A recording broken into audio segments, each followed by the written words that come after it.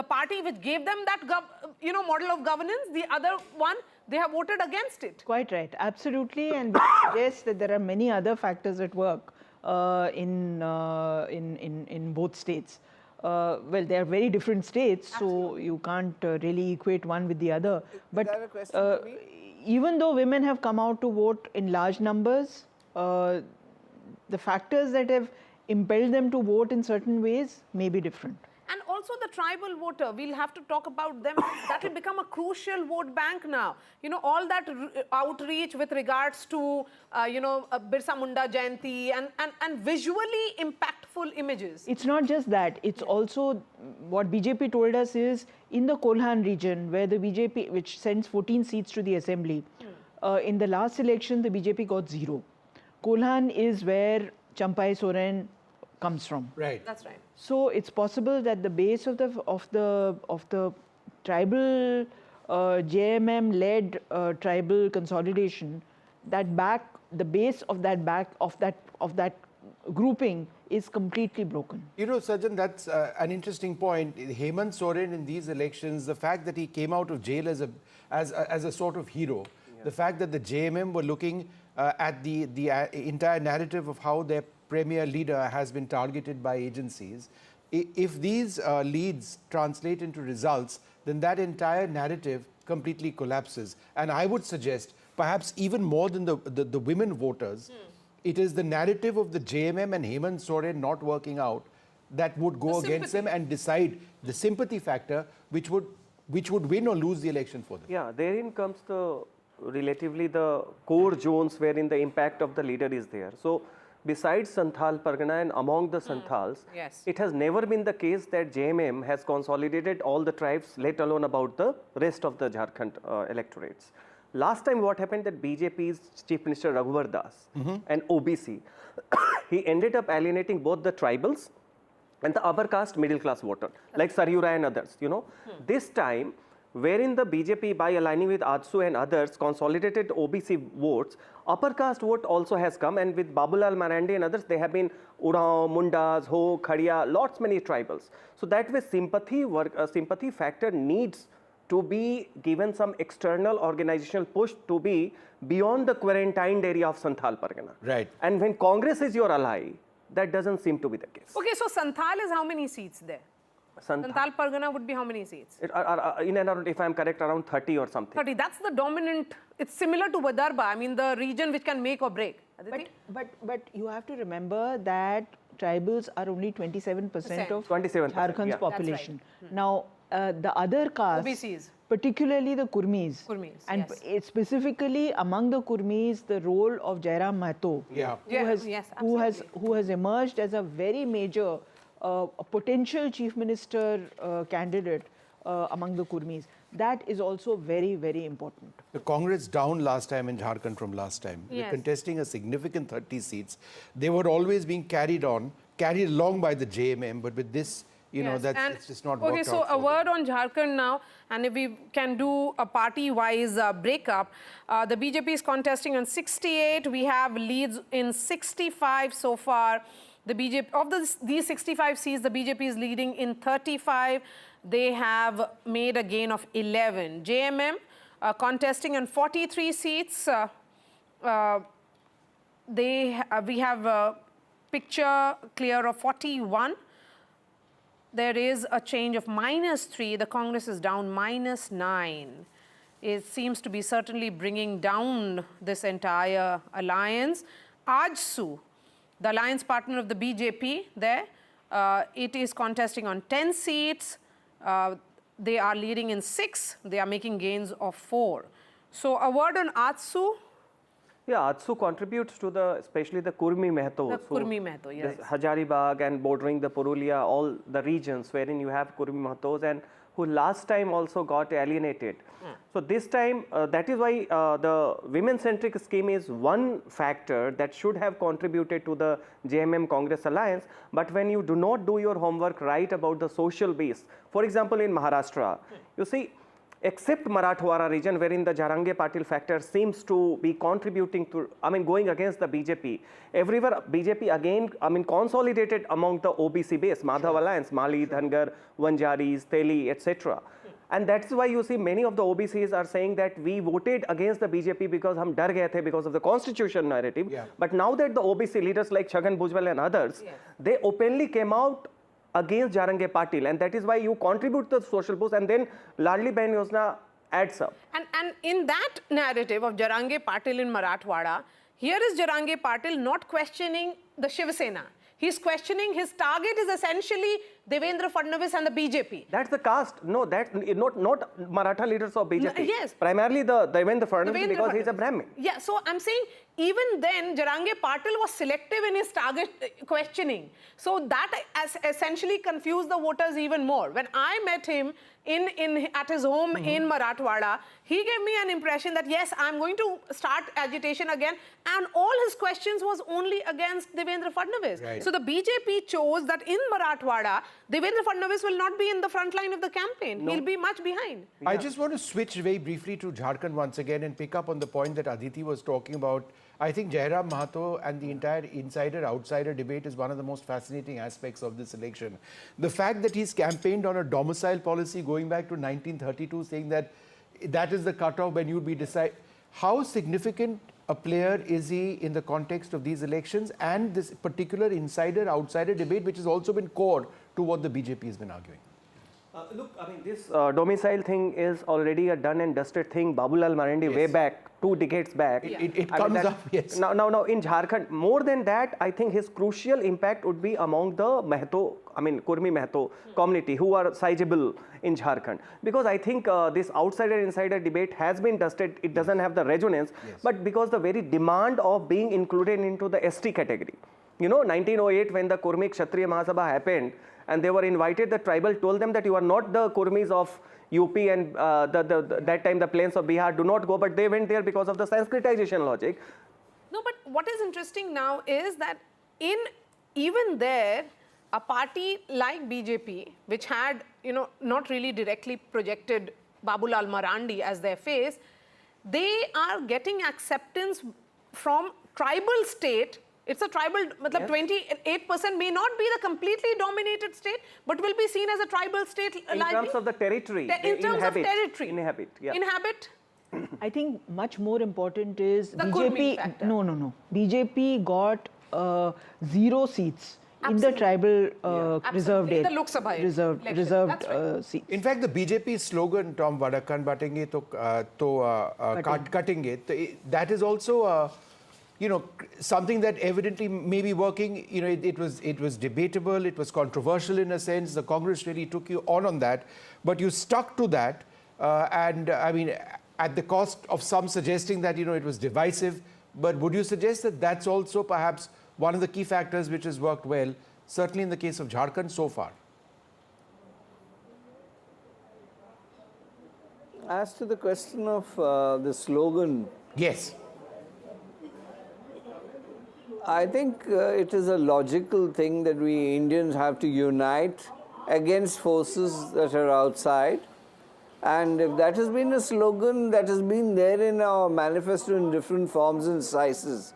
Now, I think one thing that is being avoided on your channel, that demographic change in the tribal area is an effect that the tribals have realized that they are being replaced, and especially when the announcement came in from a Congress leader that facilities would be provided to these outsiders. When I mean outsiders, I mean those who have come into the state and have settled there. This is the realization that has hit bang into the tribal psyche, and they have realized that they may be replaced by this new demographic change. Okay, so we are going and back I think to that the needs state to of go on Maharashtra, record today. and we'll start focusing it on the basis of various regions. Maharashtra, as we have been saying, there are 6 decisive regions. Every region has its own set of issues, has voted on its own set of issues. There is no pan-Maharashtra issue which played out. So we are starting to look now at Konkan region. In Konkan, a word on that, in all 39 seats in 2019, the BJP Shiv Sena had won 26, the Congress NCP had won 7. Now, how are the numbers stacked, Vishnu? Well, if you take a look at the Konkan region in Maharashtra, the NDA up over here, up 4, the MVA leading in just 1 seat. Others are not particularly significant in this concept. It's a runaway success in the Konkan region. Sajan, how would you look at Konkan and the dynamics in Konkan, which are different from other parts of the state? So Konkan, you have 3 districts, Sindhudurg, Ratnagiri and Raigad. Yeah. You know, but when you add 39 seats, it's also have the Thane and Palghar. Right. That's combined. Okay. In Lok Sabha election, when the generic trend was against BJP, both the seats of Konkan was won by BJP. Narayan Rane is one who is not considered a Maratha leader because he is from Konkan, and because of its continuity to Mumbai, there was more kind of a Shiv Sena base. So that is why Uddhav Thackeray was supposed to contribute here. It was his passion. He should have been the legacy holder. But we saw that during Lok Sabha election also, Konkan went Mahayuti ways. This is one. 2, you see, in this region, there is always the kind of a factor, you see, Hindutva is more strong, but therein also the factor that Uddhav went with Mahayuti. And okay, so now, a word on that. Mahayuti has reached 202. Right. Never before in Maharashtra history an alliance is standing at that number. Aditi, I mean, it's going to be a landslide if that actually Meanwhile, Aditya Thackeray is leading in Worli. That's interesting. Yes. That's So, important. Yes, while we look at it. The Thackeray faction. Yes, but you know, 202, that's, where are the numbers coming from? Let's put out more numbers now there. 202 for, okay, now 203, it's only increasing for Mahayuti. So let's bring in region-wise again, Jui, starting with Vidarbha now. Let's move to Vidarbha because that's an important battle there. In all 62 seats, how are the numbers stacked? Okay, massive gain for Mahayuti there. They are leading in 51 seats again. No, and this is very significant because this is an area which is known for agrarian concerns, and agrarian distress has played out very much in parts of Amravati, Chandrapur, Nagpur as well. Farmer suicides was something which was very, very big over here. Yavatmal is here. Yavatmal is in Vidarbha. In Vidarbha as well. If the NDA is doing well in these issues, then the sense that the MVA really held the narrative when it came to addressing farmer issues hasn't held true at all. No, certainly not. And therein comes that, yes, there were complaints about the low productive of soybean and cotton. Yes. Prices were not much. But yet people said that when you, I mean, we do not treat ourselves as farmers in isolation, women in isolation. They treat how the household income has been affected. This massive cash schemes that was there between Raksha Bandhan and Deepavali. On an average, there was a feeling that 20 to 30,000, you know, has come in Absolutely most of the household, and that is why not only it neutralized, it gave a positive spin. Can I just revisit? In most of these and seats, Maria, you answer this question for me. In most of these seats, what people want to know. When do we move away from saying that these are early leads to saying that we are now in a particular direction? You know, it's now 10 o'clock almost in the morning. I think post 10:30 we will be, because it's not really, you know, it's not. It's consistent. Because at this stage, for the MVA to turn this around would mean a massive change in the lead's position. I think that's. Which is why I'm asking. It's going Sorry, to go ahead. So I think we'll have to wait a little more. We have always been cautious. That's how NDTV, you are the veteran of NDTV, has been functioning. So let's hold our horses. It's not even 10 a.m., ladies and gentlemen, 8 minutes to go. By then, we'll have a clear picture of Maharashtra, 288 seats. The leads would have come in, early leads, very early leads. But yes, it looks like the Mahayuti at the moment could very well be home. But yes, let's look at Vidarbha. We have discussed Vidarbha. Moving focus now to Marathwada. Let's focus on Marathwada region now. In all 46 seats here in Marathwada, BJP, Shiv Sena, that time around it was the united Shiv Sena, perhaps undivided Shiv Sena at 28. Congress NCP was at 16. How are the numbers tagged now? So again here the NDA, that is the Mahayuti, has taken a lead. They are leading in 36 seats, Mahavikas Aghadi at 9. So that Jarange Patil and the supposed meeting which happened between him and Mr. Sharad Pawar, what really happened to that? Well, I mean, ultimately caste is very, very crucial to a lot of decisions that people take. I just want to go through some of the key issues in Marathwada. Yes, please. Which composes of Aurangabad, Jalna, Bid, Marathwada, drought, underdevelopment key issues, issues of caste politics, water scarcity and agricultural issues. So some similarity with concerns raised in Vidarbha. Again, this narrative appears to be a runaway, in tackling this, seems to be a runaway success in terms of leads for the NDA at this stage. And interestingly, in Jalna, when Jarange Patil okay, so it's 212 now for the Mahayuti there, and the MVA numbers, MVA numbers are only declining. So there is no hung house, there is no chaos among the mind of the voters. One word on the ground was stability. A government that completes 5 years in office, that's what people of Maharashtra have voted for. They did not want any jod-tod. They did not want. They've had enough of that. They have had enough of that. So so even if Jarange Patil was angry towards Devendra Fadnavis, a Maratha chief minister in Eknath Shinde managed to neutralize his anger in a great extent. In fact, what had happened was that soon after when the protest started, the chief minister had travelled all the way to Jalna to meet Jarange Patil, to send him that message that he is sincere about reservation.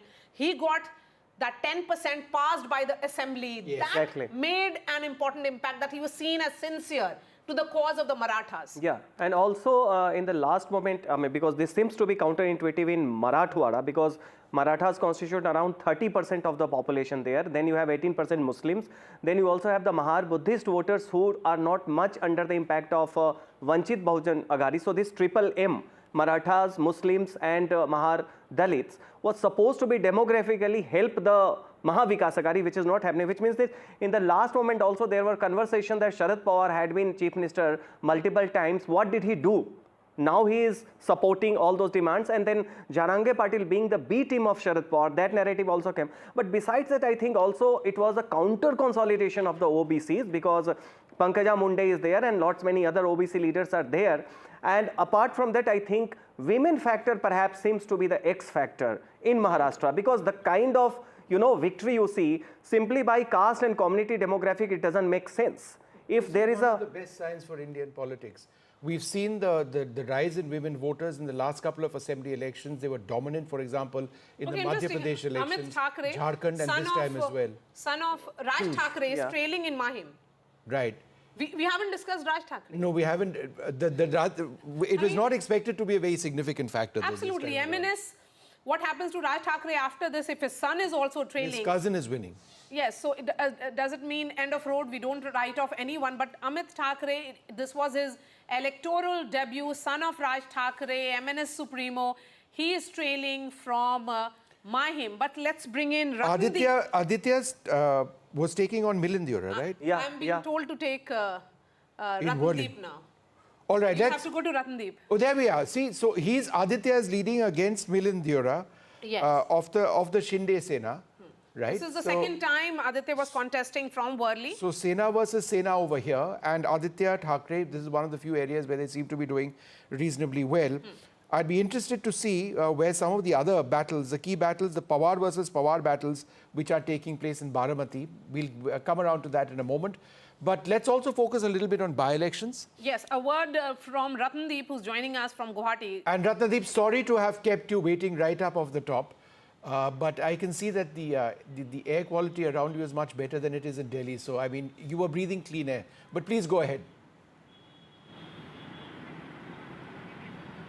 That's right, we are breathing clean air, and perhaps in the bypolls in Assam, where there are 5 seats which went for bypoll, there is initial good news for the ruling BJP and allies, as out of the 5 seats, the leads that we are getting after round 1, in 3 seats, BJP and allies are leading, and that includes the crucial Samaguri seat, which has been a Congress stronghold since 2001. Since 2001, Congress had never lost Samaguri, but after round 1, BJP candidate has taken an early lead of 2,000 votes. So therefore, remember, this time BJP has campaigned hard there in the stronghold of Congress heavyweight Rakibul Hussain, and his son, 26-year-old Tanzil Hussain, is making his electoral debut there. And there it seems the BJP has been able to make some early inroads in the seat of Bihali, where a BJP turncoat was contesting on Congress ticket, where Congress heavyweight Gaurav Gogoi had led the campaign. There Congress is trailing, and also from Meghalaya, from the Gambagre seat, which is a prestige battle for Congress Sangma's family, with his wife making an electoral debut for his party, the National People's Party.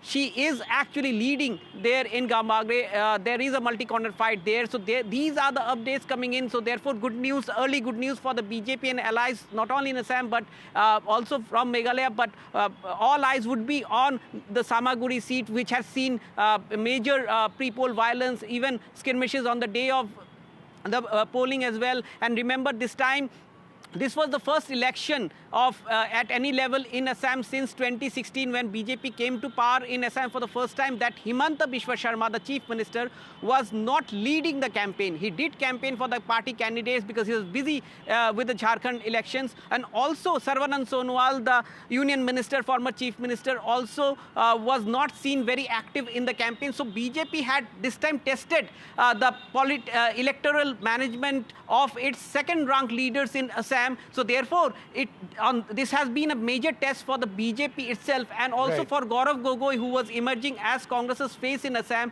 At this moment, the initial leads are with the BJP, and that too in Congress stronghold of Samaguri. Sikkim, both seats have been won uncontested. Some news flashed. Yes. Ratnadeep, could you tell us about the Sikkim contest? Both seats have been won I confess to not uncontested. knowing enough about it.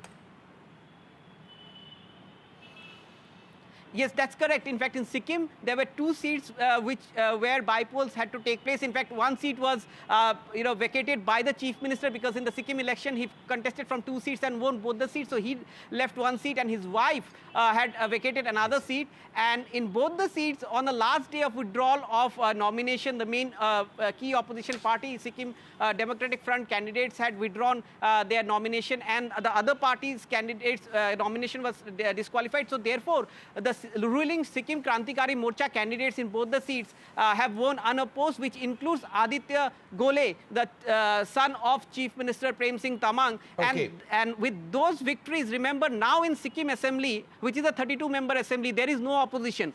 All the MLAs belong to Sikkim Krantikari Morcha of Prem Singh Tamang, which is a key ally of Ratnadeep, we will BJP. talk about Sikkim a little bit later. Let the assembly elections happen over there. These were just bypolls. Let's go straight across to my colleague Radhika. As we do that, just an overall look at what appears to be a runaway win for the NDA. But a word there, Vishnu. Still leads. That's my next sentence. But just look at the gap right now. Remember, the magic mark is 145. They are well ahead of that. For the NDA at this stage, to reverse this, the leads position would be fairly extraordinary. There are different rounds, obviously, of counting and rechecks, even of the electronic voting machines. But at this stage, it appears that the NDA in the leads position completely ahead. Let's go straight across to Radhika, who's been tracking all of these developments and joins us now. Radhika, is there a sense of despondency building up among members of the MVA at this stage? Any reactions from the Mahayuti for that matter? No reactions from MVA as yet, but when we did speak to leaders of Mahayuti, they are obviously putting up a confident front, which they did yesterday. But as of now, no reactions from the Congress or Shiv Sena UBT faction at this point. They're, of course, waiting and watching. They say that these are early trends. Let's just wait for a couple of hours more before we can call the elections. But I am at BJP headquarters in Mumbai, and these are the scenes here. Of course, several leaders are inside. None of the top leaders have come here yet, but Mangal Prabhat Lodha is inside, along with several other leaders, as well as district presidents also of a few areas. They're also inside having a small meeting. But this is the how the BJP office is looking. In fact, they've put up a huge screen as well where the numbers are put up for media to sort of take a look. So this is, as far as Mahayuti numbers are concerned, yes, Mahayuti is in lead.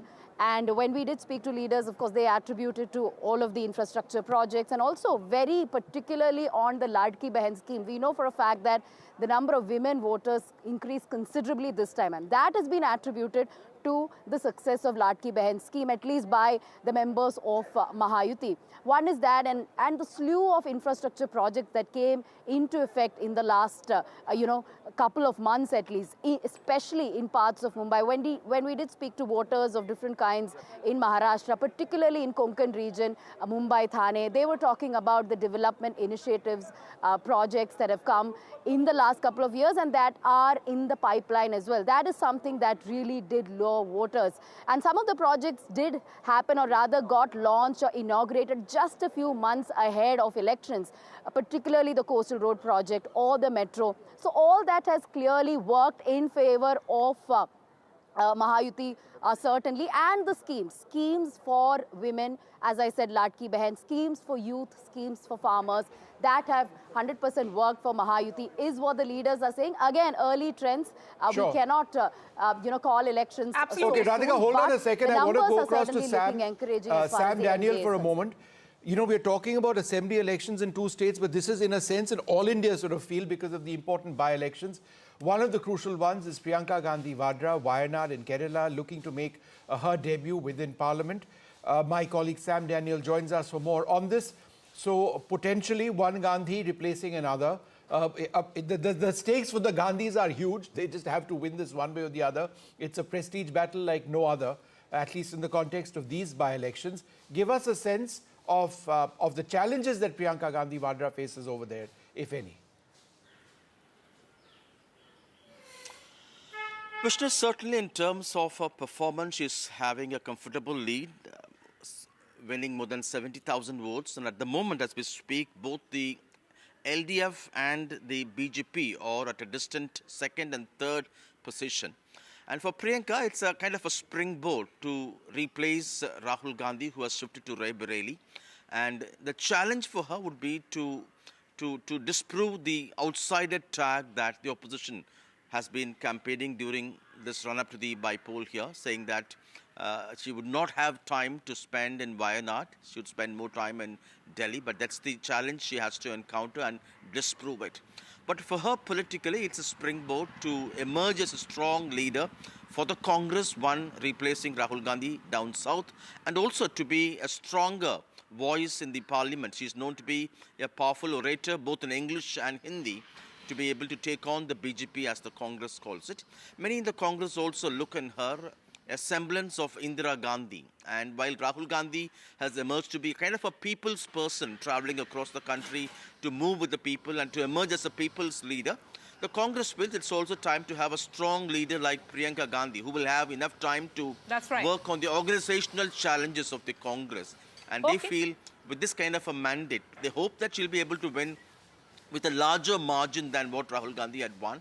With that, she'll be able to focus more on the organizational challenges to help the party get stronger to take on the BJP. Okay, so the story in Wayanad is going to be about the margin of victory of Priyanka Gandhi Vadra, shifting focus to Jharkhand quickly before we return to Maharashtra, because the first round in over 161 seats is still going on.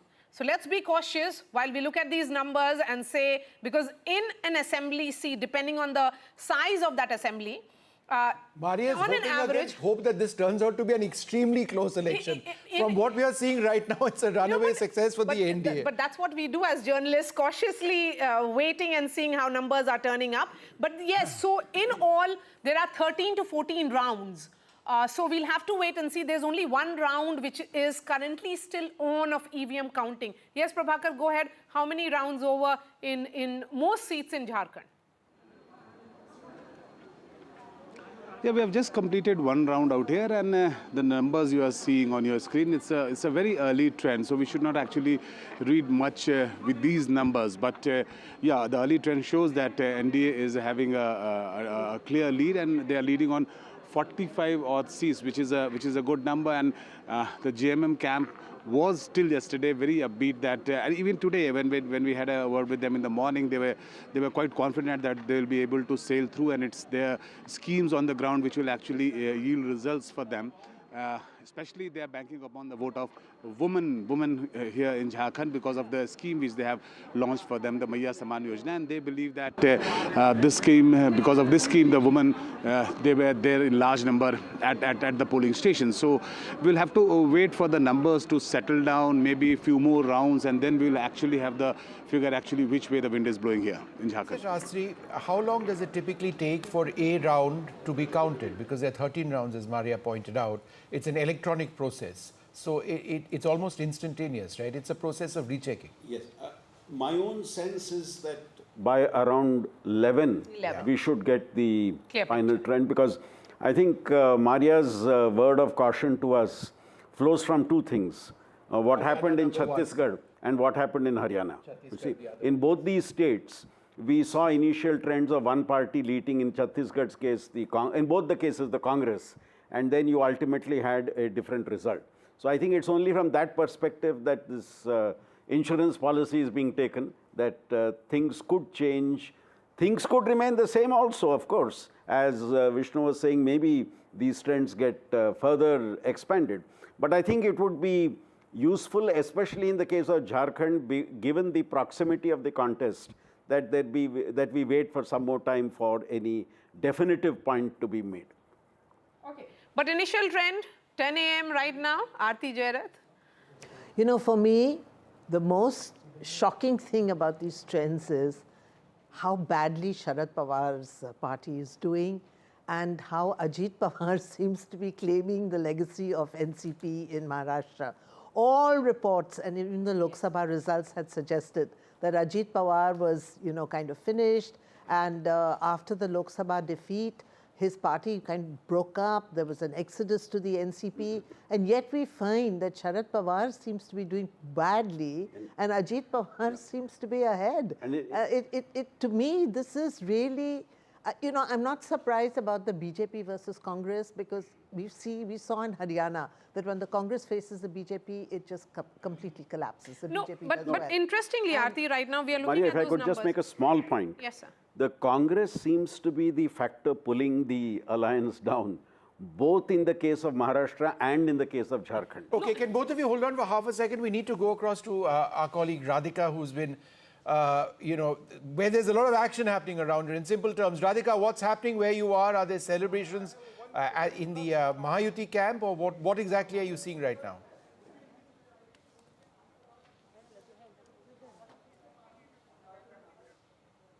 All right, she's walking into an office is what I'm told. Okay, so let's wait for that. In fact, just a And she's while walked ago, in. Go ahead. we did see, packs of laddu being brought inside the headquarters here. I will just try and show you that, because they just went inside with those packs of laddus. But yeah, those are the packages that are kept inside the BJP headquarters here. So clearly indicating that they are confident of a win. Of course, Mahayuti is in lead. The numbers are looking great for Mahayuti, especially for BJP, which is why BJP headquarters at this point is buzzing. Those are packs of laddus that are kept inside to be distributed perhaps in an hour or two. They are being cautious, clearly. It's not getting distributed at this point, but perhaps in an hour or two, we could see that happening. But yes, as far as Maharashtra is concerned, we know that landscape changed, and therefore there was a lot of confusion and chaos when it came to results. There was uncertainty. It was not really easy to predict, which is why pollsters gave different predictions. Of course, most of the pollsters did say Mahayuti would win, but there were pollsters who also gave prediction of hung assembly, and some also giving advantage to MVA as well, which is why it was hard to predict. Also because of the number of parties in fray this time. In 2019, just 4 parties. It was BJP, undivided Sena, and of course Congress and undivided NCP. It was a straightforward election at the time until Uddhav Thackeray decided to break away, and then things changed from then on, and then of course all the splits, which is why this is the first assembly elections, of course, post these splits, and therefore things have changed drastically, which is why all kinds of permutations. Just hold on for half a second. I think Aarti wanted to make a really important point. Well, yes, and we'll come back to you. We'll come back to you. Stay put. Stay put, don't go anywhere. What you were mentioning is the battle for the heart and soul of the NCP, which Sharad Pawar, in what possibly his last election, absolutely, he's 84. He's turning 84 next. He's 84. This is his last election. He has been the doyen of Maharashtra politics for the last 4 decades, dominated either in front as chief minister or as a power behind the throne. And now we see a near wipeout of, so far at least, unless things change, we're looking at a wipeout of the Sharad Pawar NCP. Let's and, have clearly the NCP legacy versus is going NCP to graphic. Ajit Pawar. We're going to have the face-off, as it were, or the NCP versus NCP. Okay, so we have now graphic the on trend in all 288 seats in Maharashtra. It's 10-15. Yuti leading in 217. This is, of course, the first round which is going on. Mahavikas Aghadi at 58. They're only slipping. NDA seems to be going ahead. If this holds, then it's going to be, it's a wave election in favor of Mahayuti. Landslide, if this happens. But this is a wave election. Aarti was talking. Professor Shastri, you want to take this question? The NCP versus NCP, the strike rate of the NCP, Ajit Pawar at 66 versus 24%. Of course, these are the face-offs, direct face-offs between the two, but the number of seats that they've contested overall are different. The NCP contesting in 59, and the Sharad Pawar cap, I'll give you the numbers. 86. Yeah. 86. No, if you look at this face-off and the trends as it stands today, very clearly we have a reversal of what happened in the Lok Sabha elections. Absolutely. And Sharad Pawar's NCP seems to be taking a backseat. Okay.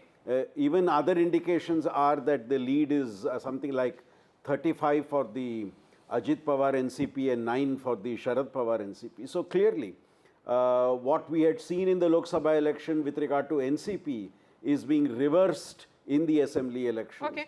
And so, this is definitely a setback for Sharad Pawar. No, I think in all the Mahavikas Aghadi, people may have voted for revenge sympathy in the Lok Sabha, but they realize that perhaps that can happen only once. But one point which is emerging, the weak link in both the alliances seems to be the Congress party. Absolutely. The JMM is doing reasonably well in Jharkhand, but the alliance is being pulled down simply because the JMM contested only 41 of the 81 seats, and 30 seats were with the Congress party. No, and of those 30 seats that the Congress contested in Jharkhand, the bulk of them were against the BJP. So once again, you know, what is being proved is what happened in Haryana, that when the Congress faces the BJP, it's in a one-on-one fight. Okay, let's just go across to our political guest. Raju Wagmare of the Shiv Sena Shinde joins us. We've got Dolly Sharma of the Congress party as well. Arvind Tiwari from NCP SP. Arvind Tiwari of the NCP SP. And Rohan Gupta from the BJP. Dolly Sharma, let me come across to you first. And sorry to keep you waiting, but you know, I mean, these are of course early leads. But you know, it's 10-16. The sense is that within the next 45 minutes or so, unless there's a very dramatic reversal, it seems that in Maharashtra and in Jharkhand, the Congress or your alliance in deep trouble. How do you see what's happening now? See, this is too early to comment. Like you must have seen in last elections also, early trends saying something else and the results were different. So we are very positive. And also, like, you know, in the election, the muscle power that was used and the conflicts and divisions were instigated between the Marathas and OBC communities. The ruling party employed criminals and misused government machinery to further, you know, its agenda. Voter lists were manipulated. BJP extensively used power and money all over. And this was wide, you know, in open you could see how money is being distributed. It's not a matter response to from laugh the BJP, upon. Rohan Gupta. Everybody has seen the way they've Rohan, would you like to power. respond to that? Money power is the allegation made by the Congress. So Vishnu, I am very happy that even after so many defeats, opposition hasn't learned the lessons. See, after Lok Sabha, there was an indication that their narrative on the name of reservation or constitution was getting little traction. But what happened in Haryana, what is happening today, it is a clear-cut message that the opposition parties are totally against the ground narrative. They don't know what the people of country want. They don't know what the state of Maharashtra wants, because they are completely in their own, like Alice in Wonderland. They don't know what is the ground situation. Two things. One important thing which I would like to tell you. On the last day of the election, if the opposition leader has to react to the narrative set by the BJP, it clearly shows that they don't have faith on their own narrative. All their reveries or guarantees, people won't believe that, because one day before the election you get the message that Himachal, which is ruled by Congress, Himachal Bhavan is on sale. So people won't trust the people who give the guarantee and cannot fulfill, number one. Number two, on the other side, Ladli Behna Yojana or other schemes of NDA government, they were successful on ground. People were getting benefit of that. So as far as local narrative was there in Maharashtra, absolutely opposition party completely failed. On the other side, on national narrative also, their leader was completely taken aback. Because that appeasement thing and division of Hindu votes, this successful strategy of Lok Sabha, it proved boomerang to them in state elections, because they could not understand how the ground is changing. They could not understand how people are responding to it. Rohan, hold on. Let's go across to Arvind Tiwari of the NCP, Sharad Pawar. Mr. Tiwari, thanks very much for being with us. It's not looking very good for you at this stage, is it? Yes. You know, I mean, no, yeah, go ahead. No, it is not the situation as of now. It's the early trends, and you will see the situation drastically changing in an hour or two. As soon as the count increases, as soon as the rounds increases, you will see that the situation in Maharashtra has drastically changed. And I believe very strongly that whatever is the trend at this moment, it is going to be exactly opposite. And what my friend was now saying at this point of time, the narratives that they had set in Lok Sabha, there was a different narrative, because at that point of time, that was the issue before the country, because that was what was being told by the BJP, their own leaders, that the constitution is sought to be replaced. The reservation was at stake. That was the situation at that point of time. In Maharashtra, at this point of time, the problems were the women's security. That was the major problem. You had seen wherein the women security had become a biggest question. You saw the issue of Badlapur, where the government was very much busy in publicizing its The elections are over. Now, I take all the points that you're mentioning, but maybe this could have been stated a couple of days back. I mean, just looking at this lead's position, unless there is a very dramatic reversal, because look, let's face it, it's 10:20. Professor Shastri with us said by 11 o'clock we should get an idea of the general leads that are happening. He doesn't get things wrong mostly. That being the case, you've got just about 30 minutes or so to 40 minutes or so to turn things around. Now, given that it's a landslide, it's headed towards a landslide if these leads translate into results, you know, you might just be staring at an existential crisis for your party and a complete loss for your alliance. Is that your worry at this stage, or are you still hoping against hope? No, right. It's not the question of against hope. We are not only hopeful, we are confident that we will be in a very much better position. Fair enough. You have to put up a strong front there. Fair Mr. enough. Wagner, please come in on this. How are you looking at the numbers stacked up right now? I think we are very happy to see the numbers which is coming through, and we was very confident about it that the Mahayuti will come into the power with a big majority, because the main situation is this, that the opposition completely lost the track or lost the connections with the voters and the people of Maharashtra. When we came out with a Mukhyamantri Ladki Behan Yojana, it was such a powerful and such a big, you can say, the program to get a woman on standing on their own feet, giving them confidence. Rather than supporting that, the opposition came out and they was blaming women that who was taking participation in this program.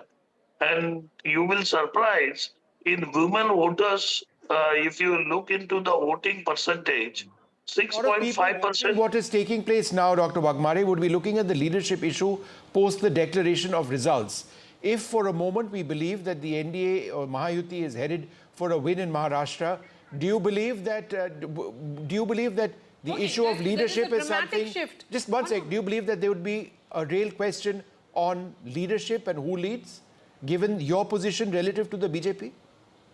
See, this election has been fought in a leadership of Mr. Eknath Shinde, who is our leader, and the popularity of his There's a complete reverse. Okay, hold on, There's sir. a complete breaking reverse news. which has Maria, go ahead. happened in Jharkhand now.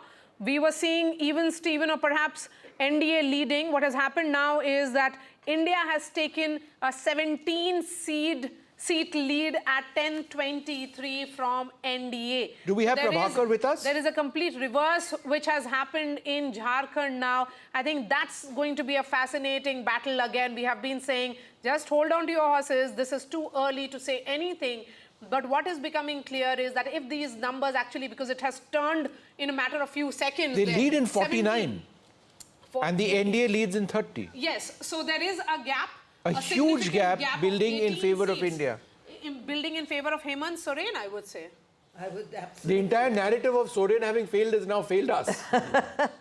No, I mean, you know, so I think we really should not be, you know, sort of jumping to conclusions right now because it is very early. Absolutely. But I think Hemant Soren is really holding ground among the tribals. And that, I would say that, you know, for the BJP, that would be a big disappointment because they tried very hard for the tribal vote, using the infiltration narrative and, you know, all sorts of other things. But I think Soren, there was a sympathy factor, his Maya Yojana scheme, Yes, and the issue of tribal identity. So I would think say that is the when it is about the women voter, when they came out, we were, you know, discussing that still an hour ago. They have gone with the schemes in both the states. If it is Maya Samman or Ladki Behan, now it is 50. They're only gaining now in But in Maria, Jharkhand. I would say that apart from the women factor in Jharkhand, Tribals. I think the tribal identity was very key, you know, for those tribal seats. So what happens This now? would be a simple Maria, majority I was if this saying before you both becomes- came on the lead show in the becomes first hour, results, yeah. Yes, sir. that today we will see the clear predictability of an unpredictable verdict. Okay, Rohan Gupta, how are you looking at Jharkhand? Now it's a reversal, clear reversal for you.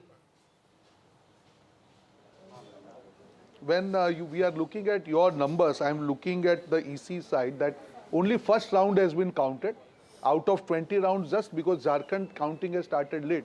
So hold your horses. अभी तो ballot हुआ है और वहाँ पे जो हरियाणा में हुआ वो झारखंड में आपको अभी थोड़ी देर Rohan, में दिखेगा। is it your sense that the counting in Jharkhand has been a bit slow compared to Maharashtra? Is that on the basis of data that you're seeing? Absolutely. What Absolutely. it looks like? Yes. Yeah. And yeah, Rohan, so do then you have only any first round only first round has And been in how many counted. rounds, according to you, have been done in Maharashtra, by the way? Around 7 rounds, 7 I to see. 8 rounds. 7 to 8 rounds, right? And there are 13 total, correct? That's been more in Maharashtra, I would say. How many rounds? 16. On an average, 16 rounds. Yeah. On an 16, average, 16. 16 rounds. Yes, so there is still a long way to go, but I think Jharkhand picture, because it has been a reversal, you know, 51 now, that gap is consolidating in favor of India. It's 10-30 now, so we can tell our viewers that this is how the numbers are stacked up. Both the states, the trends have come in on all the number of seats, 288 in Maharashtra, 81 in Jharkhand.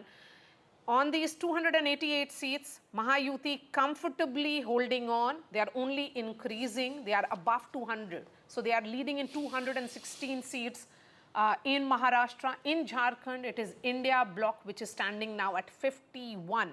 So it could be one good news for one bloc, India. The other one could be for the NDA. But I think... Almost like Haryana and Jammu and Kashmir, right? One all.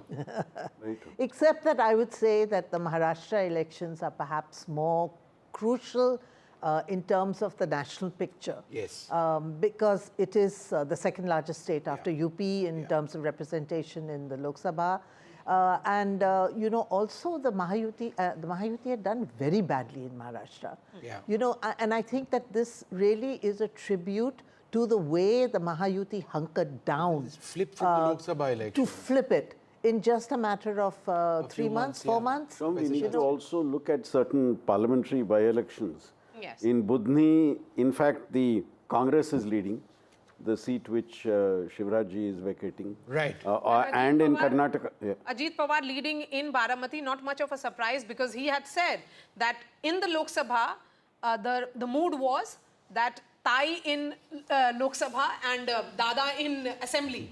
And he also, admitted during the course of that interview that he gave to us that during the Lok Sabha, it was his mistake to field his wife against Supriya Sule. So I think so Ajit Pawar leading in Baramati. There are along expected lines over there in a Pawar versus Pawar fight. It's all in the family. That is expected. We'll take a look at some of the other big faces. Let's keep rolling those graphics so that we go through some of the other big faces in the Maharashtra elections. Nana Patole, Sakoli, he is leading. That's some good news for the Congress party. Chhagan Bhujbal leading in Yevla is in fact trailing. Devendra Fadnavis leading in South Mumbai, Nagpur Southwest, sorry. Prafulla Gudade, Nagpur Southwest is trailing the Congress party. Because in most of these seats in Vidarbha, Vishnu, it's a direct face-off between the BJP and the Congress. Correct. And Nawab Malik is trailing as well of the NCP.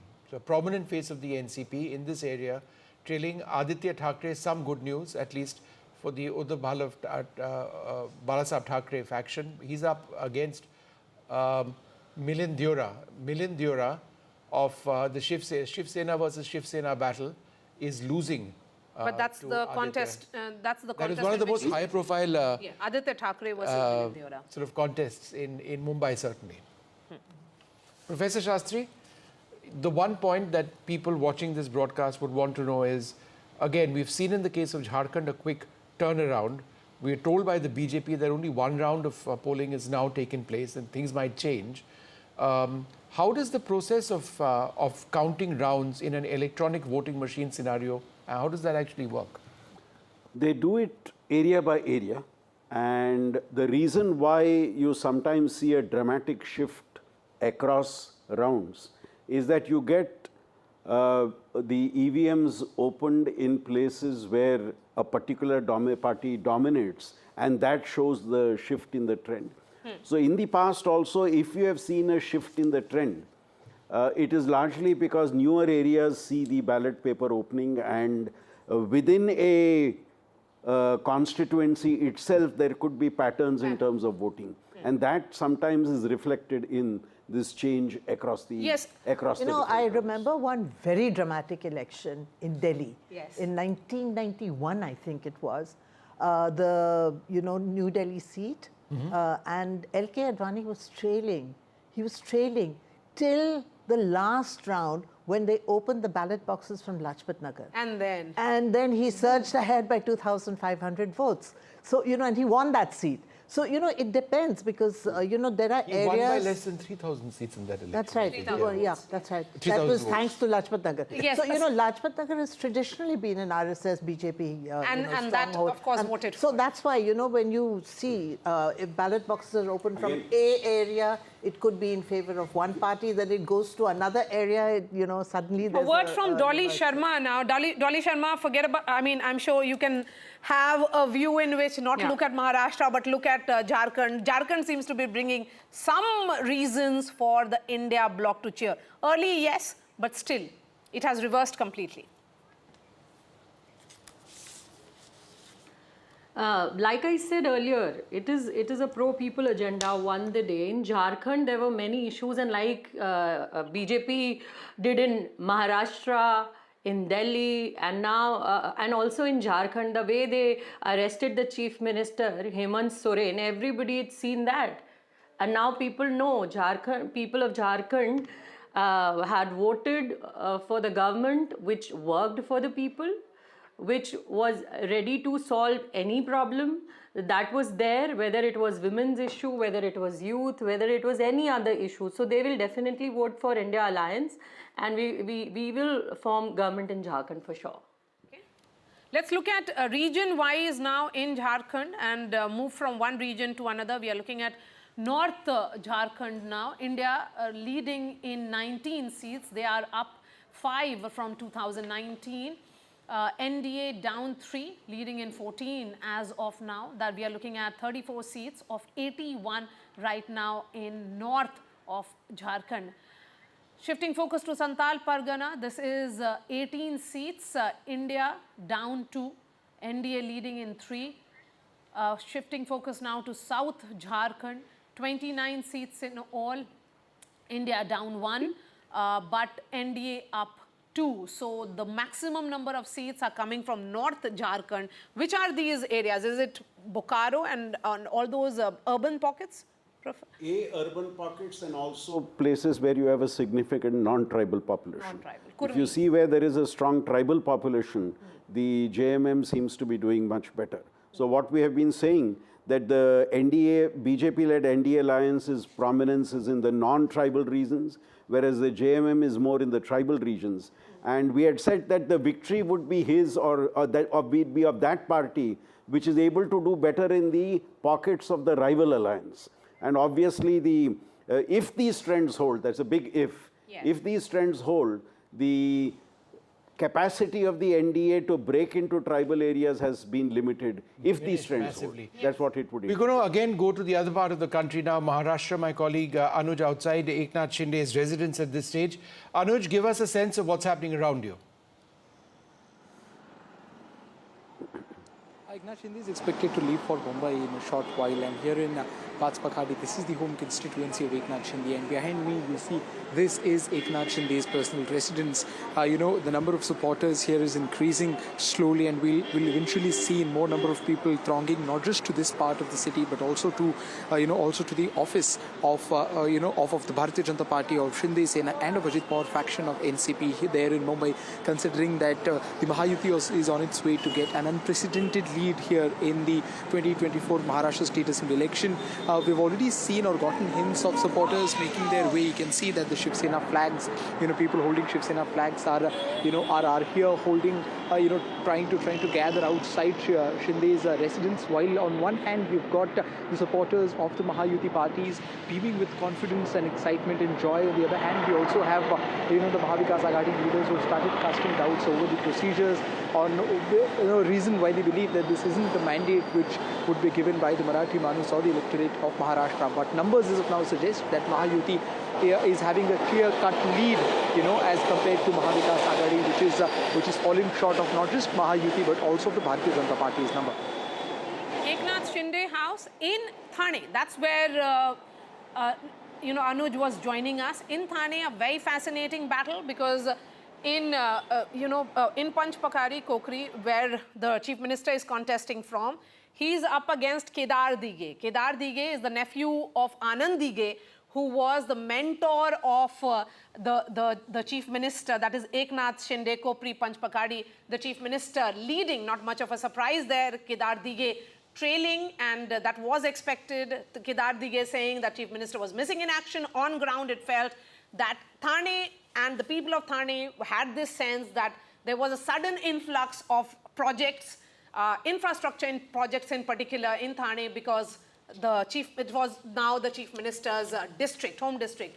But Eknath Shinde, the man of the ground, I met him at midnight for the interview, and he gave me that impression that, certainly he was up the whole day, holding 7 to 8 rallies, clocking it across Maharashtra, and then sitting down for interviews.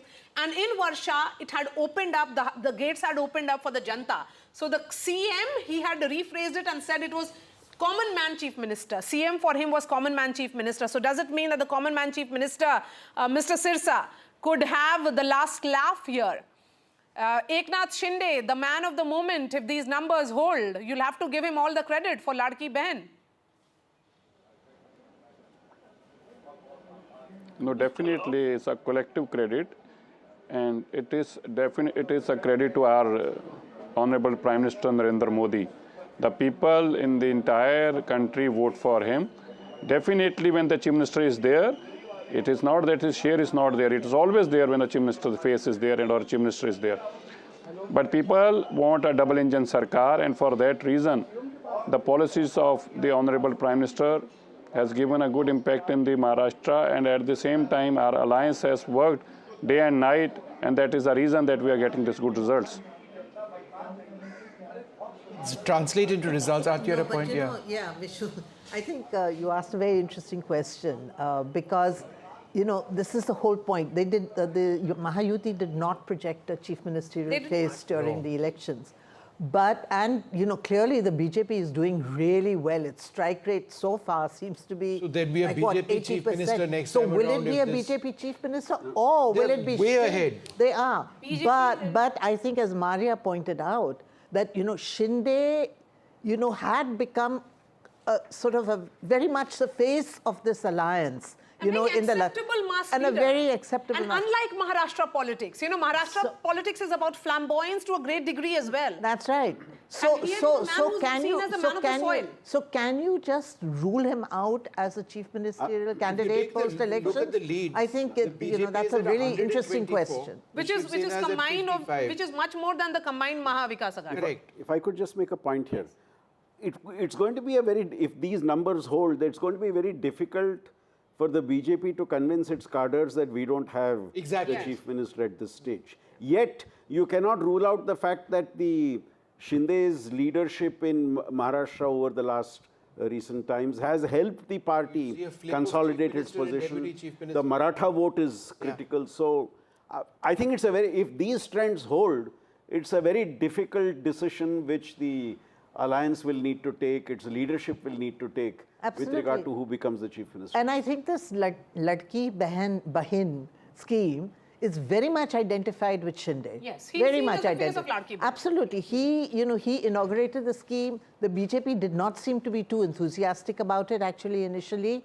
So, can you really rule him out as a possible chief minister? But it's quite clear that But yes, the BJP is doing far better. Its strike rate is far better, yes, no question. And interesting observation, really at 1040, the BJP's alone number is twice that of Maha-Vikas Aghadi. So their strike rate, of course, is almost 70-80% in that alliance. They had contested on 149, leading in 125. In 2019, it was 105. There is a gain of 20 plus seats. So, but it's a fascinating thing what has happened there. Shiv Sena, again, they contested on 81 seats. That is Shiv Sena of Eknath Shinde, the chief minister there, leading in 55. In 2019, it was 41. So they have also made a gain of 14. And the weak link here is actually Ajit Pawar. He contested on 59. His party, that is the NCP, they are leading in 35, so they are -6. But it is the BJP which is actually holding on this alliance. The anchor, the word that you used, Professor Shastri, it's very clear that the BJP is holding on. And similarly, it is -23 for the Congress. So the anchor certainly seems to be pulling this up. And at the same time, it is Eknath Shinde who's helping that rise.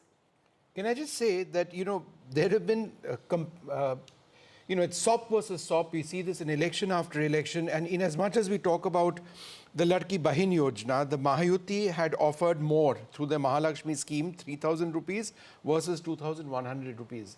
But this is a space which the BJP has completely taken. Because of implementation, for example, in Madhya Pradesh, where they rolled it out, it was absolutely fascinating. This is a narrative that they built up which works across the country. Vishnu, the key word you used is implementation. Yeah. These schemes have been promised by different parties over the last 15, 20 years. And many of them have not been able to do well because of the promise. That's because of the past experience of the people with the implementation of programs. Here, what we are noticing is a perception that a particular party which promises a scheme is actually implementing the scheme, therefore we go back to that party. So I think it's more a perception on implementation rather than a perception on promise. Okay, just hold on one sec. Let's go across to... Mumbai BJP Vice President is joining us. Hitesh, you can say, I told you so. It's not just about Mumbai alone, where you, of course, were part of the strategy, but it appears that across Maharashtra, it is good news for the entire alliance. What do you think worked in this alliance? Well, I think multiple factors. One, there was this alliance who really projected to win the election. They were on the front foot. The policies were there. The campaign was there. It was a comparison between a 2.5 years of speed breaker of MVA versus 2.5 years of campaign of Mahayuti. Now, when you look at the campaign of MVA, it was only negativity. And negativity, Maria, as you know, as you have been an experienced person who have looked at the campaign and all, negativity does not really sell.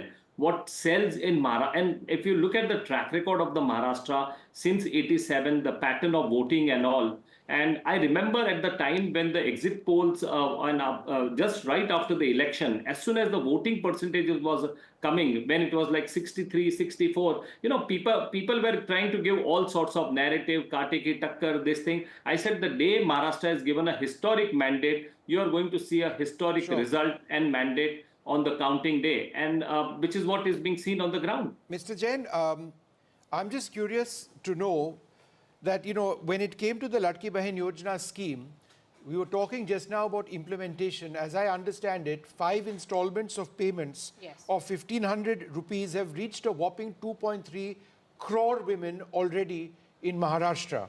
So do you believe, just in terms of implementation and not just election promises so far, people are saying, look, I've already got this money, it's come in on time. Delivery is something which goes in your favor.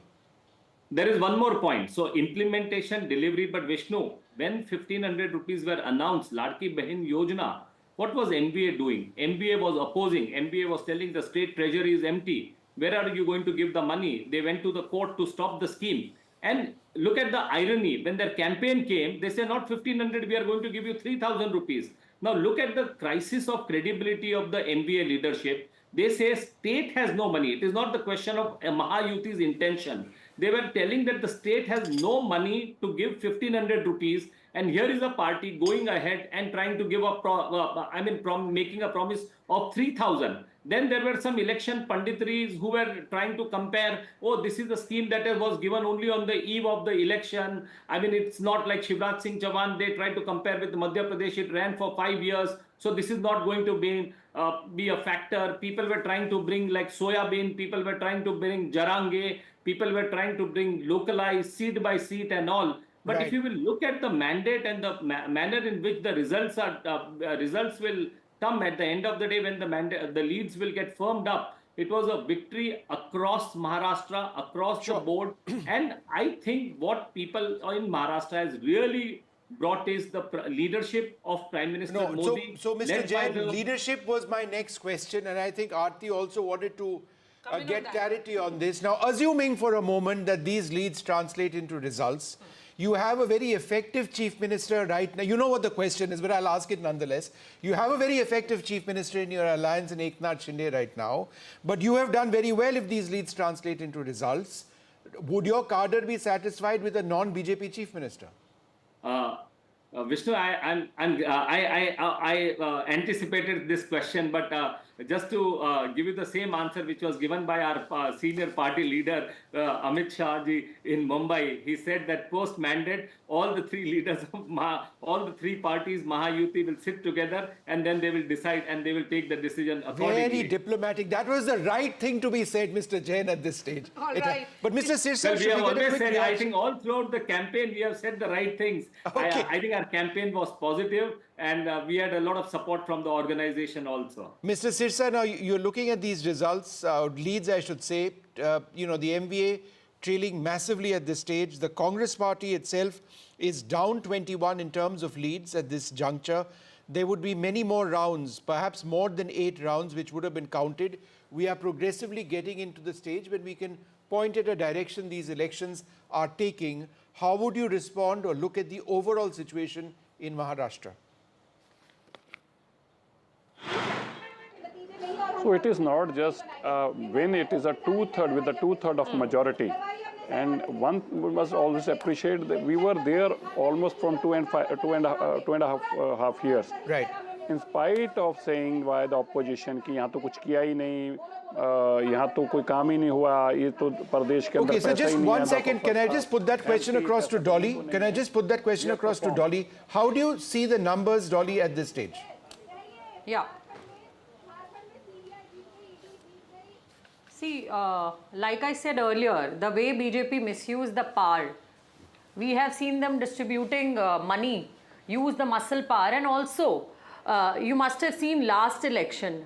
केन प्रकारेण चाहे सरकार बने ना बने, BJP को तो सरकार तोड़कर भी, पार्टियां तोड़कर भी अपनी सरकारें बनाई हैं भारतीय जनता पार्टी ने. सो इट्स ऑब्वियस कि जो वो लोग, उनको किसी भी तरीके से सरकार बनानी होती है, तो ये जो रिजल्ट है आपके सामने है वो हमने पूरे महाराष्ट्र में देखा कि किस तरीके से खुला नोट उन्होंने बांटा और इलेक्शन कमीशन आंखें मूंद कर बैठा रहा. I think this also you must discuss in front of the people. Hitesh will respond to that. Hitesh, you know that entire Vinod Tawde incident, was that an embarrassment for you all? Till yesterday they were saying. Not only Vinod Tawde, there were other incidents happened in Pune, Maria, there were, in Nagpur. I mean, I think, you know, as I mentioned to you, money. It was not one incident of Vinod Tawde. Yes, please, Hitesh, go ahead. Was that an embarrassment? Of course, he filed a defamation suit, but it was caught on camera. The time for posturing is over. They made a charge that Vinod Tawde was found with 5 crore. That was the statement that was made. Nobody saw the 5 crore rupees, where it came from and all. On the contrary, Maria, on the contrary, more than 20 leaders of NDA were caught distributing money in their different constituency. But be that as it may, there are larger issues to be discussed. Not this. Of course, they have to clutch on the straws to explain their embarrassing defeat. But you know, Maria, one of the very important campaign statement we should not overlook is Aditya Thackeray. When we were looking at Mumbai, we were looking of coastal road, we were looking about metro. His campaign was so regressive. He says, Uddhav Thackeray said, we will remove MMRDA, we will stop the large projects. He's leading, by the way, Mr. Jain. And what we will offer is BEST buses to the people of Mumbai. Now, this is a city where, the former Prime Minister Manmohan Singh had promised that he will make it like a Shanghai and all. Okay. And what is the vision they were offering was the vision of offering BEST buses to the people of Mumbai. Okay, Mr. Jain, half a second. It does need to be said that when I looked last time around, Aditya Thackeray was actually leading over Milind Deora, but there is, some reactions now coming in from the Mahavikas Aghadi. The Shiv Sena's UBT leader Sanjay Raut says, and I quote, they've done some gadbad, they've stolen some of our seats. This cannot be the public's decision. Okay. Even the public does not agree with these results. Once the results are out, we will talk more. Okay. So a sense of denial now creeping into the MVA. Well, Vishnu, I think people should give less importance to what Sanjay Raut was saying. I think for 5 years he was entertaining all the people, all the journalists is concerned. And one more point I would like to make. Like Sanjay Raut, there was a section of a journalist in Maharashtra also who amongst them was saying about the MBA is leading, the narrative of MBA and all. It is, I think this verdict is also somewhere, they will also have to introspect. You know, they used to use the words like Purogami and all, and they did not realize Maharashtra has moved ahead. Maharashtra is aspirational. Maharashtra doesn't want to get into the caste conflict. Maharashtra wants development and Maharashtra wants to compete at a high, you have Mumbai, you have a Maharashtra, which is a very important state. And if you again look at the campaign, that is the difference today. Mahayuti was talking about taking Maharashtra ahead, giving the speed to the progress and development of Maharashtra. While as I was speaking to you earlier, Aditya Thackeray was promising BEST buses to people in Mumbai. All these hard questions, nobody was asking the NDA leaders. They were, I think the journalists in Maharashtra also were asking about the family, about it was just about the families, the dynasts and all. All right, Mr. Jain, I get what you're saying. Aarti, it almost seems, if you look at what Sanjay Raut's statement, which I read out a little while back, is what we saw with the Congress party in Haryana, the sense of disbelief, then going to the Election Commission, writing letters even before the day was done, saying that there's something terribly wrong over here, you messed up here, there. I think this preemptive... It's sort of that preemptive, good word, effort at going out to the EC or feeling out the EC seems to have begun. that stealing of the mandate, I think that's overdone now. The gadbad, they have done some gadbad. That gadbad thing is, that should apply also in Jharkhand. It was a narrow victory. I think, maybe, that argument may still have had some, some sense. But in this kind of a victory, it is a sweeping victory. They're heading towards a 2/3 mandate. Never seen before in Maharashtra. Mr. Jain, how many rounds according to your data? How many rounds according to your data has been counted in Maharashtra? Do you have an update, Mr. Jain, in front of you? How many rounds has been counted in Maharashtra?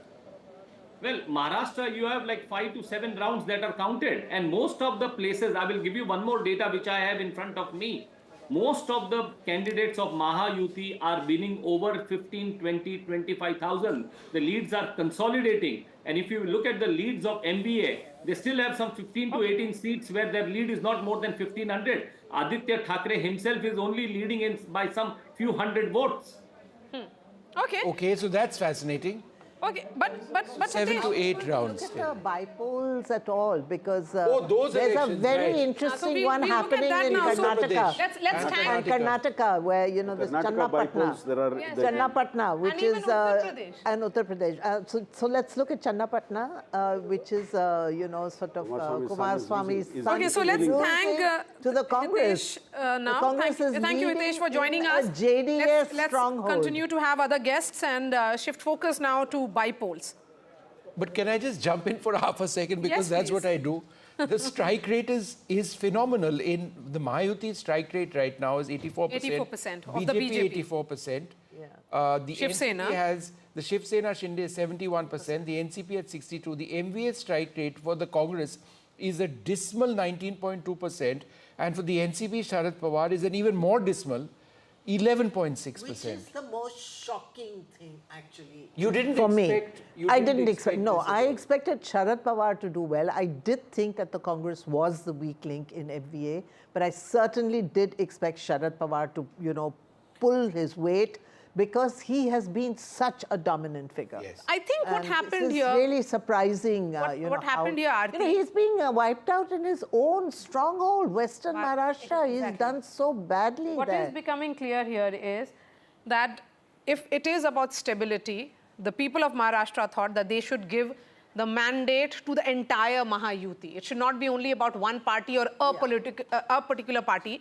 In case of Mahavikas Aghadi, it is a no confidence to all three of As them. we have been stressing, if it was in the Mahayuti, it was the BJP which needed to do very well.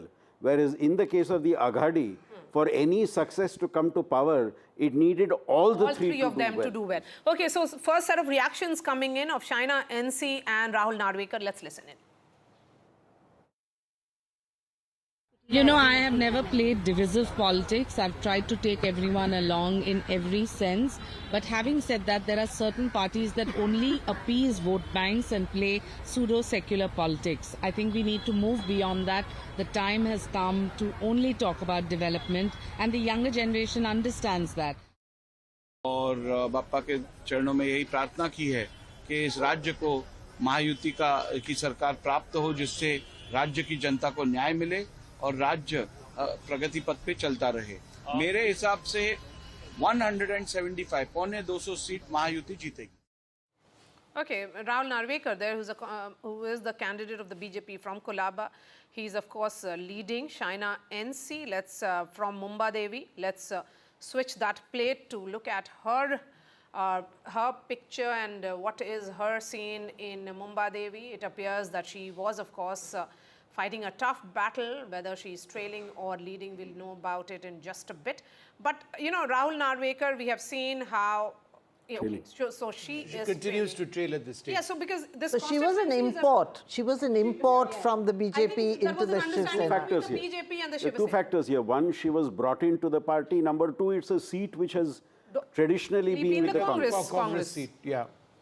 So now it is only Mahayuti all the way. As we look at 11 a.m. now, we can clearly see now that it is consolidating for Mahayuti.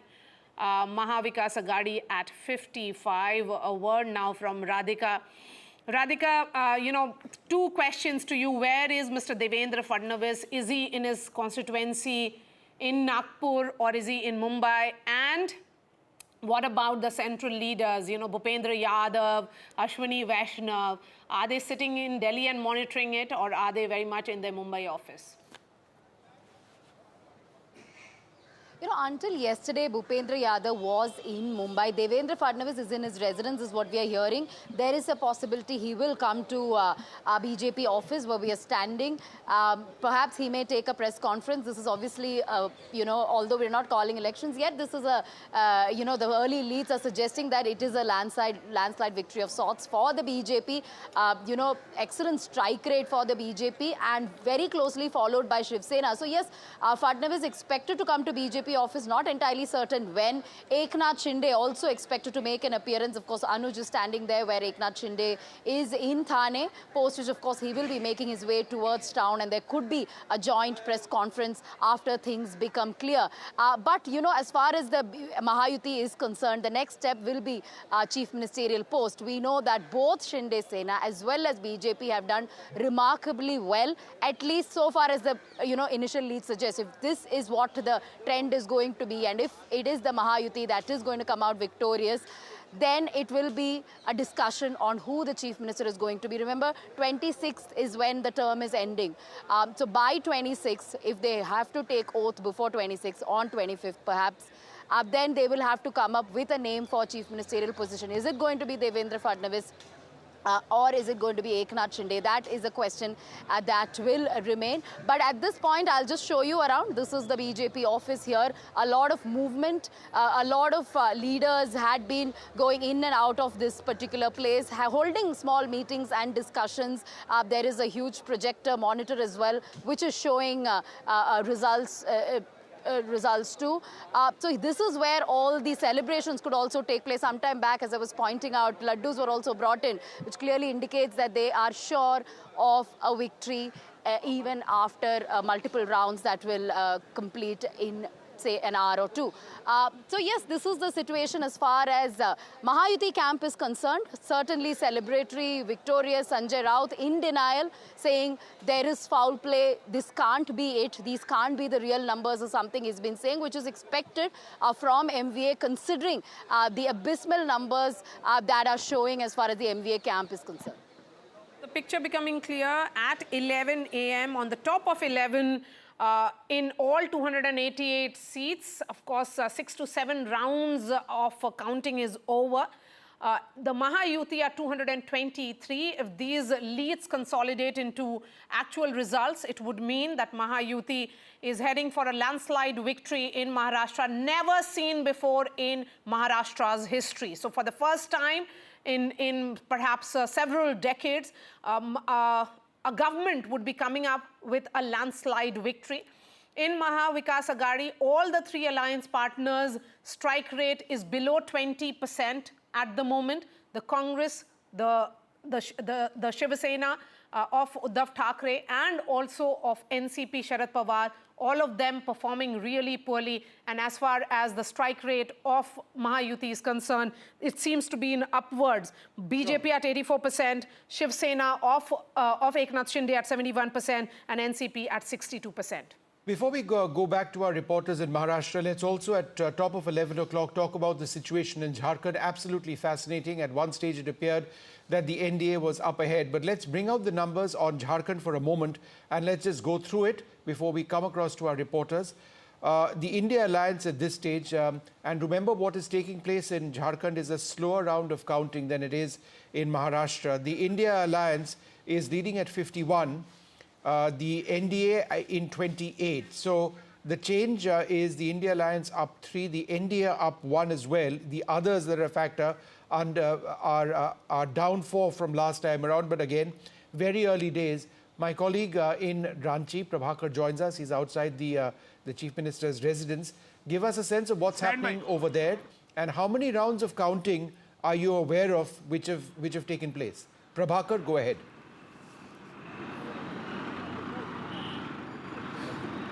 Yeah, the last update with us was of 4 rounds of counting, but the numbers are cementing now. And it's going India block way. We all know that the India Alliance is going India Alliance way. But we are parked right now at the Chief Minister's house. Here, the celebration has not started. Even at the JMM office, they are holding their horses. They are probably waiting. They'll wait for some more time actually for numbers to settle down, and then you'll see the laddus and the crackers being distributed here and crackers being bursted here.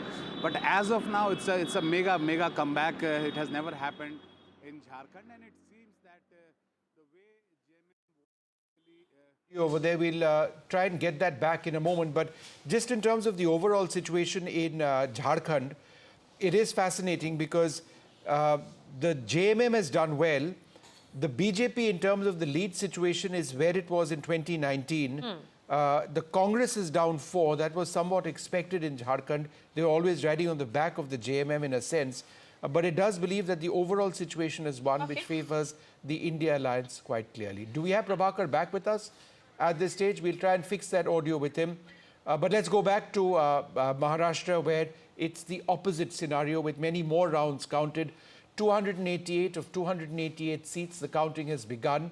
At least I would suggest 8 rounds would have been done by now. The NDA ahead, many would suggest that this will start firming up sooner than later.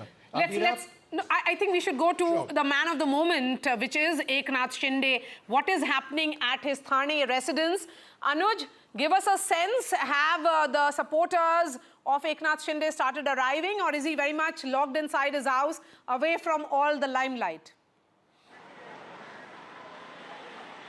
As of now, he is pretty much, locked up in his house, but he's expected to come out anytime soon.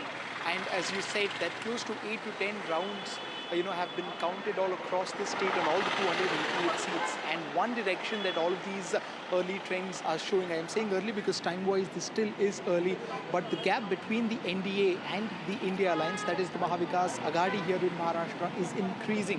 And I'm outside Thane residence of Eknath Shinde, and as you can see, the activity around this place has increased. The number of supporters coming here has increased, and one can expect Chief Minister to walk out of his residence any point of time. We've been interacting with a lot of Shinde Sena leaders since last few days, and they are very sure of the fact that it is not just the Mahayuti which will be coming back to power, but it is also Eknath Shinde who will be, laying his stake, claiming his stake very strongly for becoming the Chief Minister of the state. It is under his leadership that they believe, schemes like Maji Ladki Bahin have been popularized across the state.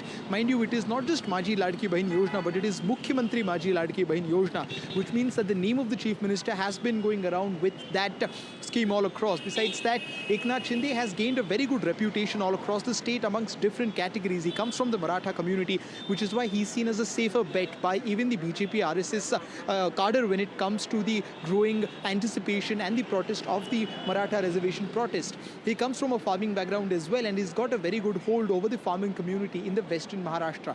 In Mumbai and close by regions, he's got a strong hold over the Marathi Manu sentiment, and that was one of the conflicting ideas even in the Lok Sabha elections, where the doubt was whether the core voters of Shiv Sena are going with UBT or are they going with Shinde faction. While it was quite, quite divided in the 2024 June elections, but right now the picture seems to be much clearer, where all the places where the Shiv Sena had their core voter base, be it the western Maharashtra, be it Konkan region, or several other pockets where the Marathi population vote is higher in number, most of these places seem to be going with Shinde Sena, making him, validating his presence and his position of chief ministership here in the state.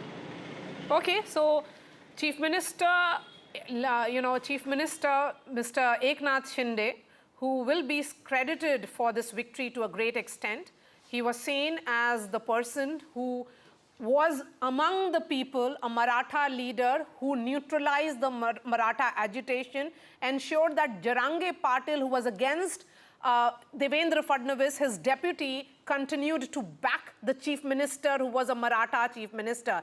So Eknath Shinde, the man of the moment, we are yet to hear from him. Perhaps he is also getting some feedback from his team, because I've been in touch with his team. They are suggesting that this number is only likely to consolidate. But the larger picture here is becoming clear. This is a landslide victory for Mahayuti. And if these numbers consolidate, it would only mean that for the moment it is Eknath Shinde, but will the BJP, which is of course at 84% strike rate, up in digit numbers on its own, will its cadres be okay with a non-BJP chief minister? So we'll try and get that answer from the panelists who are joining us on the top of this hour. But Vishnu, what a fascinating battle. I'm told... I suspect that Eknath Shinde's place is pretty quiet at this juncture, primarily because they're thinking about that CM issue. Because with leads in a situation like this, more than 8 rounds of counting, if there is going to be a flip starting at 11 a.m. in the morning, it seems very difficult whichever way you look at it. Nija Chaudhary joins us as well at this stage. Nija, we look at both Maharashtra and Jharkhand in a bit.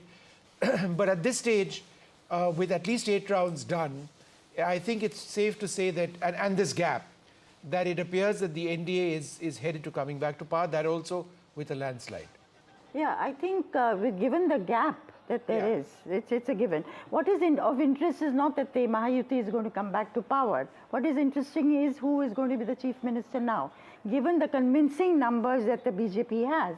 And remember, Maharashtra being, as we've often said, financial hub, corporate world is there, MNCs are there are development plans. Would the BJP now like its own chief minister?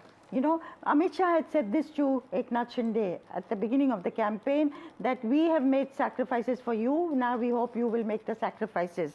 And the way Mr. Fadnavis was projected during the campaign and backed, of course, if the numbers had been different, suppose it was 80 for the BJP and 50 odd for, or 60 for Eknath Shinde, it would be a different story. But now, I think Mr. Devendra Fadnavis's chances to become CM have improved. But let's put that question across to BD Singh. He's the spokesperson of the Shiv Sena Shinde group. Thank you, sir, very much for being with us. I think at this stage, it's pretty clear where these elections are headed. With the NDA at 220, 221. But Mr. Singh, in terms of the entire leadership issue, do you believe that it's Mr. Eknath Shinde who should be chief minister still? Or do you believe that there could be a change, in particularly if the BJP continues to do as well as they're doing? Mr. Singh, go ahead. Yes. जिस तरह से अगर माननीय शिंदे साहब का देखा जाए, ये जो शिवसेना से अलग हुई ज्यादा दिन नहीं हुआ, 2.5 साल का सफर है। इस सफर में इन्होंने जिस तरह से परफॉर्मेंस किया, ये जो है, जो भी आपके रिजल्ट, सारे रिजल्ट आए हैं, उसमें सबसे अच्छा रिजल्ट जो है माननीय शिंदे साहब का है। और दूसरी तरफ से ये बोला जाए कि अगर असली शिवसेना या नकली शिवसेना की पहचान की जो सील थी, जो इलेक्शन कमीशन ने दिया था, जो है वो प्रूव हो, 100% प्रूव हो गया कि असली शिवसेना माननीय शिंदे साहब है। और लीडरशिप के बारे में हम बात करते हैं, बीजेपी के जो लीड्स है इस वक्त वो भी काफी स्ट्रांग है, उन्होंने आपसे ज्यादा सीट्स पे कंटेस्ट किया है। तो अगर चीफ मिनिस्टर का पद के लिए एक बातचीत शुरू होता है आप दोनों के बीच में, आप लोग मानेंगे कि शायद बीजेपी का चीफ मिनिस्टर बनना चाहिए इस बार? देखिए, ये तो क्या है कि जो महायुति की सरकार है उसमें डिस्कशन होगा, डिस्कशन के बाद ही ये डिसाइड होगा कि कौन चीफ मिनिस्टर बनेगा। उसके बाद ही सारा डिसीजन होगा, क्योंकि ये जो है महायुति सरकार जो है काफी मतलब केंद्र से भी चलती है, तो उस पे मैं नहीं जाऊंगा। लेकिन ये है कि जो जिस तरह से मैं एक कमेंट और करूंगा कि जिस तरह से बाला साहब ठाकरे ये बोलते थे कि जो है अगर मुझे कांग्रेस के साथ जाना पड़ा तो मैं अपनी दुकान बंद कर दूंगा, लेकिन आज जो है उद्धव जी ने वही कांग्रेस के साथ जाकर के अपना शटर गिरा दिया। जी, all right, Nija, shall we flip this now, take a look at Jharkhand? Or I think we should concentrate more on Maharashtra, because Nija, I've just been told that Maharashtra has largely seen fractured mandate, and not this scale of victory ever in the state. Perhaps it was last in 1967-72. I mean, this kind of victory for an incumbent of 2.5 years, and an incumbent which only 5 months ago faced a massive setback in the Lok Sabha. They did course correction, and then they have come back, and how? Look, I have only one simple, I keep saying this, it's one factor responsible for this, and that is women. Ladki Behan. In Ladki both the Behan states. and money. Mahiya Samman and Ladki Behan. Yeah, in both places, women have emerged as a major factor in the electoral process of the country, as a constituency, that the way we not regarded them. And remember, money in the hands of women is different from money in the hands of men. That money has actually come in the case of... Money has come for 5 months in the hands. 5 installments of 1,500 rupees. And Vishnu, I keep... 2.3 crore women. That's right. Absolutely. And as I've said this several times, I did not meet a single woman who said, I have not got money. No. It was random. So implementation has been fantastic. So as implementation it was in has been fantastic, and this, the people in the Mantralaya tell you The officialdom tells you how hard they've had to work. Nija, let me ask you this. I mean, it may be the women's factor which actually decides which way the election has gone, but there is a battle of identity which will be decided. Yes. Who's the real Shiv Sena? I have suggested that it's an existential question for both the Sena and the NCP. The women's vote we've focused on, and this being India's second largest state, the national sort of scenario over here, should the NDA win, it's huge. So let's talk about the battle of identity first. What would this potentially mean for Sharad Pawar, and what would this mean for the Shiv Sena or the Balasaheb Thackeray? Look, you cannot write off anybody in politics. So even Uddhav Thackeray, a very weakened Uddhav Thackeray, will remain there. And bide his time for the future. If people get disgruntled this side, they may want to move over. Sharad Pawar, it's now the last battle, and he's the patriarch of, not just... Maharashtra, the tallest leader of Maharashtra. He's done his bit. There was sympathy for him last time, and that sympathy played out. Sympathy doesn't play out again and again. So yes, he will be there. Again, let's see what, suppose you have a disgruntled Eknath Shinde's group and a disgruntled Ajit Pawar group. If they are not satisfied in the new government... We have been discussing that. Is there a possibility of a potential realignment post this result? With this kind of result, do you still sense a realignment? No. They cannot move wholesale and form an alternative government. And once you're in power, then it's that much more difficult to say, I'm moving to the other side. The other side has very little to offer you, whereas the ruling side has much more to offer you. Anil Antony of the BJP joins us. We also have Mr. Chavan of NCP Sharad Pawar. A massive setback for you, Mr. Chavan? Disappointment? Yes, definitely. It is disappointing and unexpected. Nevertheless, we humbly accept the mandate given by the people of Maharashtra, and we are committed to reflecting to the results with sincerity and introspection. Sir, this is what I can say at this moment. These elections? Is your party officially conceding these elections? You see, the thing is, the results are there in front of you, and I don't know what to react at this moment, because as I said, it is really unexpected for us. So we need to wait and really introspect. This is what I can say at this moment. All right. Let me go across to Mr. Antony. Extraordinary leads, and if these leads translate into results which will start happening anytime now, then, we need to look at the next stage. That would be government formation. Now, we've been debating this for the last hour or so. You've had an excellent Chief Minister in Eknath Shinde. However, you've done extremely well in these elections yourself. The BJP has done extremely well. Would your cadre demand a Chief Minister from your party? Thank you, Vishnu. First of all, the Bharatiya Janata Party would very categorically say that this is a great day for India, not for India Alliance, but definitely for India. For India, this is a great day. Maharashtra was one of the states where during the Lok Sabha elections, the opportunistic India Alliance had done better than what they had expected, where almost 30 seats went to the Alliance and 17 for NDA. But within 5 months, we have come back in a very comprehensive manner. There's a win for our people's desire for a double-engine government and people's faith in our Prime Minister. Now, talking about the government formation, first of all, again, let us not forget the fact that we went as a formidable alliance. We had 3 major players, and even though we have 3 major factors, and irrespective of the numbers, we went together as an alliance, and the people showed full faith in the alliance. It was a victory for the state units and also the desire of the people to have a double-engine government in Maharashtra also. So after the election results, the leaders of all the 3 parties will speak to each other. They will be, our central leadership will also be speaking to our 2 alliance partners. And finally, one thing we can assure is that we will have a government, a very stable 5-year government that will be ensuring that the welfare of the people of Maharashtra and the development of the state you will be looking at Maharashtra because that is the big prize. A stable government will be there. But what about Jharkhand?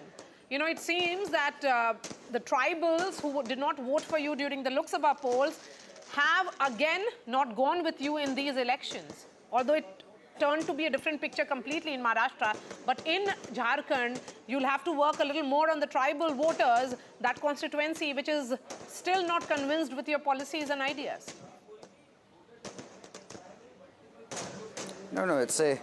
No, there are elections happening across India today. There are by-elections happening in many states, including my home state in Kerala. And Maharashtra is definitely a comprehensive result. Jharkhand, yes, at this moment we are slightly behind, but let's say it's a difference of 8-9 seats can change a lot, and Not 6-7 really. rounds of counting is left.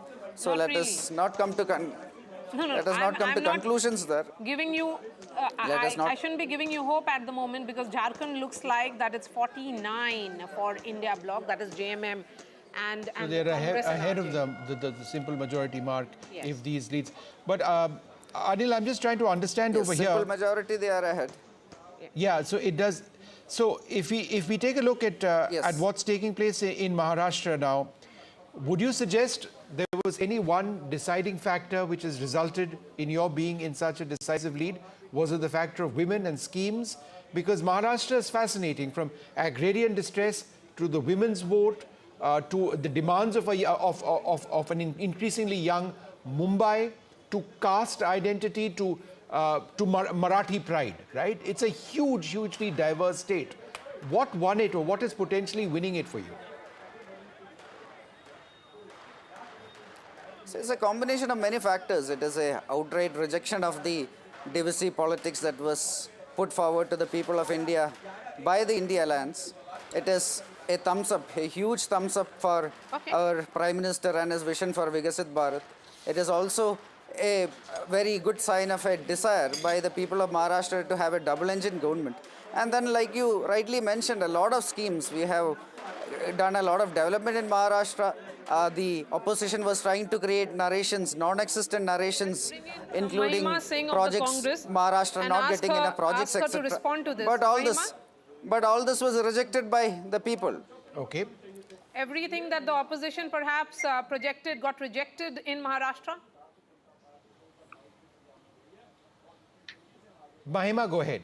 Jai Hind. Jai Hind. I would say it is not that. Jai Hind, am I audible? Yes. Mahima, go ahead, we can hear you. Yeah, so thank you for having me on your show. Yeah.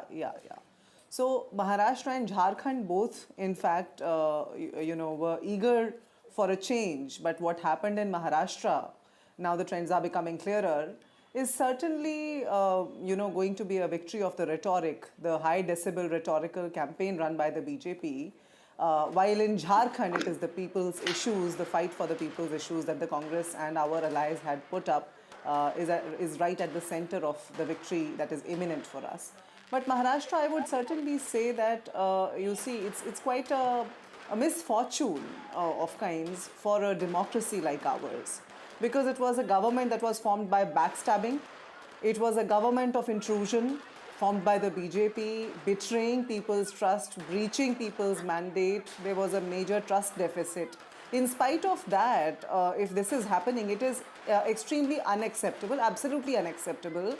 And which is what our alliance partners, spokespersons are also speaking about. You must have heard Mr. Sanjay Raut talk about it. And of course, what's happening on the ground, the kind of poaching that has already happened, the kind of factionalism that has happened. A BJP who was accusing Nawab Malik of, linking with Dawood Ibrahim, having links with Dawood Ibrahim, fielding him as their candidate, accusing Ajit Pawar, Mr. Modi accusing Ajit Pawar of 70,000 crores of corruption and then fielding their party. And this kind of mandate is not only unacceptable, Maria and Vishnu, I would say it is also indigestible. We can digest it, but whether the people of Maharashtra will digest it is a larger question. At the end of the day, it is about people's rights, it is about people's voice. Yes, I think this was the larger sentiment in Maharashtra. This is reflecting on the vote in Maharashtra right now if these seats actually consolidate. People had moved away from anger of 6 months ago. They had moved away from that sympathy of 6 months ago. Maharashtra today is sending that message that they vote differently in the Lok Sabha and Assembly, yes, but it's also a pro-incumbent disagree, mandate. Maria. Let's accept it and go ahead. That's the beauty of Indian democracy. Yes, you know, we have been focusing on the women voter.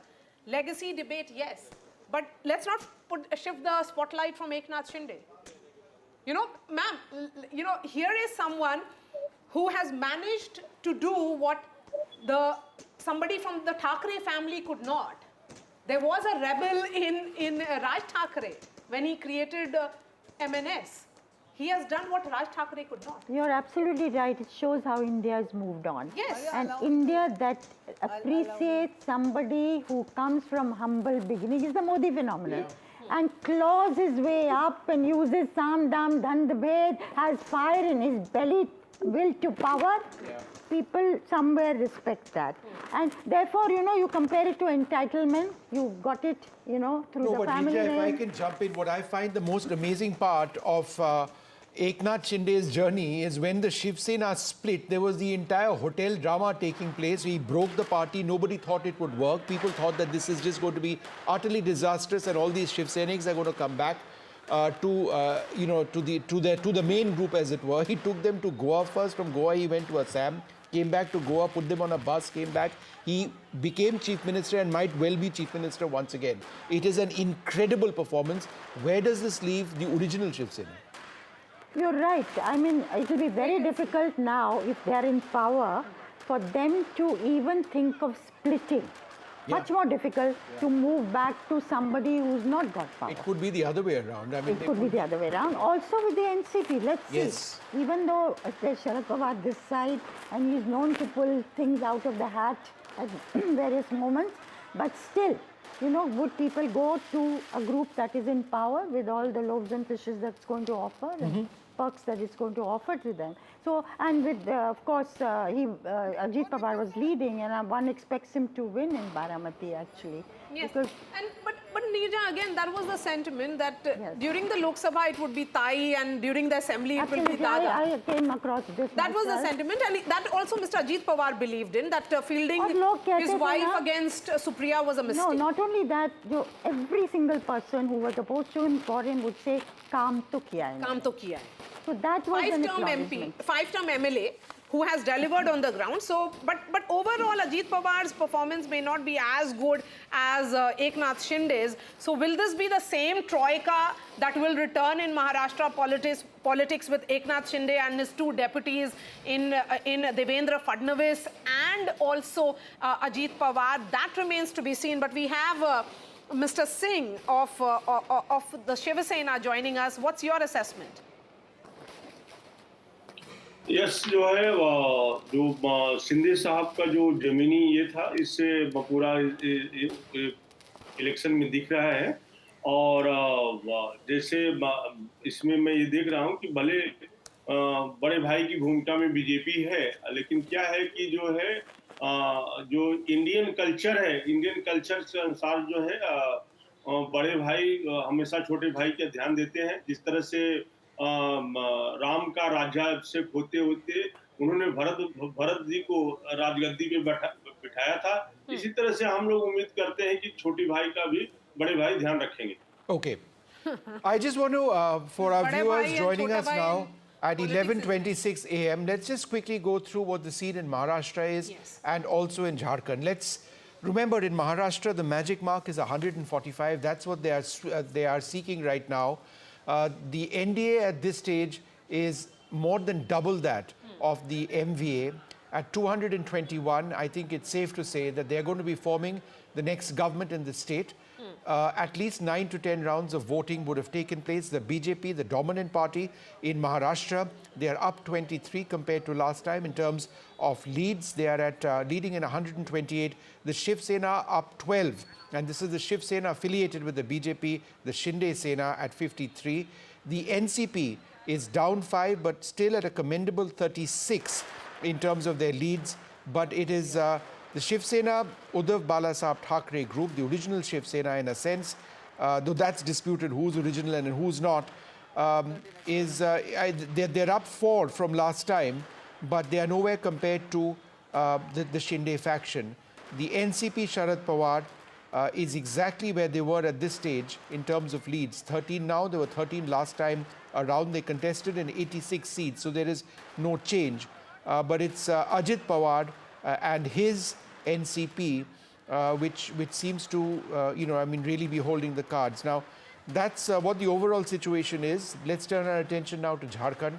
And in Jharkhand, there have been fewer rounds of counting. The counting started, as we understand it, a little bit later in Jharkhand.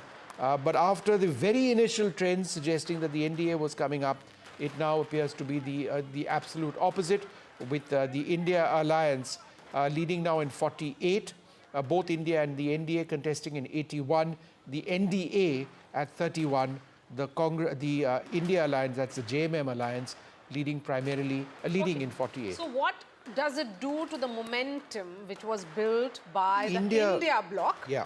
Immediately after the Lok Sabha is the big question. Correct. So will that momentum then, or the Lok Sabha results, be seen as an aberration, Mahima? Mahima? Sorry, who do we have joining us at this stage? Mahima, let's quickly get a word from Mahima. Mahima? Could you repeat the question, Maria? Will the momentum which was seen after the Lok Sabha polls in favor of India, when BJP was down to 240, below the majority mark, be seen as an aberration, that result as an aberration, because you have one victory after another and decisive victories, Haryana, Maharashtra?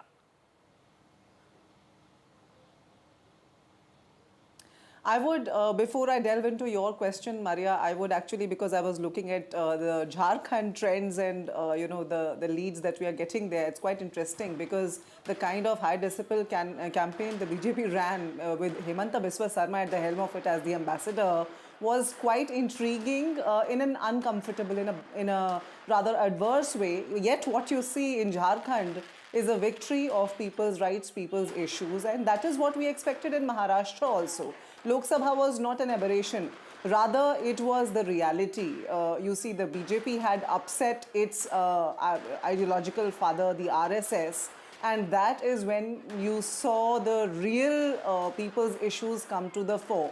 This time around, whether it was Haryana or the Maharashtra, BJP, which was a few months ago telling the RSS to take a back seat because the BJP can stand on its own feet now, is actually, having to rely upon the appendages of its allies that it has broken apart, it has excoriated to the extent of, extinction of the real ideology. So the BJP, that is basically the khichdi of BJP, which is being cooked today, which apparently is gaining these leads today, is setting in a major identity crisis in our society in the forthcoming years, Maria, and that's worrisome. And why I'm saying this is because, as I said, it is a misfortune. It is unfortunate, the kind of trend we are seeing, whether it was Haryana or Maharashtra, because people will not accept the results. Although the BJP may have succeeded, the Congress may at the end of the day go back to its drawing board. Our alliance partners may go back to our drawing boards for Maharashtra while we celebrate Jharkhand. Sure. But at the end of the day, it is the people whose trust was backstabbed by the BJP. Yeah. I wanted to go back just briefly to Nija.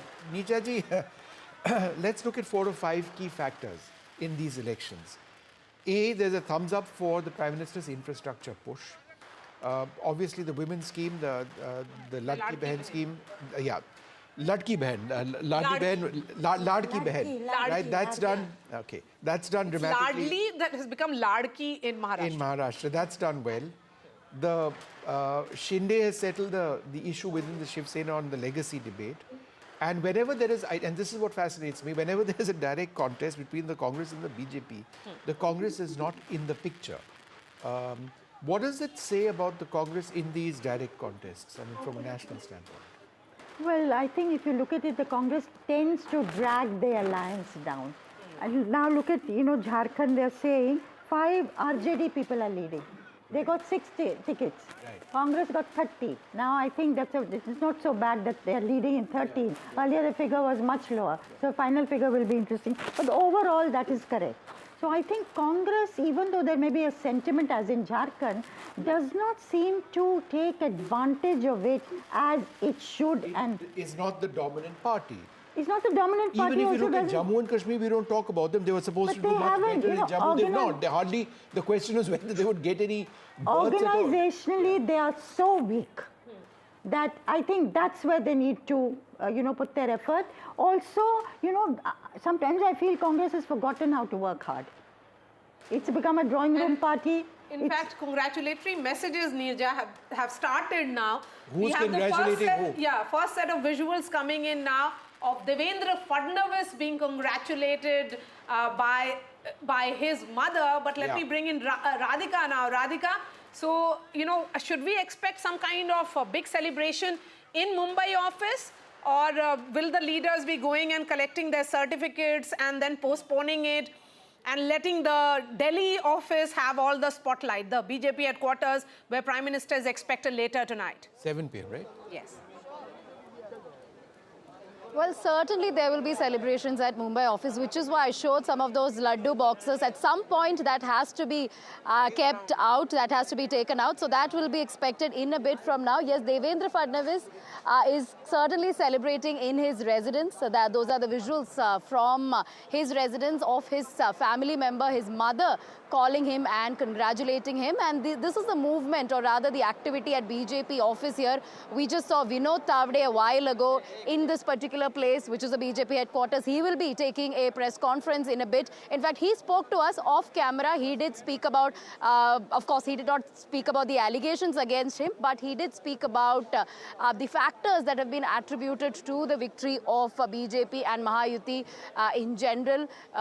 So far as the schemes are concerned, be it the Latki Behan scheme, some of the farmer-centric schemes that have been announced, and the hard work put out by the leaders just ahead of elections, be it in terms of organizational structure, be it in terms of, coming out with numbers, the candidates, seat allocation, all of them being done in a structured manner, which is what led to the victory. And besides that, he also pointed at how Shinde Sena took the legacy of Balasaheb Thackeray forward successfully, which was abandoned by Uddhav Thackeray, which did not go down well with the people of Maharashtra. So these are some of the reactions coming in. Vinod Tavde inside, more leaders expected here. Devendra Fadnavis also expected to take a press conference, perhaps a little later, once things become clear, once, multiple rounds are over. That is when that will happen. And in Worli constituency, very interesting. Radhika, any idea on the number of rounds which have been counted so far? Because at this, we should be in a situation soon to call this election, particularly with this gap. Do we have an idea of the number of rounds? I think in both the states now. Radhika, any idea of the number of rounds? What I'm hearing is at least about 8 rounds have been completed. No, but that's been going on for a while. Okay, so let's listen in to the first reaction that is coming in. Devendra Fadnavis in conversation with his mother.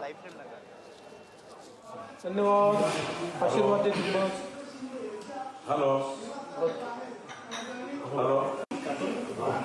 मी येतो संध्याकाळी येतो आता इकडून सगळं निपटवतो मी येतो हां मी कळवतो तुला यस यस चला धन्यवाद आशीर्वाद दे तुम्हाला हॅलो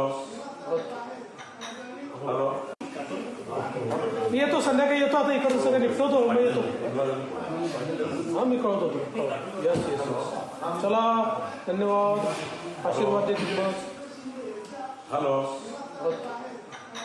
हॅलो मी येतो संध्याकाळी येतो आता इकडून सगळं निपटवतो मी येतो So let's listen in now. And Radhika, just what exactly is the conversation that's in Marathi? Please translate it for our viewers. Hello.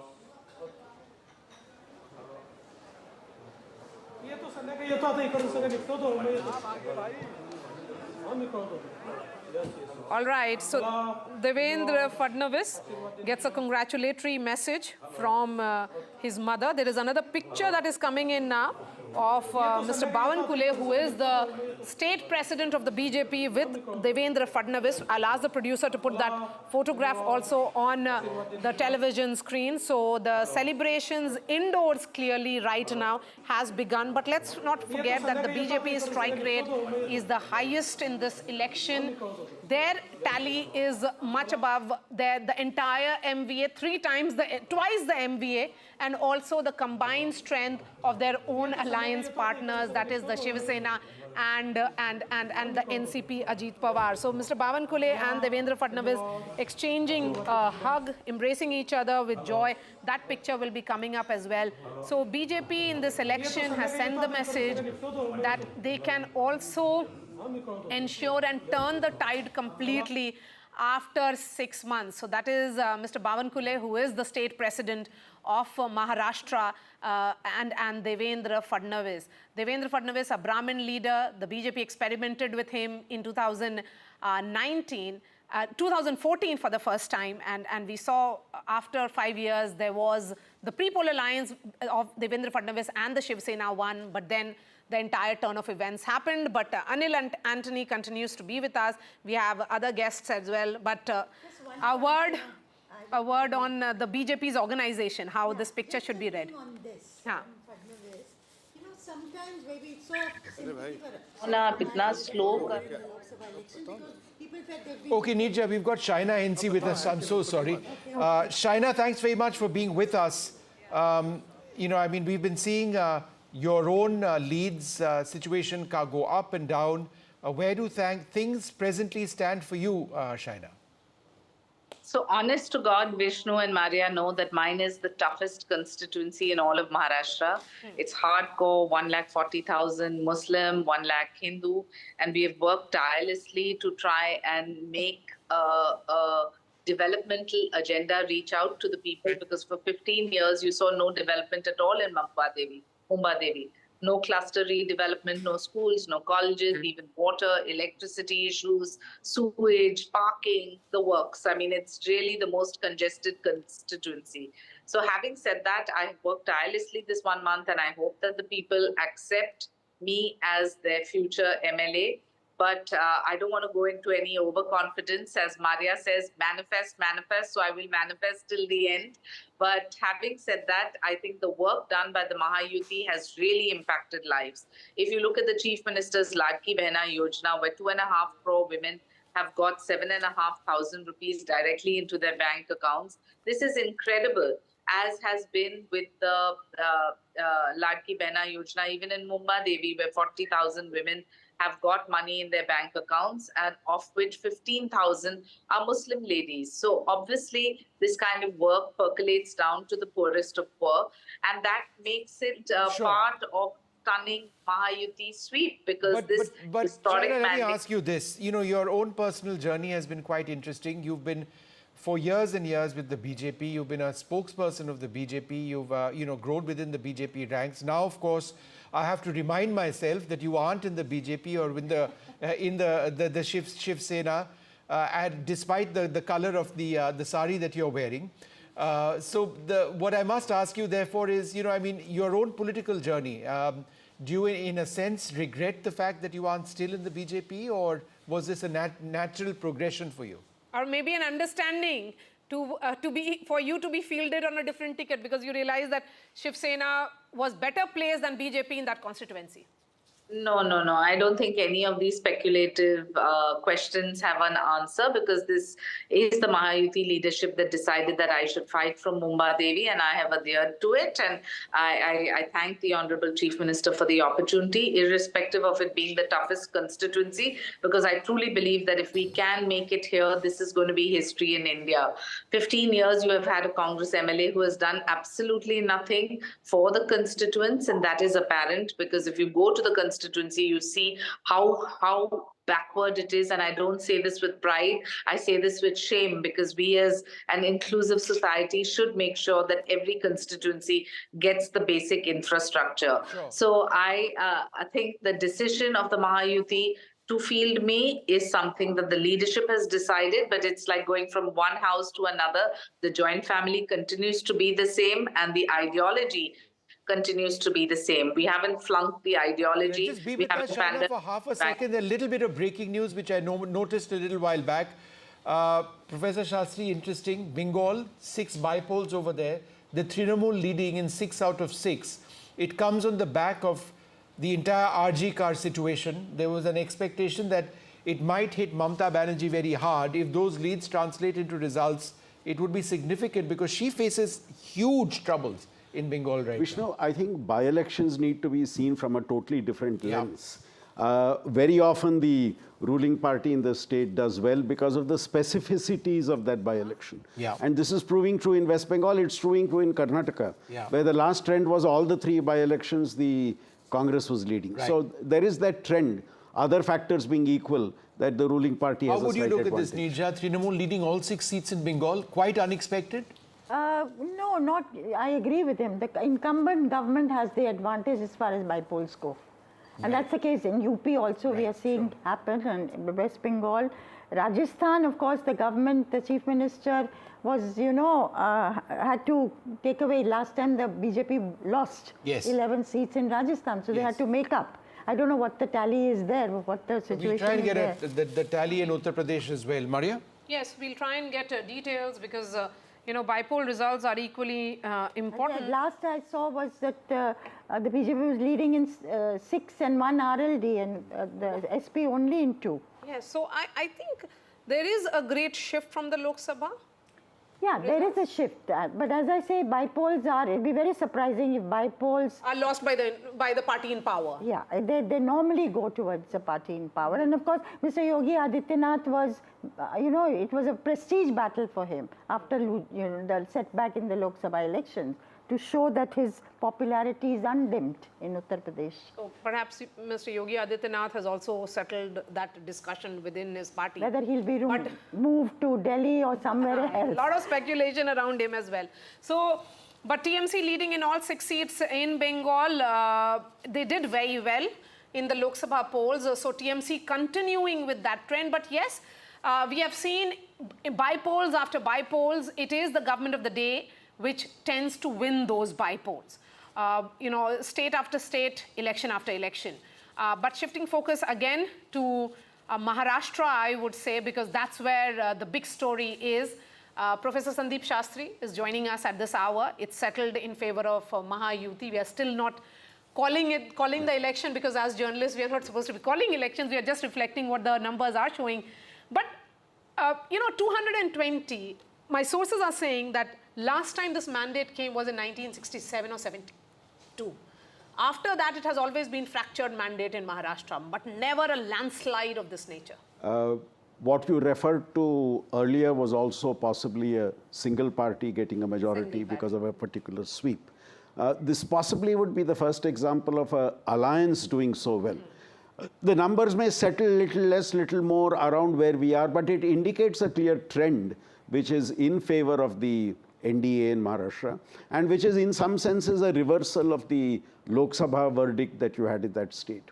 And as we have been discussing on this channel for quite some time, assembly verdicts are different from Lok Sabha verdicts, and here I think the performance of the state government clearly has played an important role. The caste coalition they were able to create has been successful for them.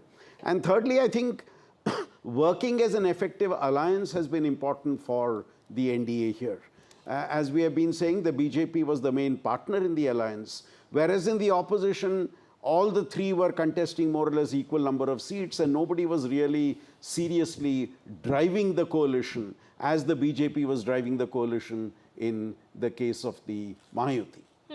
Zafar Islam of the BJP is joining us. Zafar Islam, of course, as someone who is from Maharashtra, from Mumbai, do these numbers come as a surprise? I'm sure you will say no, but the internal functioning of the BJP. You work very closely with Home Minister Amit Shah.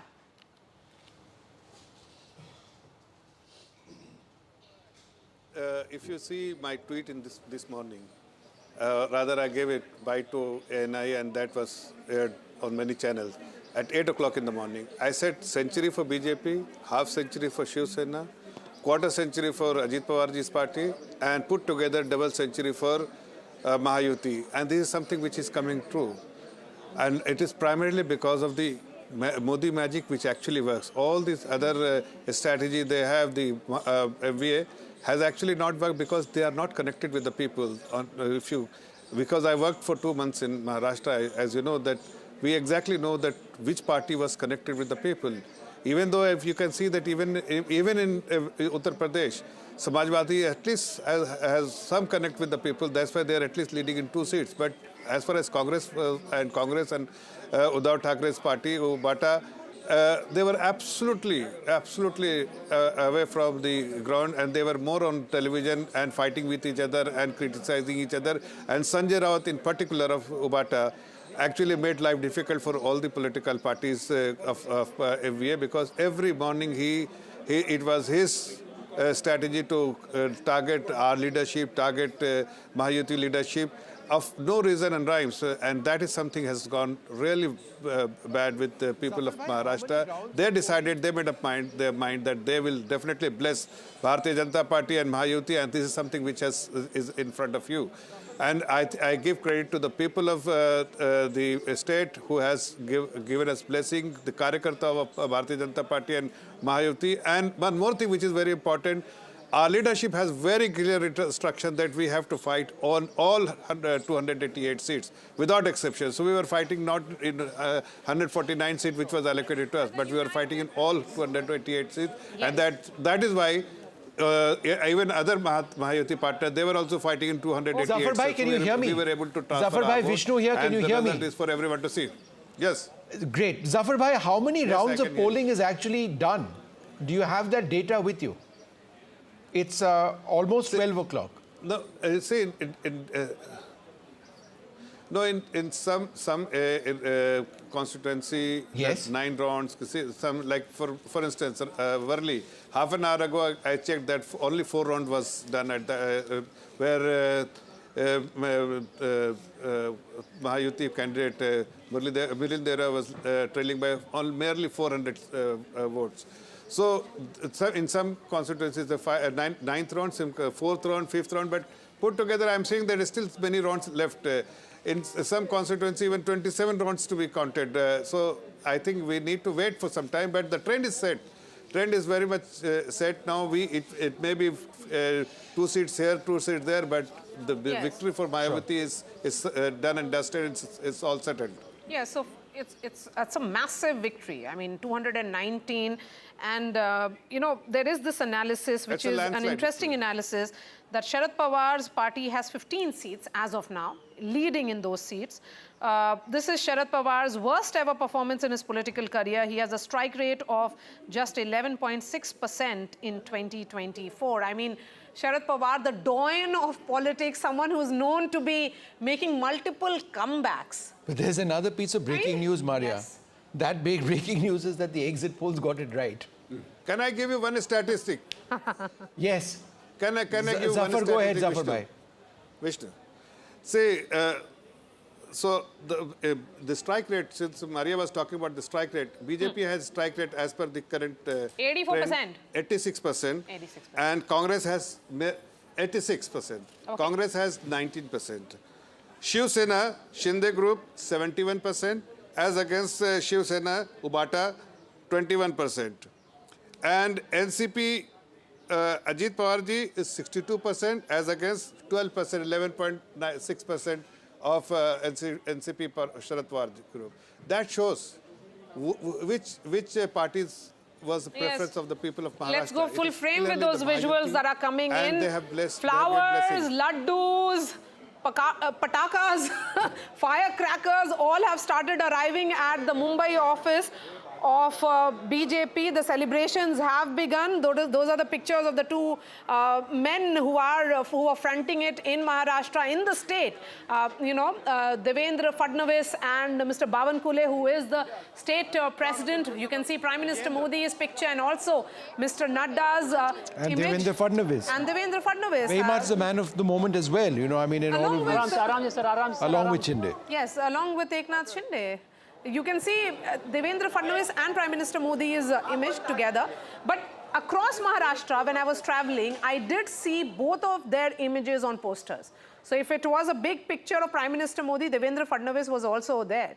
Although his own personal acceptability may not be high, particularly in Marathwada because of because of the Maratha agitation, but largely this kind of victory requires togetherness or strategy working at multiple levels. I think two levels, I would say. The RSS is back with the bank as far as campaigning went.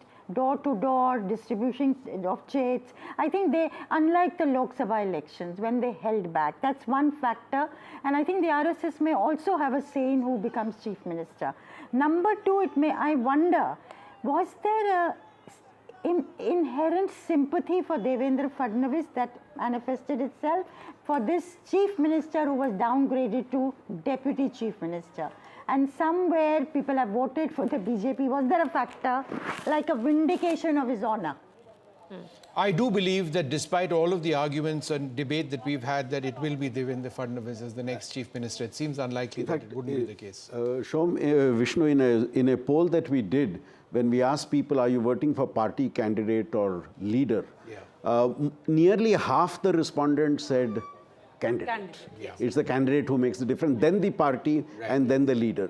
So I think Fadnavis has got the benefit of a party which was on the upswing and a right set of candidates being chosen, and the two factions supporting what the BJP wanted. I mean, the two parties in the alliance supporting what the BJP wanted, that worked to their advantage. Where I think there was a lot of division within the three partners in the opposition alliance, which is seen in the type of results that we are getting. I'm just saying that 6 months ago, it was a different story altogether. Absolutely. I mean, the same alliance was seen as cohesive. Maha Vikas Aghadi's differences sorted out. The narrative in our politics has changed completely, Absolutely. right? I mean, the BJP is on the upswing again. From Rahul Gandhi saying, I think the day after the Lok Sabha elections, that we have reason no longer to fear the Prime Minister.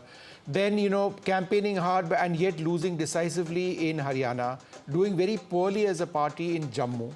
And now it appears that they've not done well over here as well. So in terms of the momentum which the Congress believed they had picked up, many would suggest that that may not be the case, though yes, there is a strong possibility that they may win Jharkhand. Also, the consolidation of the OBCs behind the BJP has been very, very strong. And possibly the consolidation of the Marathas behind the MVA has not been that strong. Marathas behind the chief minister, perhaps.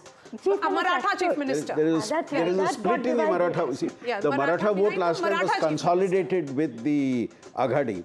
But now with the projection of the Maratha chief minister and Shinde being very visible in their campaign, I think a segment of the Maratha vote, a big segment has shifted to the And perhaps alliance. the fact that he appeared to be more sincere by giving that 10% reservation which got passed by the Maharashtra Assembly. And nobody else has taken any other position. Nobody they said in excess to 50%, we'll give 10%. They're not agreed, any of them, to making them, in the Kundi vote. Yes.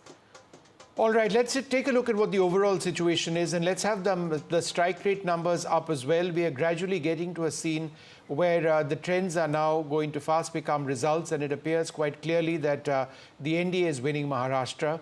Devendra Fadnavis is likely to be the next chief minister. We would wait, of course, for a formal series of conversations between the alliance partners. Vishnu, you spoke too soon on Devendra Fadnavis becoming the chief minister. For the moment, it appears that the BJP could very well go with the same formula of having Are you hearing that? Are you hearing that? That clearly has been the indication as of now. All right, so we'll see where that goes. But for now, that's what the situation. No, they haven't said it, but the indication. I got an indicator that it could be Fadnavis. Maria, we'll go with her word. She covers this much closer than I do. But we're going to take a short break. And then when we're back, when Team NDTV is back, we'll be looking closely at Maharashtra and Jharkhand. In many ways, an equally fascinating election, but one that seems to be headed to the India alliance. We'll take a short break. There's more coming up.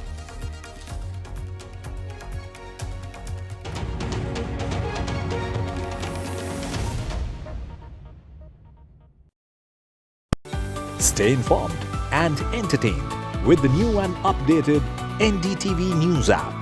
You can watch all our channels live, listen to podcasts, read breaking, and I swipe it there.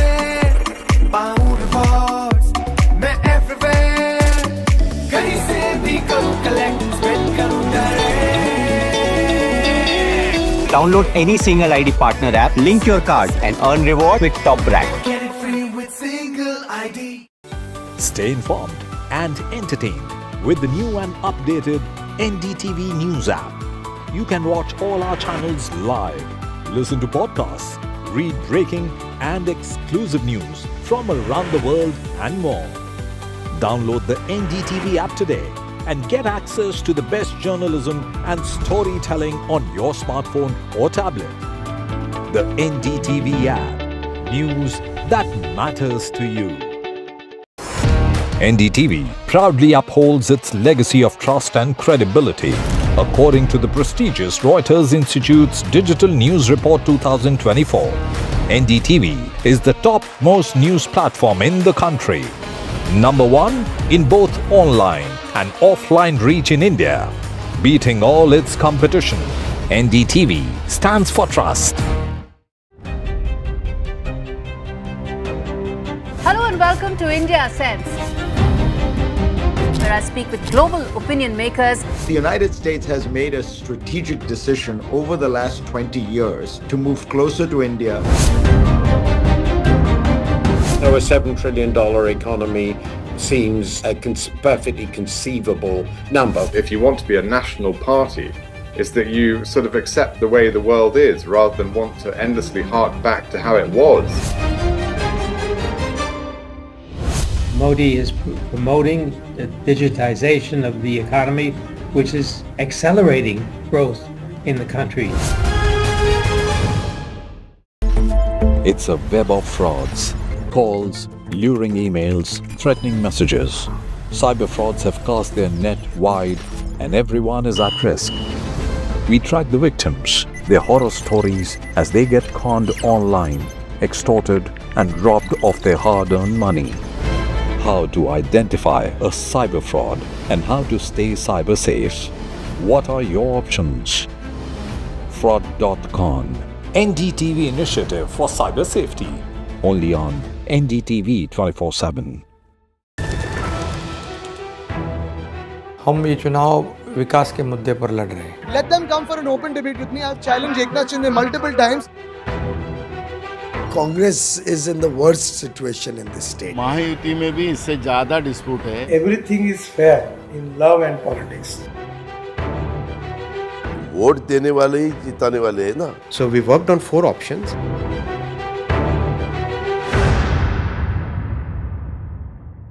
I've been reporting on all issues, big and small, from Andhra Pradesh, Telangana, rest of South India, bringing you all the action, all that you need to know, all that you want to know. The energy of Maximum City is infectious. I bring in that energy in our news coverage from financial capital, Mumbai.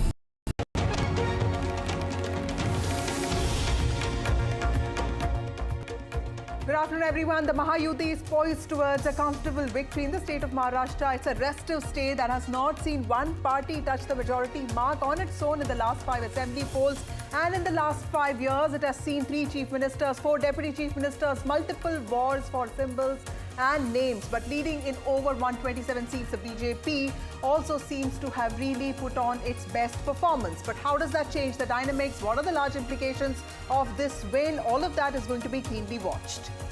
Good morning, and it's just not a victory, it's a tsunami for the Mahayuti in Maharashtra. I mean, for all those who were thinking it's going to be a keenly contested match, just take a look at what's happening at this moment. If you talk about the MVA, I think it's that's the man of the moment at this moment, isn't it? What's the Devendra Fadnavis with the BJP president of Maharashtra, Mr. Bawankule, and possibly poised to be the next chief minister, because with these numbers, there is no way that Devendra Fadnavis and of course the Bharatiya Janata Party would not be staking claim as the chief minister seat is concerned. 127, in a way, it's the choice of the BJP who they want to go ahead with, and the partners would have more or less no say. Though I must say, it was just not the battle between the BJP and the Congress, it was also the battle between the Shiv Sena Uddhav Thackeray versus Shiv Sena Shinde, and of course NCP Ajit Pawar, Sharad Pawar. In all those battles, the Mahayuti has checkmated their opponents. And the other important state, Jharkhand, the India bloc has managed leads in 50 out of 81 seats. Of course,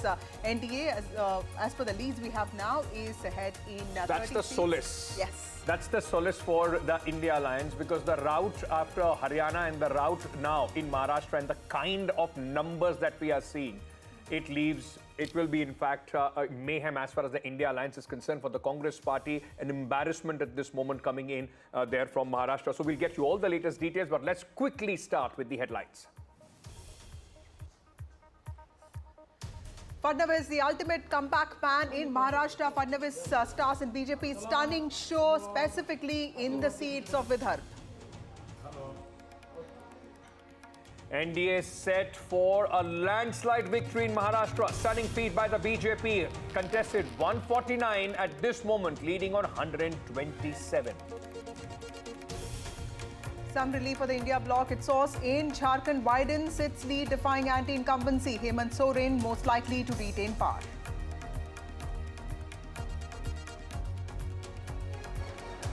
And in Wayanad bypolls, as expected, Priyanka Gandhi on her way for a stunning debut, leads by a margin of over 1 lakh votes.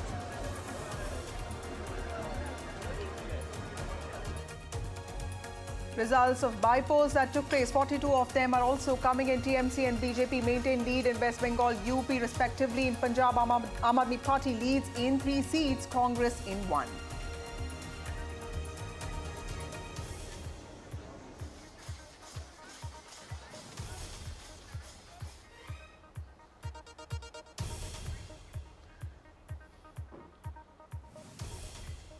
Well, the Mahayuti seems to be all poised towards a comfortable victory in the state of Maharashtra. Remember, it has been a restive state. It's been a state that has seen a lot of political developments in the last 5 years. But this was a battle that the BJP and its allies took head on. Of course, in 2024 Lok Sabha elections, the party faced a major setback. Mahayuti won just 17 out of 48 seats, with the BJP putting on the worst performance. But now, tables seem to have really turned, and it is in Vidarbha that the party has performed really well. In fact, not just Vidarbha, also in Marathwada, also in North Maharashtra, specifically Nashik, and also West Maharashtra, and specifically in Konkan. It's the BJP and its allies that have put on a good performance. Absolutely. It's all regions, and that is reflective exactly on the numbers that we are seeing at this moment. 225 is what the Mahayuti is leading at. So it is across Maharashtra and riding largely on what the game changer scheme was, the Ladki Bahan Yojana, and then of course the massive election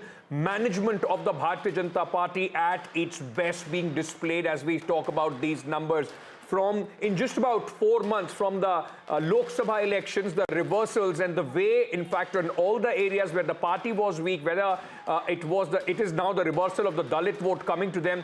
Look at it, even by the context of the Dalits, the OBCs, even the Marathas, the Maratha agitation impact also not at this moment denting the party. So where on the one hand, the MVA thought that after the elections result of the Lok Sabha, their victory was given. The BJP and their allies went back to the drawing board, completely different strategy, and riding on the back of the women vote of the Ladki Bahan Yojana have stunned with these results. And also, I think, Ankit, the most important takeaways would also be the fact that apart from the Ladki Bahan Yojana, the BJP also took a lot of corrective measures and took its allies along with it. And there was a lot of focus on the Maratha factor, which was in some ways reflected in Eknath Shinde's leadership. And like we were talking before the show began, Eknath Shinde also projected himself as this common man, somebody who understood, issues of common people,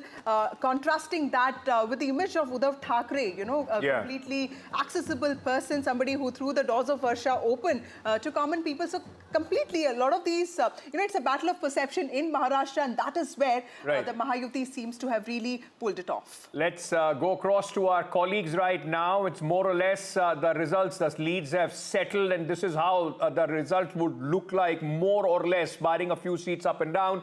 Radhika joins us from, at this moment from BJP headquarters, where a lot of action, Radhika, behind you. Jitendra is also joining us. Let's very quickly first go to Radhika. Radhika, the BJP ask the voters, their supporters there, their karyakartas. I'm sure they didn't expect to wake up to this result this morning, isn't it? It's an absolute tsunami. Absolutely. It is an absolute tsunami, a landslide victory of sorts. Of course, a lot of people did predict a Mahayuti win, but maybe not this kind of a win. Even pollsters, some of them did predict a Mahayuti win, but not perhaps a 220 odd seats. That was something that none of the pollsters predicted. Nobody really wanted to take a chance with that. Even Mahayuti didn't predict. The leaders said it could be 180, 185, but not beyond that. Let me show you where I am. Yes, I'm at BJP headquarters, and as you can see, these are the flower decorations that have been put up. This was put up just about half an hour to an hour ago. Flowers here, and of course a huge banner has also been put up by the BJP just about 10 minutes back. This poster, or rather the banner, has been put up, which says that this is a great victory for the BJP, for Mahayuti, and a huge round of congratulations to all of the winners. That's what the banner here says. And saffron wave is what we are seeing outside the BJP office. BJP flags all around. This is the decoration that just started coming up about half an hour back, flowers all around, BJP flags all around, and banners in every corner of BJP office. And a lot of karyakartas are here in and around. They were seen sloganeering as well. I will try and go across to some of them. But this is the scene here, and predictably, expectedly so, considering the landslide victory that we are talking about. It is a clean sweep for BJP. Very few seats lost by BJP, and it obviously puts the MVA in shame, and obviously a time for them to perhaps introspect. But this is the situation outside the BJP office, and I will go across to a few कार्यकर्तास. आप बताइए, आप इधर आए हैं, आप victory के बारे में बताइए. तो लैंडस्लाइड सुनामी टाइप विक्ट्री हो गया. बहुत बड़ी जीत है, बहुत बड़ी जीत बोलता हूँ मैं तो मेरे लिए. आपने एक्सपेक्ट किया इतना नंबर्स? 180, 185 तक तो सब लोग कह रहे थे. इससे ज़्यादा की उम्मीद थी, इससे ज़्यादा की उम्मीद थी. नहीं, उम्मीद से ज़्यादा हुआ ही है, और इसमें जो है हमारी लाड़की बहनों ने बहुत अच्छा वोट दिया है, जिसके लिए मैं हिंदू भाई बहनों को बहुत बहुत धन्यवाद दे रहा हूं कि उन्होंने अच्छे तरह से मतदान किया, और इसके लिए हम इतने अच्छे से जीते हैं. ये तो बस झांकी है, लोकसभा बाकी है. यहाँ के जो मतदाता भाइयों ने हमको सहयोग किया है, विशेषकर मुस्लिम महिलाओं ने, जिन्होंने लाड़की बहन योजना का फायदा लिया है, उन्होंने हमको वोट दिया है, और ये नतीजा आपको दिख रहा है. So a lot of this attributed to the schemes by Mahayuti. We know for a fact that there was Ladki Behan scheme, a huge hit among women. One of the reasons why, at least pollsters and several of the experts feel, one of the reasons why the number of women voters increased immensely this time is as a result of these schemes for women. Besides that, there were farmer-driven schemes, schemes for youth, including internship programs, scholarships. All that seems to have wooed voters towards BJP, and of course in particular towards Mahayuti. So it's a great strike rate as far as BJP and Shinde Sena are concerned, and even NCP, Ajit Pawar for that matter, he was seen as the dark horse in this particular equation. But he also fared Anuj joins us from outside Sena Bhavan. Anuj, that's Eknath Shinde speaking, the Chief Minister of Maharashtra.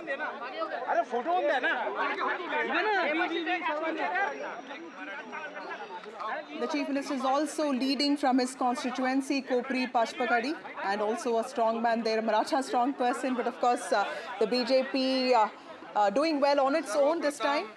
But also, you know, one of the big winners of the day, Eknath Shinde, who transformed the image. You know, if you would have asked somebody 2 years back, who is Eknath Shinde, many people in Maharashtra would not have been able, to tell you who Eknath Shinde is today. He transformed the chief minister to the common man. His house is also open all the time, and that is something that Shiv Sainiks would have always wanted. He's speaking at this moment. Let's listen in. Oh, all right, he's speaking in Marathi. I don't think Vasudha and I are capable of translating that. for our viewers. As soon as we get a translation, we'll put those, But Ankit, I think this ideological divergence that people talk about, with respect to Uddhav Thackeray not really aligning with the Hindutva ideology, betraying that, was something that Eknath Shinde managed to turn it around on him, because he was often called the Gaddar. But he said that, you were the one who really didn't stick by values that we were brought up with, and hence what I did was the right thing to do. I think for Uddhav Thackeray, we've been seeing, and that's the problem with the Mahavikas Aghadi. Right from the Lok Sabha election, whatever worked for them, they continued with that. Rahul Gandhi continued with his constitution plan. Uddhav Thackeray still continued to try and gain some sympathy, calling him Gaddar and Pachas Koka, so on and so forth. That trick worked once, did not work in this election. And of course, with the Ladki Behan Yojana riding on the popular women vote, I mean, there has been an increase as far as the women voters are concerned in Maharashtra.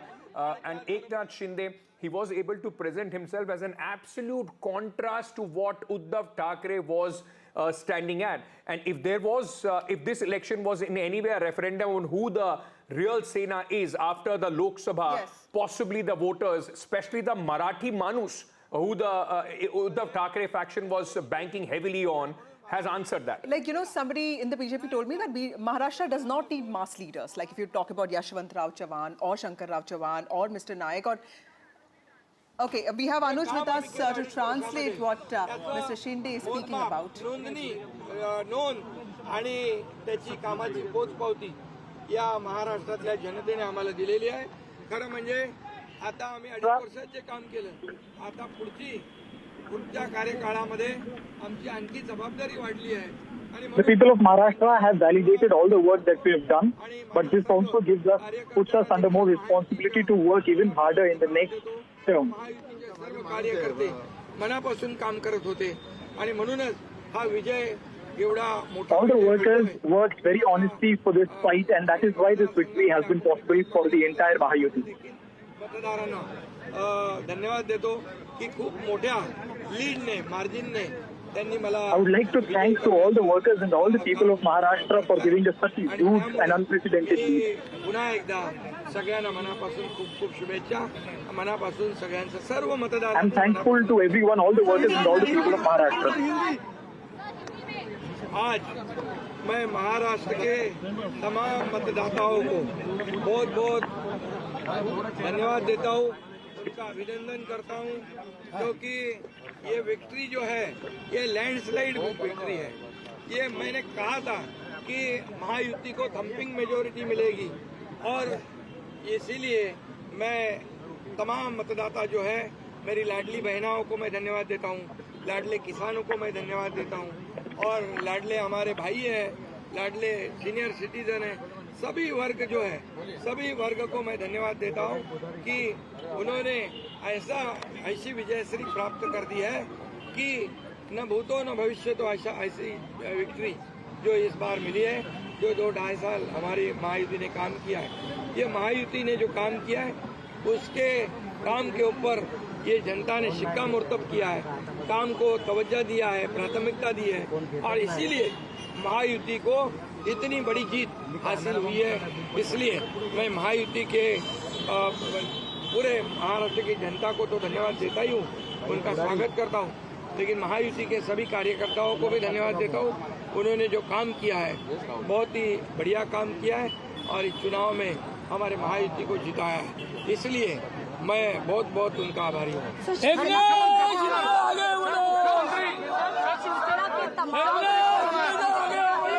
Say that I can come back as Chief Minister.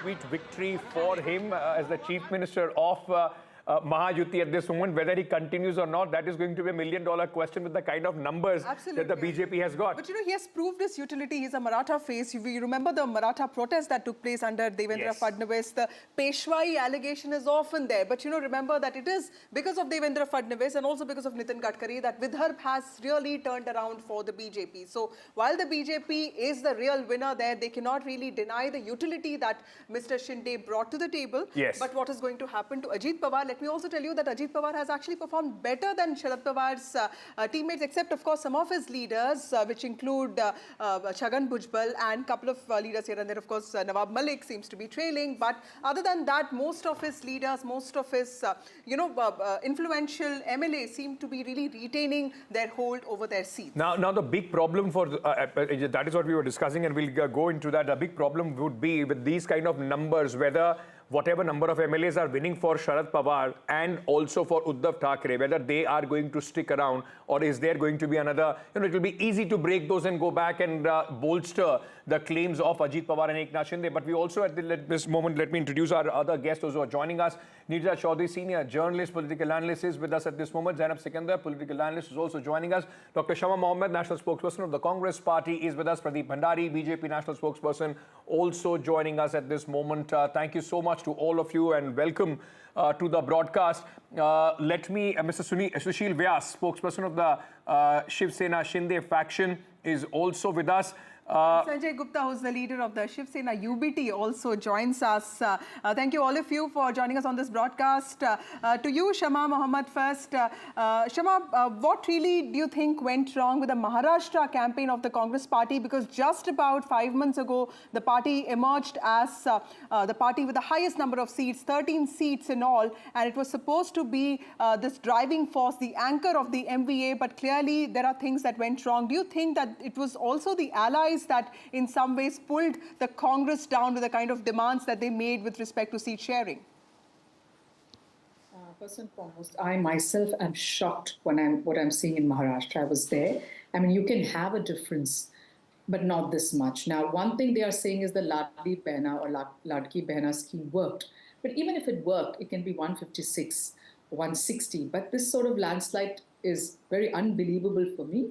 I mean, I don't want to blame anybody. I don't want to blame my alliance partners or any of those things. We have to see exactly, talking to the leaders, what exactly went wrong, because it's very shocking. Farmer distress was huge, unemployment was huge, businesses going out of there was huge, women's security, many issues as such were very big. So yes, there was a Ladli Behna scheme, and when it came itself, I was at the opinion that we should really take it up, in the sense as it was given 3 months before, and we knew that the election, which when somebody wants one nation, one poll, normally last election, Jharkhand, Maharashtra and Haryana all go together. So why it? Of course, we knew it was for this. But as you know, I mean, I'm not going to blame anybody, but there is no independent election commission in this country. That is a very big issue. And you cannot say polarization worked, because the same polarization was done in Jharkhand. It did not work. I mean, but it's the same election commission also conducting the elections there, ma'am. No, let me finish. Despicable ads were put on where Muslims are entering a Hindu house, they're taking over, showing us Guspetias, and JMM Hemant Soren outside his photo that he's allowing this. I mean, that's despicable. So that did not work there. All right. So they cannot say that ek hai to safe hai worked. I will not believe that. That is not the. But okay, what did not work for the Congress Party? Before I go to our other guests, because like you are saying, even if you call out the election commission, the same election commission has conducted the election in Jharkhand, where your alliance is coming back to power.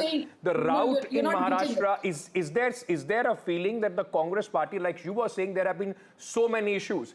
And just 3 days before people voted, the Congress did a press conference, and that's the time they announced, 7,000 rupees for the soybean farmers. Were you not able to, in fact, your messaging continued from what happened in Lok Sabha? You thought after Lok Sabha election, it's a given that you are going to win, while the BJP was able to reinvent itself.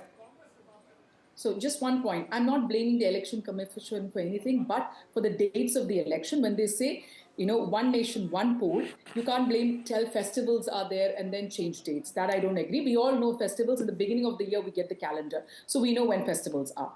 The other thing is, yes, I agree with you and admit, in Telangana, the guarantees were given much before.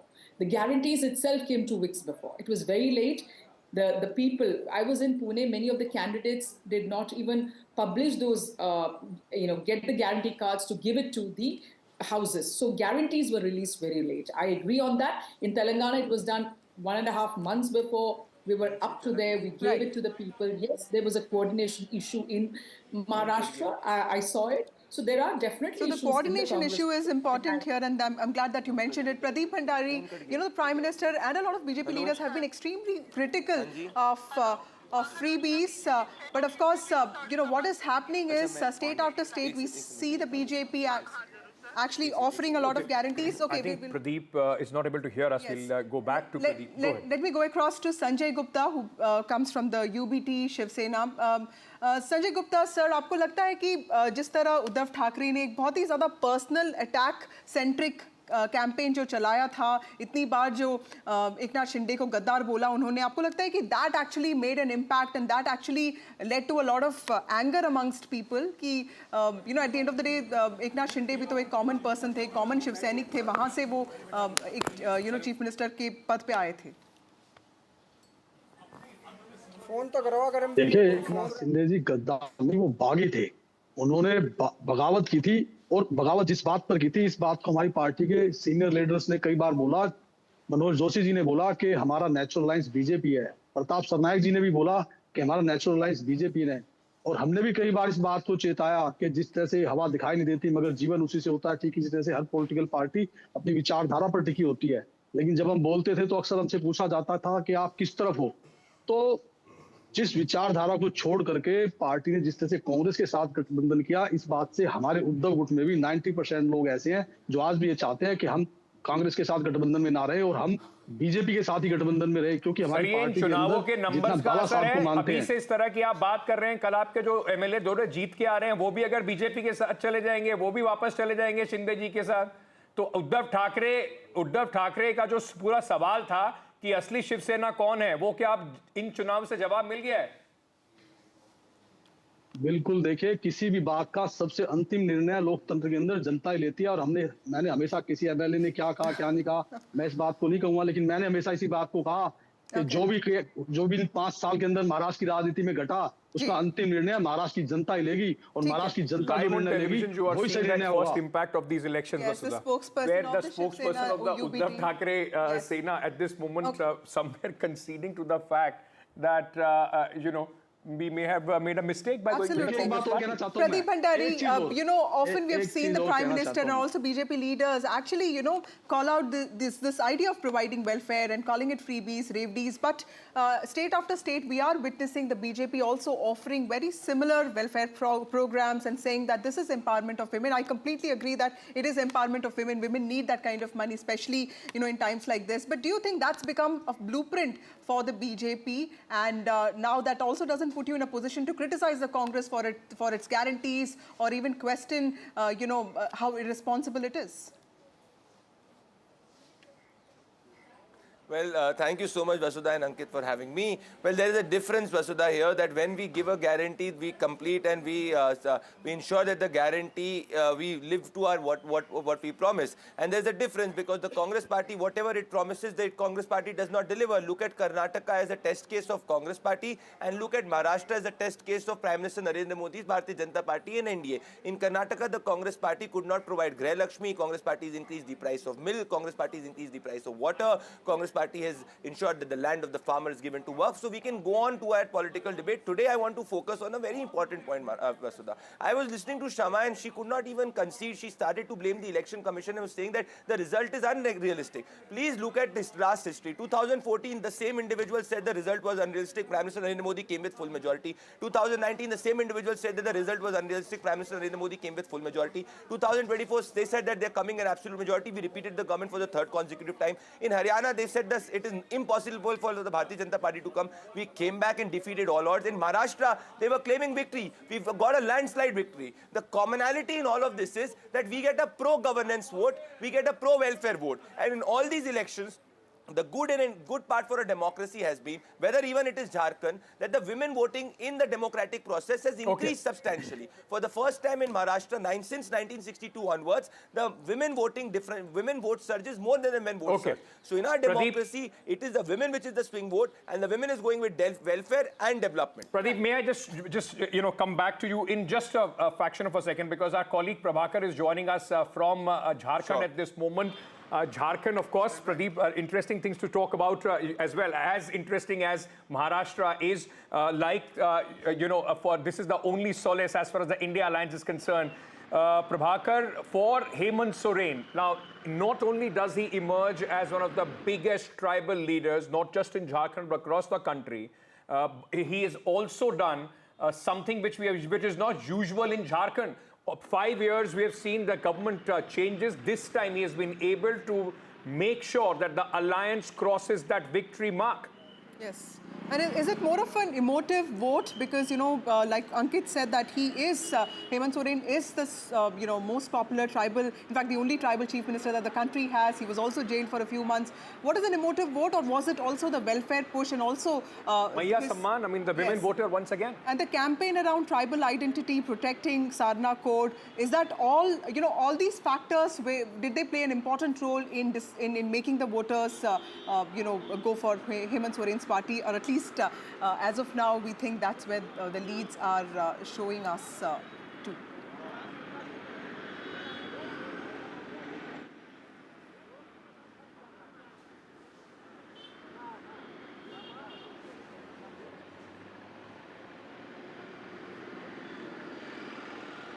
Those are the visuals there of... Hemant Soren has certainly made a history. I mean,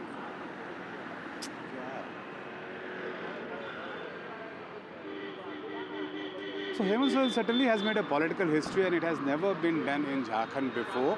He is a chief minister who served for 5 years, and then he made a comeback, which was never seen in Jharkhand before that. We are right now at the chief minister residence, though it wears a deserted look as of now, but we are told that as time passes, you'll see laddus and crackers, all laddus being distributed here and crackers being busted here.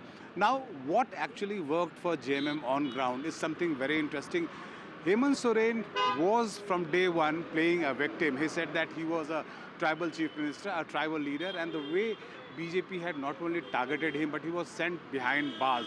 So he went to his voters actually claiming to be a victim, playing a victim, and that seems to have worked on the ground. As far as BJP's effort to dent into that tribal vote bank of JMM, which is considered to be their vote bank, it did not work on the ground. We saw the narrative of the infiltrators, the Bangladeshi migrants, all being floated on the ground by BJP, but that actually did not seem to be working on the ground and did not work for BJP at all. And most importantly, the women voters. Remember, Maya Samman Yojana is the flagship program of JMM, and they have been giving 1,000 rupees stipend to women living below poverty line, 1,000 rupees monthly, and they've already given away four installments. Now, JMM has promised that if they are voted back to power, they would increase this stipend from 1,000 to 2,500 rupees. What we saw on ground was women voters lining up, and we saw it in data also released by the Election Commission that almost 80% of the constituencies, actually, the women voters outnumbered men. So is it because of the women voters who stood in the line and voted for JMM? So we'll have to actually dig deep into this data, but as of now, JMM seems to be all smiling. Yeah. Thank you for joining us at this moment. But Neerja ji, let me ask you this.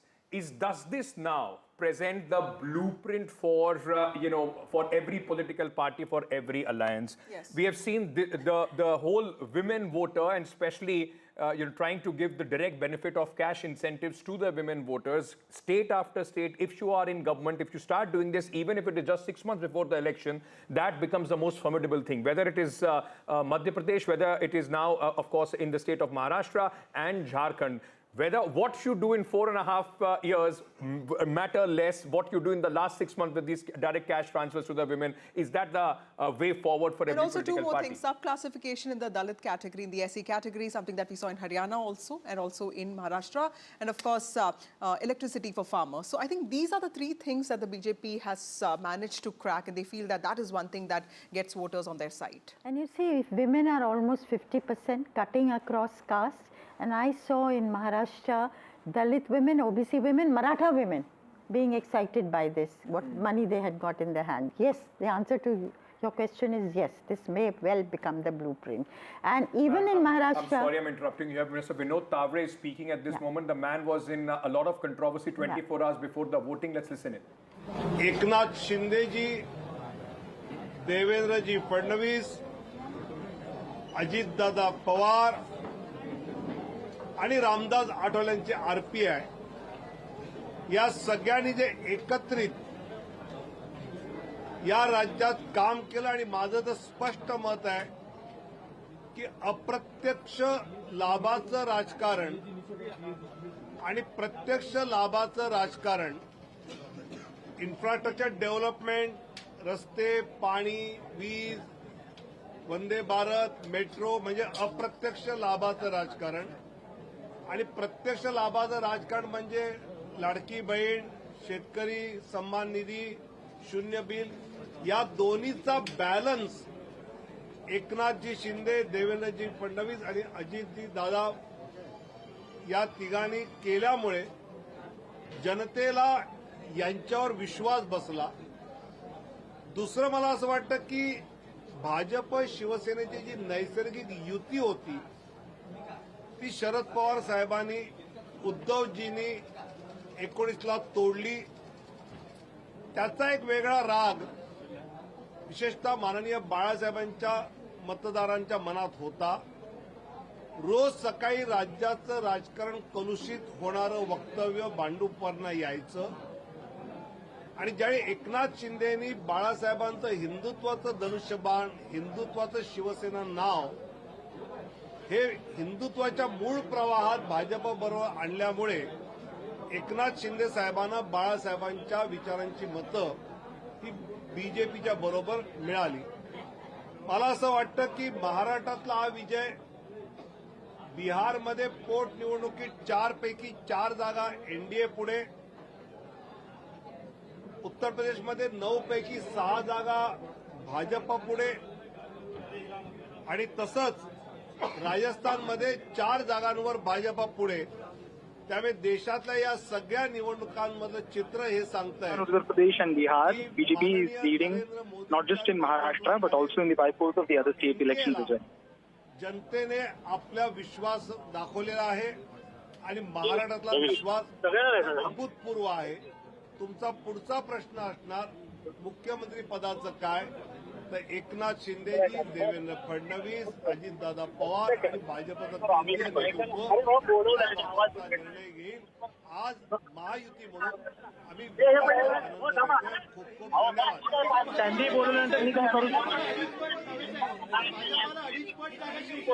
Maharashtra में मतदाताओं ने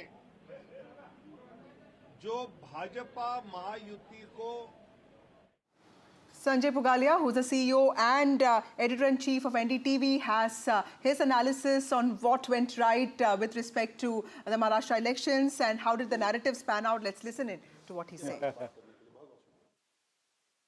सोबत आहे विनोद भी अपने साथ. Informal चर्चा भी कर रहे हैं इस पूरे इलेक्शन के बारे में. हर कोई अपनी अपनी राय दे रहा था, हर कोई अपने अपने प्रेडिक्शंस बता रहा था, पर शायद ही आज के जो आंकड़े आए हैं वहां तक कोई भी प्रेडिक्शंस पहुंच पाया. बिल्कुल सही है. ये चुनाव का जो रिजल्ट है वो वास्तव में कई कारणों से ऐतिहासिक है.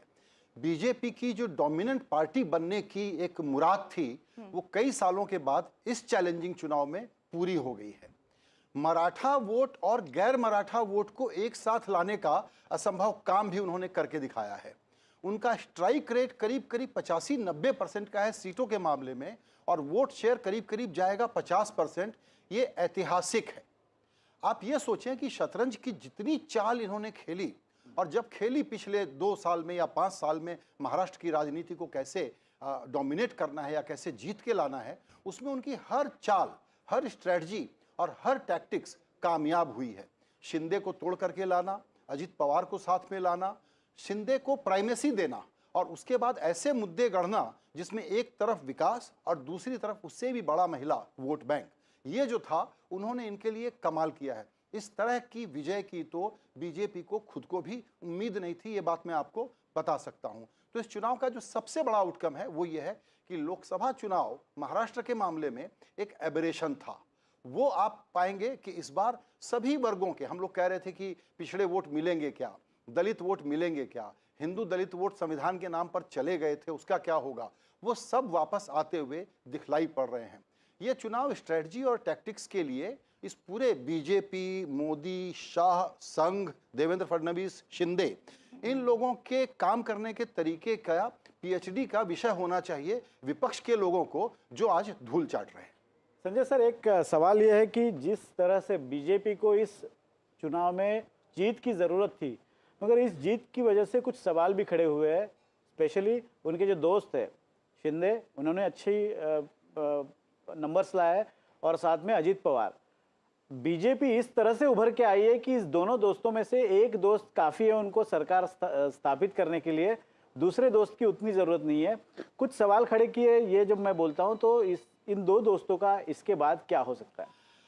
देखिए, बीजेपी जब बहुत बढ़िया से जीत के आती है तब भी वो गठबंधन का धर्म निभाने में जितनी ज़रूरत है वो सारा काम करती है। आप पाएंगे कि इन तीनों लोगों को वो लोग अच्छे से रखेंगे, गुड ह्यूमर में रखेंगे। मैं मानता हूं कि ज़रूरत नहीं है, इसीलिए दरअसल ये शिंदे को और अजित पवार को सोचना होगा कि बीजेपी के साथ बने रहने के लिए, विश्वास का संबंध बना के रखने के लिए वो क्या करें। बात बिल्कुल सही है कि अब शिंदे की उस तरह की ज़रूरत नहीं है, लेकिन बीजेपी आप मान के चलिए लॉन्ग टर्म पॉलिटिक्स करती है। उनका हमेशा था ना, आप सुनते थे ये महाराष्ट्र में सीनियर पार्टनर, जूनियर पार्टनर कौन है, अब वो डोमिनेंट सीनियर पार्टनर बन करके आई है। इसीलिए मुझे लगता नहीं है कि एलाइज के साथ उनकी कोई भी प्रकार की वेवलेंथ में कोई मिसमैच होगा, ऐसा मुझे बिल्कुल नहीं लगता है। ये बहुत अच्छा फार्मूला निकालेंगे, अच्छे से पावर शेयर करेंगे, उसमें मुझे कोई दिक्कत नज़र नहीं आती है। ये जरूर है कि घटनाएं होती हैं, इससे हम संकेत पढ़ते हैं, उससे संकेत पढ़ते हैं कौन मुख्यमंत्री बनेगा, लेकिन ये इतनी बड़ी विजय है कि उसमें ये सारे सवाल गौण हैं, कुछ दिनों का सेंसेशन रहता है। मगर अभी जिस तरह से एकनाथ शिंदे जी ने बयान दिया है, उन्होंने कहा है कि कुछ फॉर्मूला तय नहीं है सीएम के बारे में। एक तरह से बड़ा बयान उनका माना जा रहा है, बीजेपी को एक तरह से चैलेंज दिया जा रहा है। मैं ऐसा नहीं देखूंगा, उनका काम है वो पोस्चरिंग करें कि भाई मुझे मुख्यमंत्री बनाइए। अच्छा, ऐसा कर लेते हैं कि आधा आधा कार्यकाल बांट लेते हैं, मैं मुख्यमंत्री था, मेरे चेहरे पर चुनाव लड़ा गया, लाड़की बहना स्कीम को मैंने एक तरीके से पायलट किया, ये बात सही है, लेकिन ये सब बीजेपी की ही स्कीम थी। तो शिंदे का पोस्चर करना, बार्गेन करना बिल्कुल बनता है, वो बिल्कुल करेंगे और उनको करना भी चाहिए, ताकि पावर शेयर जब तक बीजेपी ठीक से नहीं करेगी तब तक अलायंस का धर्म निभेगा नहीं। लेकिन मुझे इसमें यह कहना है कि देखिए, ये ऐतिहासिक विजय बीजेपी के लिए क्यों है। हाईएस्ट एवर सीट्स है उनकी, तीसरी बार 100 के ऊपर का आंकड़ा इन्होंने क्रॉस किया है। 50% के वोट शेयर में अगर 30% का वोट शेयर बीजेपी का है तो ये हिस्टोरिक नंबर है। तो पब्लिक मैंडेट को आप ईमानदारी से डिकोड करेंगे तो सीएम का पहला हक तो बीजेपी का बनता है। उसमें आप कैसे कहोगे कि मैं जूनियर पार्टनर हूं इसलिए आप मुझे बनाइए क्योंकि मैं मुख्यमंत्री था, तो ये बहुत लॉजिकल नहीं है। इसमें मुझे लगता है शिंदे साहब को थोड़ा सा पीछे आना ही पड़ेगा अल्टीमेटली, और वो भी खुशी से आएंगे। मगर बिहार में एक है कि तब की जरूरत, जब शिंदे साहब को मुख्यमंत्री बनाया गया था तब की जरूरत, आज की जरूरत, तब के आंकड़े, आज के आंकड़े, तब की राजकीय परिस्थिति, आपकी आज के, इसमें बहुत सारे। लेकिन आपने जो कहा कि शिवसेना को वो अपने साथ रखेंगे, इसमें मैं ये सवाल पूछना चाहती हूँ कि हिंदुत्व का जब भी मुद्दा आता है तो बीजेपी ये चाहती है कि शायद वो मुद्दा हमारे पास रहे या फिर जो उस मुद्दे के साथ जा रहे वो हमारे साथ रहे। शिवसेना इसी तरह उनके साथ थी, और जैसे ही शिवसेना ने हिंदुत्व का मुद्दे से थोड़ी सी फरकत ले ली तो फिर एकनाथ शिंदे को उन्होंने साथ में ले लिया। मनसे की भी वही है, मनसे ने जैसे ही हिंदुत्व का मुद्दा उठाया वो बीजेपी के साथ जाते दिख रहे थे। तो क्या ये मुद्दा है जो शिवसेना को और बीजेपी को साथ बांधे रखेगा आगे भी? मैं समझता हूं कि आपका एनालिसिस बिल्कुल सही है। ये लोग बिल्कुल साथ बने रहेंगे और उनको मालूम है कि बड़ी अपॉर्चुनिटी है और आगे सीमेंट करने के लिए उनके पास एक जगह और मिल गई है। क्योंकि इसके बाद क्या होता है, महाराष्ट्र एक ऐसा राज्य है जहां महानगर पालिकाएं बड़ी होती हैं, लोकल चुनाव भी बड़े होते हैं, तो सबका अपना अपना स्ट्रेंथ एरिया है, सबको अपने रीजनल कंसोलिडेशन करने पड़ेंगे। तो पावर में बने रहें और ये मोमेंटम मेंटेन कर पाएं, इसके लिए इन एलाइज में मुझे कोई बहुत दिक्कत नहीं आती है। एक ही बड़ी इंटरेस्टिंग बात है इसमें ऑन अ लाइटर वेन कि महाराष्ट्र की राजनीति अभी कैसे भी आप शेप कर लीजिए, पवार तो उसमें रहेगा ही। एक तरह से ये जो मैंडेट आया है, आप सोचते कि क्योंकि बीच में जिस तरह से फडणवीस जी ने बयान किया था कि हाँ मैंने ये पार्टियां तोड़ी है, उनको एक सबक सिखाना ज़रूरी था, इसके लिए मैंने ये किया, उसके विषय में ऐसे कहा जाता था कि लोग इस तरह से बीजेपी को देख रहे हैं कि ये पार्टी तोड़ने वाली पार्टी है। मगर जिस तरह से मैंडेट आया है उससे आपको लगता है कि जनता ने अभी नकार दिया है, बीजेपी को माफ कर दिया? बिल्कुल, पॉलिटिक्स में देखिए ये तोड़ना फोड़ना क्या होता है, it is art of possible and you do everything to gain power, that is why you are in politics. तो मुझे लगता है कि पब्लिक ने बिल्कुल, हम जो कहते थे ना कि तोड़ दिया, सरकार चोरी कर ली, हाईजैक कर लिया, इन सब बातों को नहीं माना गया। और सबसे बुरी बात क्या है, मैं इसके कुछ जो दूसरे पक्ष हैं उसको देखिए, हमने बीजेपी पर चर्चा की और अभी किस प्रकार का अलायंस बनेगा, मुख्यमंत्री कौन बनेगा, इसकी चर्चा की। लेकिन इस चुनाव का जो दूसरा सबसे बड़ा सबक है वो है कांग्रेस पार्टी के लिए। चुनाव कैसे हारें ये आप राहुल गांधी से सीखिए। उनकी कमेंट्री आपको क्या याद है, आप बताएं, आपको क्या याद है कि उन्होंने यहाँ की जनता से क्या वादा किया, ये आप सोच करके देखिए। एक मुद्दा जो कि सोशल मीडिया पर ट्रोल का मुद्दा था, तो जब लीडर ऑफ अपोजिशन अपने को ट्रोल बना ले, सिंगल मुद्दा पार्टी बना ले, पूरा मीडिया में उसकी सेंसेशन के कारण डोमिनेट करना चाहे और सोचे कि महाराष्ट्र में वो अच्छा कर लेगा, इससे बड़ा सबक नहीं हो सकता जो महाराष्ट्र ने सिखाया है। और वो ये है कि विदर्भ जो उनका गढ़ होता था, जहां संघ का मुख्यालय है, संघ कभी भी और बीजेपी कभी भी विदर्भ में ये डोमिनेंस नहीं बना पाई थी जो आज उन्होंने बना लिया है। तो कांग्रेस को हारने की कला इतने शानदार तरीके से आती है, ये इसका दूसरा उदाहरण है। वो झारखंड में भी कोई बहुत अच्छा नहीं कर रहे हैं, इसीलिए कांग्रेस पार्टी को यह सोचना पड़ेगा कि इस प्रकार का लैकलस्टर, स्टैमर करने वाला, हकलाने वाला नेतृत्व लेकर के वो कौन सी पॉलिटिक्स कर रहे हैं, उनकी स्ट्रेटजी क्या थी, उनकी टैक्टिक्स क्या थी। और चुनाव में जितना एफर्ट उन्होंने महाराष्ट्र में लगाया, क्या उतना या उससे ज्यादा उन्होंने वायनाड में नहीं लगाया? वायनाड जीता हुआ चुनाव था, पूरा का पूरा कैडर अपने नेता को चेहरा दिखाने के लिए वहां पर बिजी था। इसीलिए मेरा यह मानना है कि महाराष्ट्र में कांग्रेस पार्टी के लिए बहुत बुरी खबर है, ये कांग्रेस के ध्वस्त होने की खबर है, ये राहुल गांधी के नेतृत्व के ऑल राउंड फेल्योर का मैसेज है इसमें। और मैं पुराना कांग्रेस बीट रिपोर्टर हूं, इस नाते ये बात बहुत अधिकार के साथ कहना चाहता हूं और पोलाइटली कहना चाहता हूं कि राहुल गांधी जिस पॉलिटिक्स को परस्यू कर रहे हैं, ये पॉलिटिक्स षड्यंत्र की पॉलिटिक्स है, ट्रोल की पॉलिटिक्स है, इस पॉलिटिक्स का इलेक्टोरल कन्वर्जन नहीं है। दरअसल आज तो बीजेपी और संघ का नेतृत्व हो सकता है राहुल गांधी को बहुत बधाई दे रहा हो कि आप जो अडानी अंबानी कर रहे थे, आप सिंगल मुद्दे पर बने रहिए, उसमें आपको वोट नहीं मिल रहे हैं और हम ऐसी हिस्टोरिक लैंडस्लाइड विक्ट्री के साथ आने वाले हैं। दूसरी तरफ आप उद्धव ठाकरे की हालत देखिए, बाला साहब ठाकरे की लीगेसी को उन्होंने कैसे निभाया, इसको समझने की कोशिश करिए। उनकी बातों में भी कर्कशपना था, एंटी डेवलपमेंट बात कर रहे थे, प्रांतवाद को फैलाने की कोशिश कर रहे थे। अब ये कांग्रेस पार्टी क्या जा करके गुजरात में कैसे वोट मांगेगी, ये सोचने की कोशिश करिए। और ये बाला साहब ठाकरे अब के नाम पर कैसे उद्धव ठाकरे आगे की राजनीति करेंगे। 20-20 सीटों की पार्टी हो गई है महाराष्ट्र में, ऐसा जमींदोज इनको किया गया है और बीजेपी की चुनाव लड़ने की महारथ जो है उसकी वजह से किया गया है। और वो कोई सीक्रेट प्ले बुक थोड़ी है, वो सब पढ़ते हैं, सब जानते हैं, आप उसको कॉपी करते हैं, लेकिन कॉपी करते हैं तब तक 5 साल का आपका एक चुनाव निकल जाता है। तो ये चुनाव राहुल गांधी के पर्सनल फेल्योर की सबसे बड़ी मिसाल है, सबसे बड़ा सबूत है। और ये बहुत गंभीरता से ये बात हम आपको समझाने की कोशिश कर रहे हैं कि देखिए, लोकतंत्र चलना चाहिए, बीजेपी का ऐसा डोमिनेंस किसको चाहिए? कोई पब्लिक नहीं चाहती है कि ऐसा डोमिनेंस हो, लेकिन अगर अपोजिशन ऐसी एंटी डेवलपमेंट, ऐसा एंटी नेशनल, ऐसा anti business and no pro people क्या कर रहे हैं, उन्होंने 3000 रुपए दिए, मैं 5000 रुपए दे दूंगा, ये कोई पॉलिटिक्स होती है क्या? इसीलिए मेरा कहना है कि कांग्रेस पार्टी अभी भी, अगर आप लोगों को ये लग रहा है मेरी बातों से कि भ्रम हो रहा हो कि कांग्रेस पार्टी जागेगी इस झटके के बाद भी, तो इसको भूल जाइए, क्योंकि जब तक राहुल गांधी का नेतृत्व है कांग्रेस धराशायी होते रहेगी, इसी तरह से टूटते रहेगी। और आखिरी बात, 2029 अगर ये इस ट्रोल पॉलिटिक्स से लड़ना चाहते हैं तो भूल जाएं। कांग्रेस के प्रचार में जो एक बात दिख रही थी वो ये दिख रही थी कि कोई भी महाराष्ट्र व्यापी, जिसको आप पैन महाराष्ट्र कह सके, ऐसा मुद्दा लेने की वजह एजेंडा सेटिंग लग रहा था। ऐसा लग रहा था कि जो मुद्दे कांग्रेस लाना चाहती थी वो पहले से तय किए गए थे और उन्हीं को कांग्रेस आगे लाना चाहती थी, पर बदकिस्मती महाराष्ट्र के लोगों ने उसको एक्सेप्ट नहीं किया। मतलब जनता से जुड़े सवाल भूल के कांग्रेस कुछ अलग सवाल उठा रही थी। वही प्रॉब्लम है ना कि जनता सोच क्या रही है, इनको पीपल पल्स का कुछ नहीं मालूम था ना, ये अगड़े पिछड़े की राजनीति नहीं समझ रहे थे, इलाकों की राजनीति नहीं समझ रहे थे। हमारे पत्रकार लौट करके सोया कपास को बड़ा मुद्दा बता रहे थे, कौन सा मुद्दा निकल करके आया, कोई रिजोनेंस था ही नहीं इनकी बातों का। क्या कह रहे थे? आप लोगों ने इतनी कमेंट्री की, आप लोग मुझे बताइए, मेरे इस सवाल का जवाब मैं आप लोगों से लेना चाहता हूं। आपको कांग्रेस का कौन सा इशू याद है? कोई एक इशू याद है आपको जो पब्लिक में रिजोनेट करे?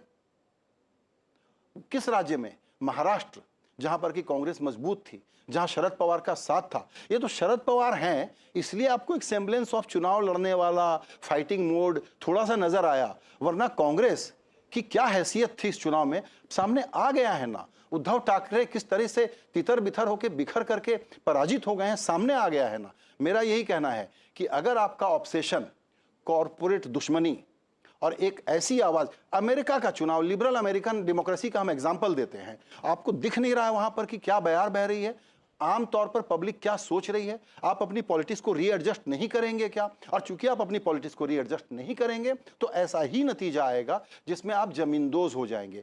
इनको पब्लिक पल्स का कोई आइडिया ही नहीं है।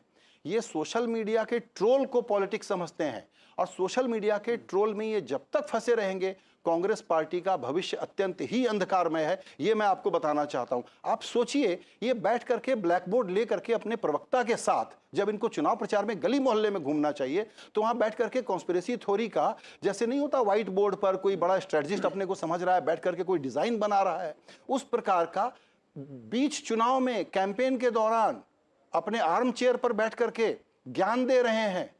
तो मेरा यह कहना है कि इस वक्त एंटी डेवलपमेंट पॉलिटिक्स के ये बड़े चेहरा बन गए हैं। दुर्भाग्य की बात है, लोकतंत्र मजबूत में कांग्रेस मजबूत हमको चाहिए, लेकिन ये तो नहीं दे पाएंगे।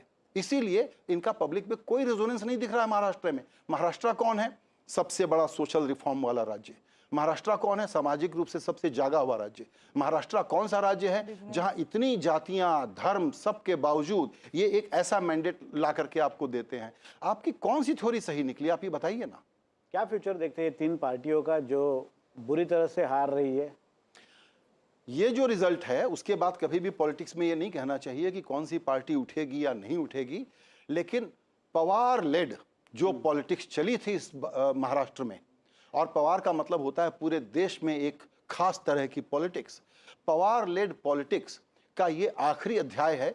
ये दुख की बात है।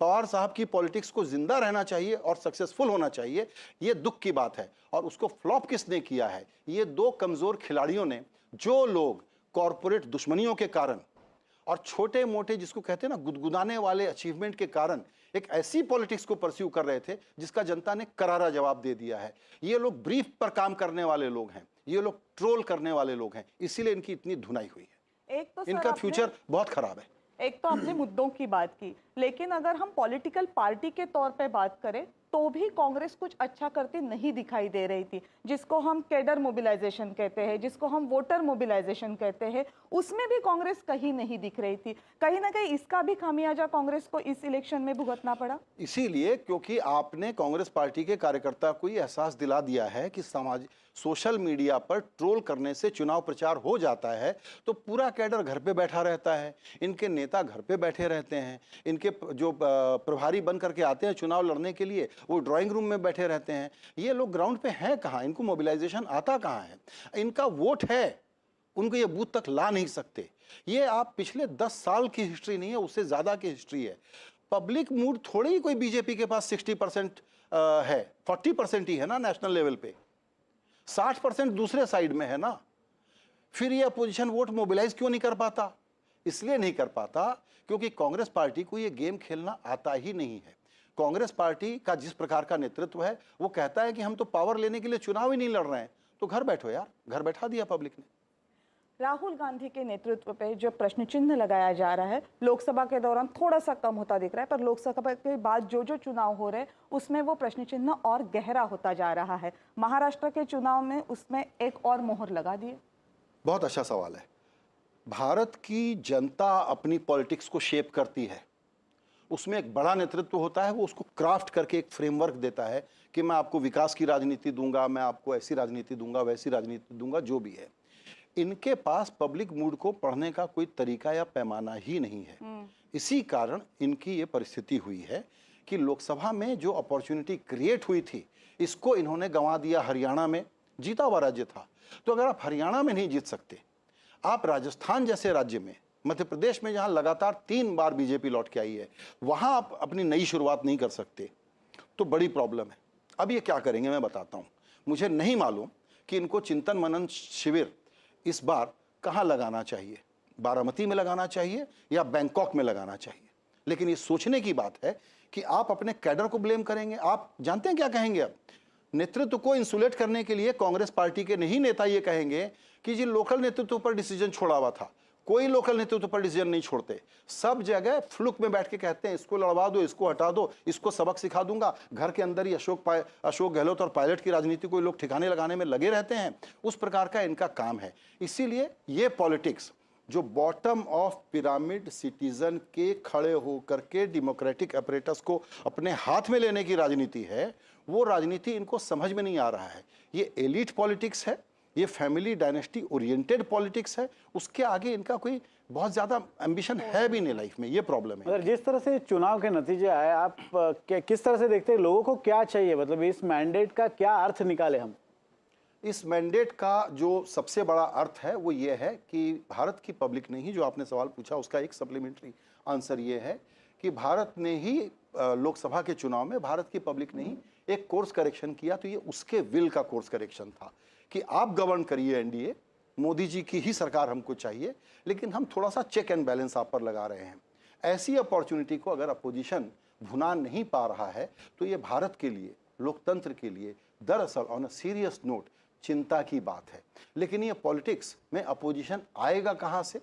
ये जो अपोजिशन लाना है, क्या ये काम कांग्रेस पार्टी कर पा रही है? अभी तक का रिकॉर्ड बताता है कि नहीं कर पा रही है। क्या उनके कुछ रीजनल छत्रप कर पा रहे हैं? उदाहरण कर्नाटक, हाँ शायद कर पा रहे हैं। तेलंगाना शायद थोड़ा बहुत वहां कुछ हो पा रहा है। लेकिन ये इसलिए हो पा रहा है कि वहां की लोकल पॉलिटिक्स को आपने थोड़ा सा स्पेस दिया हुआ है। रीजनल पार्टियां बनी रहेंगी, वो कहीं नहीं जा रही हैं। डेमोक्रेसी का बैलेंस बना रहेगा, कहीं नहीं जा रही है। लेकिन अगर इस डेमोक्रेसी को कोई पहला थ्रेट है, जो अपोजिशन का काम बचाने का होता है, वो पहला threat Rahul Gandhi led Congress party से है। ये बहुत बड़ी बात कह दी है सर आपने कि लोकशाही है वो वैसे ही रहेगी, डेमोक्रेसी है वो वैसे ही रहेगी, बैलेंस भी बना रहेगा। बट वो बैलेंस बनाने की जिम्मेदारी जितनी सत्तारूढ़ पार्टी की होती है उतनी ही वो ऑपोजिशन की भी होती है। तो जितना हमें सत्तारूढ़ पक्ष मजबूत चाहिए उतना ही मजबूत चाहिए अपोजिशन, अगर डेमोक्रेसी हमें जैसे है जिस स्पिरिट में चाहिए वो अगर इस देश में रखनी है तो। सर बहुत बहुत शुक्रिया इस पूरे बातचीत के लिए। या विशेष चर्चेमध्ये आता वेळ झाली आहे इथेच थांबण्याची. All right, so that is Editor-in-Chief Sanjay Pugalia. In fact, his analysis over what happened in Maharashtra. Of course, Maharashtra is a big state, will be spoken about for many hours. But don't forget, there is another state in the reckoning today, and it was Jharkhand, where at this moment 50 leads coming in for the India alliance led by Hemant Soren and the BJP. I mean, this is also in a way quite an aberration, because in Jharkhand we have seen more or less after every 5 years the government changing, Hemant Soren has been able to in fact bring his alliance back into power. That's a big deal there as well when it comes to the election results. Absolutely, this but morning. going back to Maharashtra, because that's where a lot of interest is. Neerja Chaudhary, let me just take you through some numbers of the 53 seats which saw a direct fight between Shiv Sena, Eknath Shinde led Shiv Sena, and of course Shiv Sena led by UBT. The UBT faction is leading on 14 seats and Shinde faction is leading on 38. And when you talk about NCP Sharad Pawar versus NCP Ajit Pawar factions, 41 direct contest in which 31 is where Ajit Pawar is leading on and 8 is where Sharad Pawar is leading on. So clearly that's a reversal of what we saw in Lok Sabha. This is so much about legacy and pursuit of legacy. Tell us what are the larger implications for Uddhav Thackeray and of course Sharad Pawar? I think for both it's a huge challenge. As I say, you can never rule out anybody in politics, never write their obituary. They have a tendency to bounce back. But it is a very difficult situation because Uddhav Thackeray's party having almost 1/3 of what Shinde has. Not only is it an endorsement of Shinde as a leader of the Shiv Sena, and he would say as a legatee of Balasaheb Thackeray's politics. Even though Uddhav Thackeray during the campaign had said, why is he using my father's photograph? Why doesn't he use his photograph? But that's not the way, legacies are determined. So one, of course, is, he has fought back. He's projected himself as a Maratha leader, new Maratha star, and also become a champion of social welfareism. He's thanked my Ladki Behnas for the trust they've reposed in him. So he has carved out a new profile for himself as a leader of the future. Right. Now, and he's accessible, he's helpful, he's doled out money, he's very generous with giving money, I'm told. So smaller number with Uddhav Thackeray, Eknath Shinde with not only numbers, ground support, people support, as well as power. Nisha, does this mean that these smaller numbers can even shift? That's the point I'm making. It'll be more attractive for the smaller numbers to split and break and go there rather than for those in power to move to no power. In days to come, we may see further consolidation. Erosion in their ranks, and this may also happen to the NCP. Yeah. Right. As long as Sharad Pawar is alive, there are people there who are very loyal to him. And I would also say, Sharad Pawar had said to me during the Lok Sabha campaign that regional parties like his would very soon merge with the Congress, associate more closely with the Congress.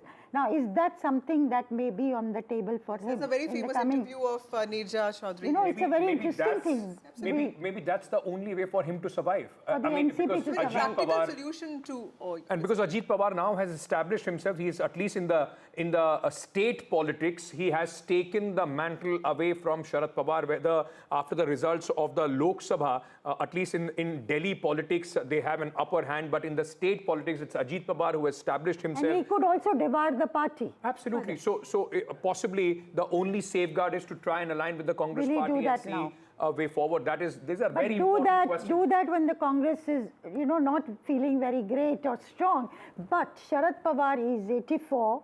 But he is probably the real Chanakya of politics in India today who understands the system. Like people steeped in politics. Can he bring together elements of India closer together? Possibly facilitate other parties also merging in the Congress to strengthen the opposition. And he played a pivotal role in this. Also, like people steeped in politics always say. I'm sorry. We are being told we have to take a break at this moment completely. We're slipping into a very short break. We'll keep coming back with very, fantastic insights that we have at this moment. Stay tuned. We are coming back on this 360-degree coverage of the last election result day of 2024.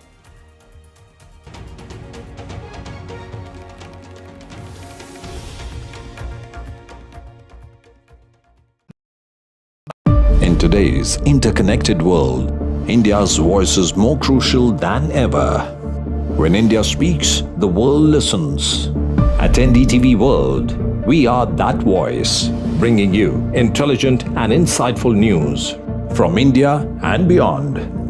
From geopolitics and diplomacy to economic shifts, migrations, tech disruptions, and the stories of our diaspora. We cover the news that shapes our global future. NDTV World, your new home for global news is here.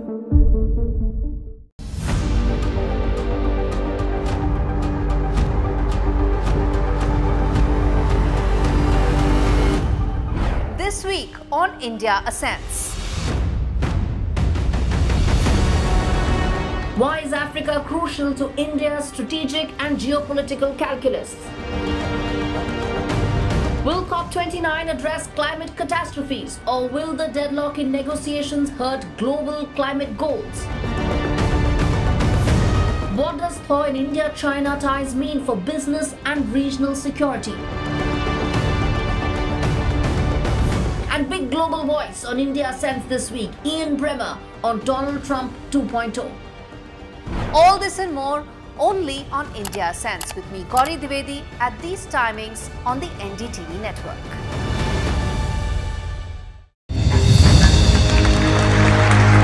I now request the Honorable Prime Minister to launch NDTV World and address the summit. It was the grand launch of NDTV World by Prime Minister Narendra Modi.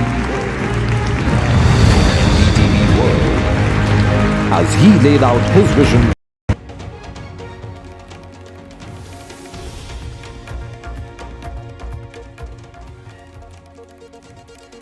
Good afternoon, everyone. The Mahayuti seems all poised for a comfortable victory. In fact, a sweep in the state of Maharashtra, a state that's known for being so restive. It's a state that has seen 3 chief ministers in the last 5 years and also 4 deputy chief ministers, multiple wards for symbols and name. But of course, there's some sense of clarity that's coming in now. The BJP out there putting on its best performance. Remember, Devendra Fadnavis, the first BJP chief minister of Maharashtra, is at the center of all of this celebration. Also because in Vidarbha, 62 seats, the BJP has put on a remarkable performance.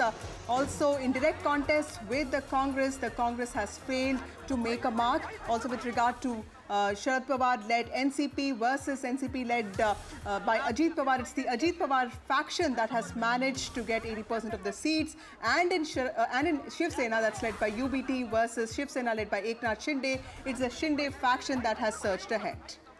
That's right. And the celebrations, of course, have erupted in the NDA camp. You can see on your screens right now, Eknath Shinde there holding up the victory sign. We've also seen Devendra Fadnavis there, being congratulated. Of course, congratulatory messages have also gone from the BJP High Command to all the 3 top leaders in the NDA in Maharashtra. Their celebrations have already begun. Of course, there is this tough question about whether or not Eknath Shinde will be retained as the Chief Minister of Maharashtra or not. These are some of the aspects that we'll discuss along with our panel of experts, as well as go across to our ground reporters there. But first, let's take a look at the top headlines. Celebrations erupt as NDA is all set to sweep elections in Maharashtra. BJP wave stuns Mahavikas Aghadi.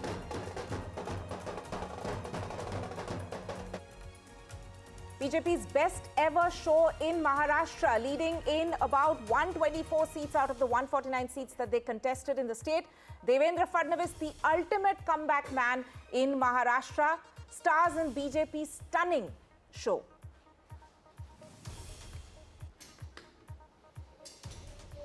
Home Minister Amit Shah congratulates Mahayuti leaders. The Home Minister has spoken on the phone to Eknath Shinde and also Devendra Fadnavis. He has also spoken to Ajit Pawar. Big win for India bloc in Jharkhand as voters reject NDA's infiltrators campaign. Hemant Soren defies anti-incumbency, set to win another term in the state.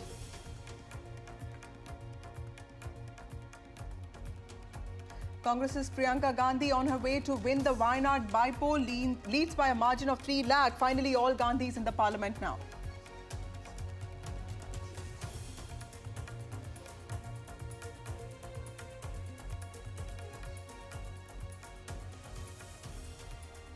Right, and we are, of course, looking at the battleground state of Maharashtra first, as we have, in fact, seen BJP scoring their biggest ever victory, win in a way in the state. But it's the NDA camp which is, of course, celebrating over there. All the 3 parties over there of Shiv Sena as well as the NCP doing remarkably well in order to get this stunning victory by the NDA. At the moment, there's, of course, we are looking at a landslide victory of the NDA in Maharashtra. Vasudha. Absolutely. And Tanima, if you look at the different issues that played out in this election, there were slogans like Ek hai to safe hai. There was also batenge to katenge. But at the same time, there was a lot of social engineering attempt that the BJP put in. In fact, Bhupendra Yadav, Ashwini Vaishnav, the in charges of from the BJP side, had this whole mandate to ensure that the OBC castes are with them. They also tried uniting the Marathas and also going to Dalit bastis to ensure that the Congress's narrative that the constitution can be changed is something that is worked upon. So a lot of corrective actions is what the BJP took. This is after the BJP faced its worst setback in the 2024 Lok Sabha elections, Mahayuti winning just 17 of the 48 seats. But major takeaways there. For that, we have with us Aarti Jairat, senior analyst and senior journalist, and we have Mayank Mishra, who's also with the NDTV. Hey. Thank you, both of you, for being here. To you, Mayank Mishra, first, the Congress clearly is the weakest link, because if you look at Vidarbha, it looks like the BJP has put in a lot of effort there. It's winning more than 70% seats there. Tell us, what are your big takeaways from the election outcomes as far as what we see right now? I will give you some data which I picked up from Election Commission. Congress vote share, Congress got fewer votes than all other parties, all 5 parties, major parties. Congress vote share is at 10.6% as of 1230 from Election Commission. NCP, both the factions of NCP got more votes than Congress. UBT faction got more votes than Congress. And Shinde faction also got. Right. So undivided, Okay, Shiv Sena had. Mayank, I'm really sorry to interrupt you there, but we will, of course, finish that point. But let's go across to my colleague Radhika, who is standing on the ground there. Radhika, what's the latest on the ground where you are reporting from? That's right. It is an incredible victory for Mahayuti, and BJP is, of course, celebrating. I'm outside BJP office. A stage has been erected where all the BJP top leaders are expected in just a bit. Devendra Fadnavis, Chandrasekhar Baonkule, and several other winning candidates will be taking over the podium in just a bit. You can see saffron all over, and of course, people here celebrating, sloganeering. बताइए, नहीं, बताइए आप आज की जो महाराष्ट्र की जो कामयाबी है, ये हर कार्यकर्ता ने मेहनत किया है और महाराष्ट्र शासन में जो माझी बहन लाड़की योजना लाई उस तरफ से बड़ी कामयाबी मिली और महायुति का मुख्यमंत्री भी बनेगा। भाजपा और महायुति बहुत बड़ी कामयाबी मिली और महाविकास आघाड़ी तो पूरी खत्म हो गई। क्या रीजन एट्रीब्यूट करेंगे, क्या रीजन है ऐसे वाले विक्ट्री के लिए? देखिए क्या है, देवेंद्र जी ने नारा दिया था धर्म युद्ध का, धर्म युद्ध हो चुका है, अभी धर्म स्थापना की बारी है। नरेंद्र जी के माननीय पंतप्रधान नरेंद्र मोदी जी के नेतृत्व में हमारी महायुति की सरकार आ रही है और हम 2 दिन के बाद मुख्यमंत्री हमारे भारतीय जनता पार्टी जी के ही बनेंगे और देवेंद्र जी ही मुख्यमंत्री बनेंगे। वुमेन कार्यकर्ता, देखिए लाडली बहन जो योजना बनाई मुख्यमंत्री शिंदे जी ने और उप मुख्यमंत्री देवेंद्र जी ने, वो काम में आई। लाडली बहनों का भी आशीर्वाद मिला है। फिर बटेंगे तो कटेंगे, एक है तो सेफ है। और हमारी जो मातृशक्ति है भारतीय जनता पार्टी की संघ वाले, उन्होंने जिस प्रकार से ये मुद्दा उठाया था कि हिंदुओं ने अपना वोट करना था, वो भी एक कामयाब हो गया। जैसे मुस्लिमों ने फतवा निकाला था कि मुस्लिम ने महाविकास आघाड़ी को वोट करना चाहिए, तभी हिंदू जागरूक हुआ कि अभी हमें महायुति को लाना है। और उस प्रकार से एक विकास और हिंदुत्ववाद, ये पूरा और महिलाओं का जो लाडली योजना है, ये पूरा फैक्टर है जो आज महायुति के। So those are the reaction and responses from BJP karyakartas here. Of course, victory sloganeering is what we are hearing, and we also heard some firecrackers, laddus being distributed. So all that taking place outside BJP office, a lot of movement activity going on, and of course, as this, this particular person was in fact commenting, it is the development factor as well as women's schemes that seems to have worked well as far as Mahayuti, particularly BJP and Shinde Sena are concerned. So Radhika outside the BJP office and reporting all those visuals there. Radhika, tell us, this is the best performance of the BJP when it comes to Maharashtra. And of course, the party is leading in more than 129 seats. Tell us what is the demand of the BJP workers? The Prime Minister is also expected in the BJP headquarters today evening. There will of course be a lot of meetings today. This is not something that the BJP will let go of, and there will be a lot of power play that we can see in the next few days.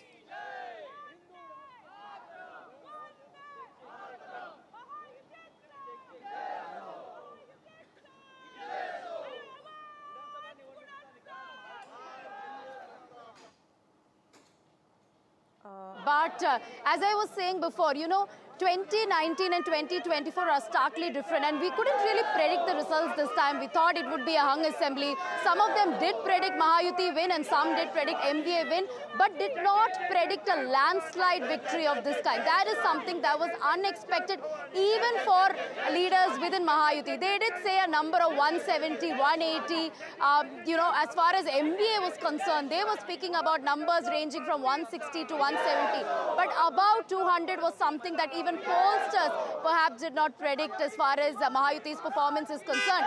And all this, just a couple of months after the Lok Sabha elections. Lok Sabha elections saw a defeat of sorts as far as Mahayuti is concerned. And we saw what happened to Devendra Fadnavis. Soon after Lok Sabha defeat, Devendra Fadnavis decided to resign as the Deputy Chief Minister. He wanted to concentrate on strengthening the organizational structure of the BJP.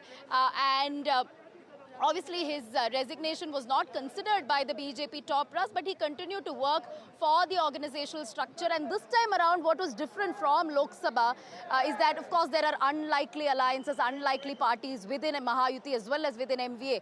During Lok Sabha, there were a lot of disputes, bickering over seats, candidates. BJP as well as Shinde Sena announced candidates and seats in the last minute. That really cost them dear. Constitutional narrative by the Congress, that cost them dear. But this time they made sure that those narratives did not adversely impact Mahayuti, one.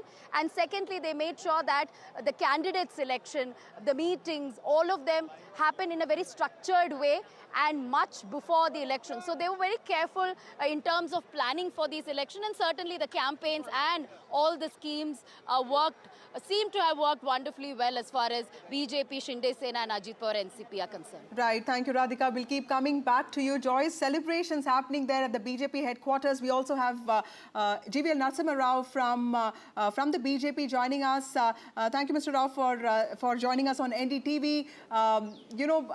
The Mahayuti faced its worst setback in the state of Maharashtra in Lok Sabha elections 2024, winning just 17 out of 48 seats. But today the tables have been completely turned. Can you tell us what are the corrective measures that the BJP took, and also this welfare pitch? It seems like the BJP will no longer be able to blame the Congress for its guarantees, because welfare has also become your hallmark. Yeah. Good afternoon to you and all the viewers watching NDTV. First of all, we'd like to thank people of Maharashtra for giving us such a massive mandate. I think first let me explain the significance of this mandate. For over 4 decades, a magnitude of this magnitude has not been given by the people of Maharashtra. This is the largest seats tally for the BJP. This is the lowest tally for the Congress and the opposition. And the most important, the headline point is, there will not be any party which can really claim the leader of the opposition status in Maharashtra Assembly. Congress will fall in the same league as they have in Lok Sabha. For 10 years, they could not claim a leader of the opposition post. So this is and then we have polled close to 50% votes. Last time when we won the mandate in 2019 with Shiv Sena, we polled only 42%. Together this time we polled 50%. So a big voter, big support from the public across segments, various sections and segments. I think in the recent elections, we are seeing people cutting across the geographic divides, the demographic divides. They're voting for development, they're voting for Vikas, they're voting for welfare. And this is the welfare pitch of the BJP is different from that of the Congress. Because for Congress, welfare is deceit. They've only been making empty promises. They've done that. They have won elections in Karnataka, Telangana, Himachal, making such promises which they never fulfilled. On the contrary, BJP has fulfilled every promise that we have made.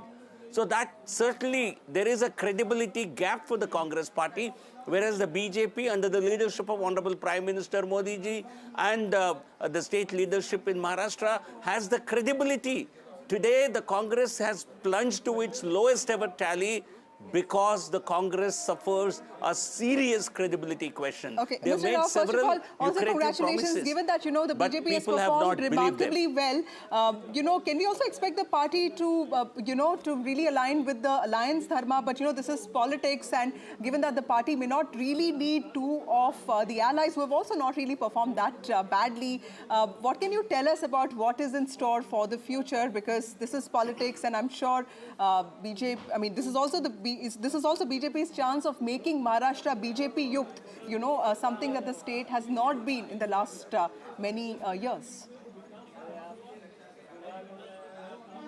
No, but between 2014 and 19, it was a BJP-led government with Mr. Fadnavis as the chief minister. So it's not that BJP had never led government in Maharashtra, but this time certainly the central leadership of the BJP, the parliamentary board of the BJP, in discussion with the state unit, will take a decision, and that will not be a problem at all. You've seen how BJP has been able to elect governments without any murmur. So certainly this is not, today is a day to understand and also to swallow the victory And a government formation has never been difficult for the BJP. It will not be difficult now. It will certainly be a decision that will be collectively made by our parliamentary party in discussion with the state unit.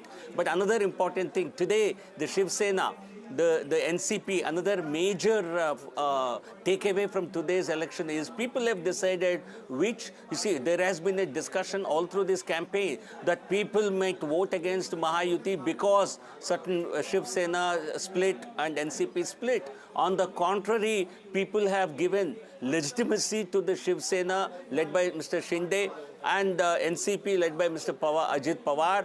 They have given legitimacy to them. They have clearly given their verdict that they consider them to be the real parties. And they have punished these parties, Shiv Sena particularly, for betraying the mandate of the people in 2019 and siding with the Congress party, which was defeated in 2019 polls. So this is a result against Shiv Sena, Uddhav Thackeray's betrayal of the mandate of 2019, and it's certainly some sort of legitimizing. The constitutional authorities, Election Commission, Supreme Court have already given the legitimacy, but today people have put their stamp on it. So certainly in all respects, it's a huge victory for the Mahayuti and the biggest setback for the MVA ever. Right, sir. Thank you, Mr. Rao, for joining us on NDTV. Quite a remarkable victory for your party. Congratulations on that. Going back to our guests, Aarti Jairat and Mayank Mishra. Mayank, you were saying you were talking about the big takeaways from this result. It was one headline, stunning headline is stunning rejection of the Congress in Maharashtra, and I was going through some of the data. Undivided Shiv Sena had polled 16% votes. Now, if you combine the two factions together, it comes to around 23%. So everybody else has gained and Congress has lost. BJP remains intact.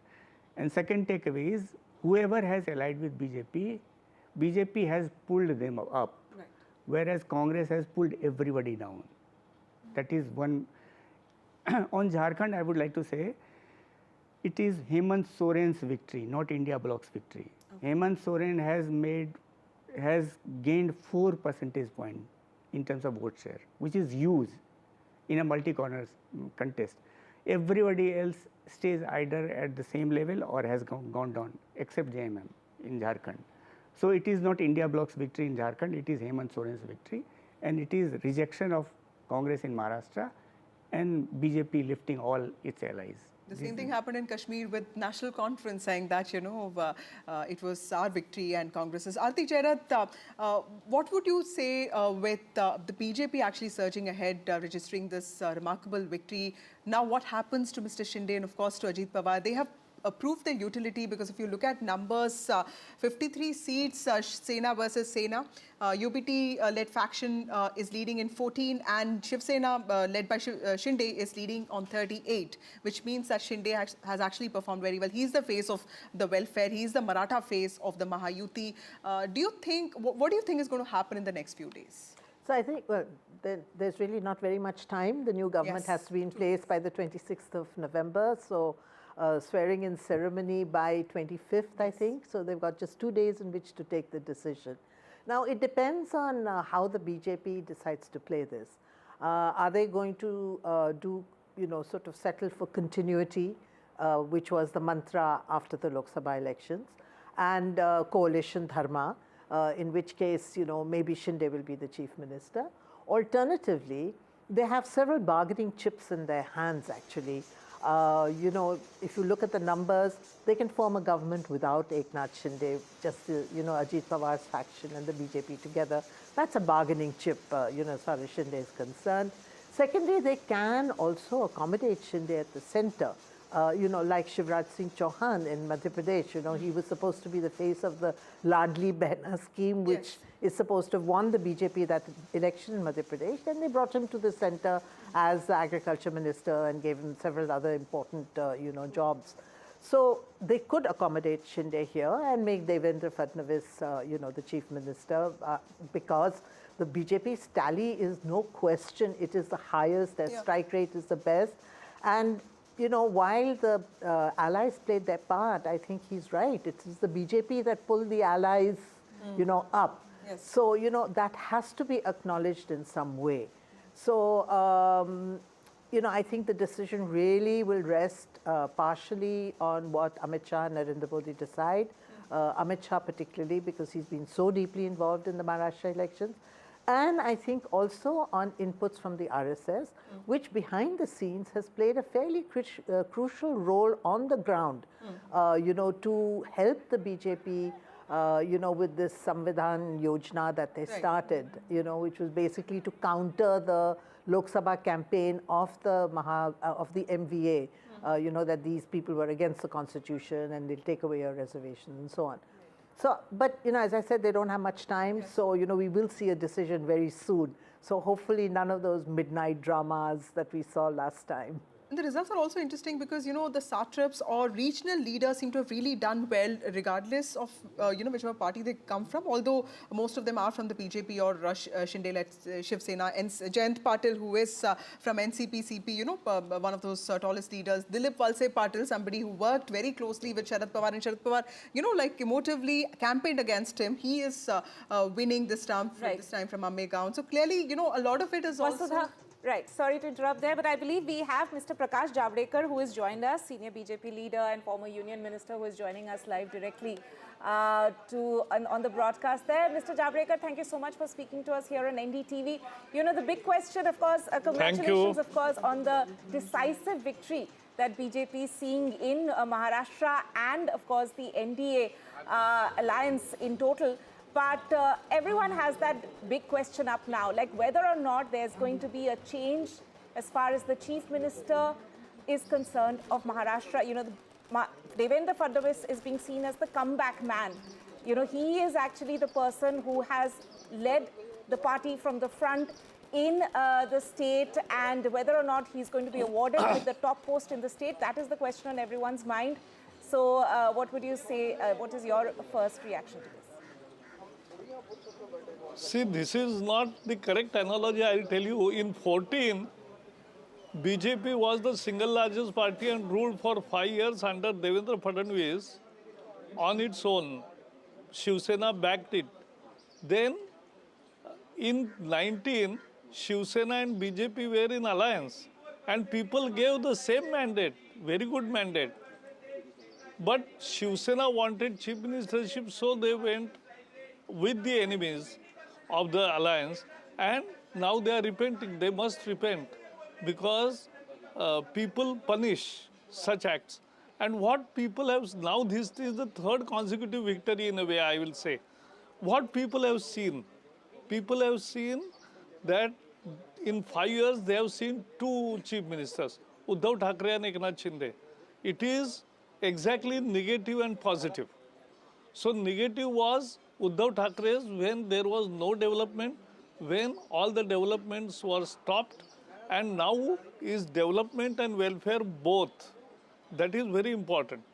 And one factor I must tell you, people remind it.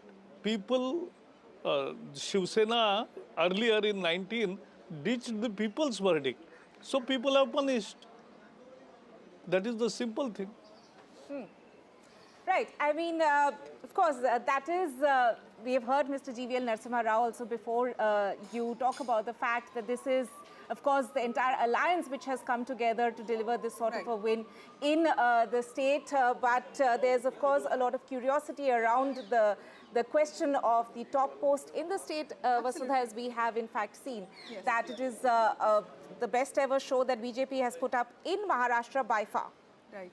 Mr. Javadekar, also one question for you, sir. There was a lot of emphasis on Karyakarta ka josh ya morale, you know, because there was a belief, there was an understanding that in 2024 Lok Sabha elections, a lot of Karyakartas, a lot of workers, in fact, also those with the RSS did not really come out. That also led to the kind of results that we saw. What did you change with respect to working with party? Because this time, all BJP leaders were very clear that though Eknath Shinde was being projected as the leader of the alliance, it was very clear that that's something that will be decided later. Was that also a strategy to ensure that every party brings out its supporters and workers in huge strength?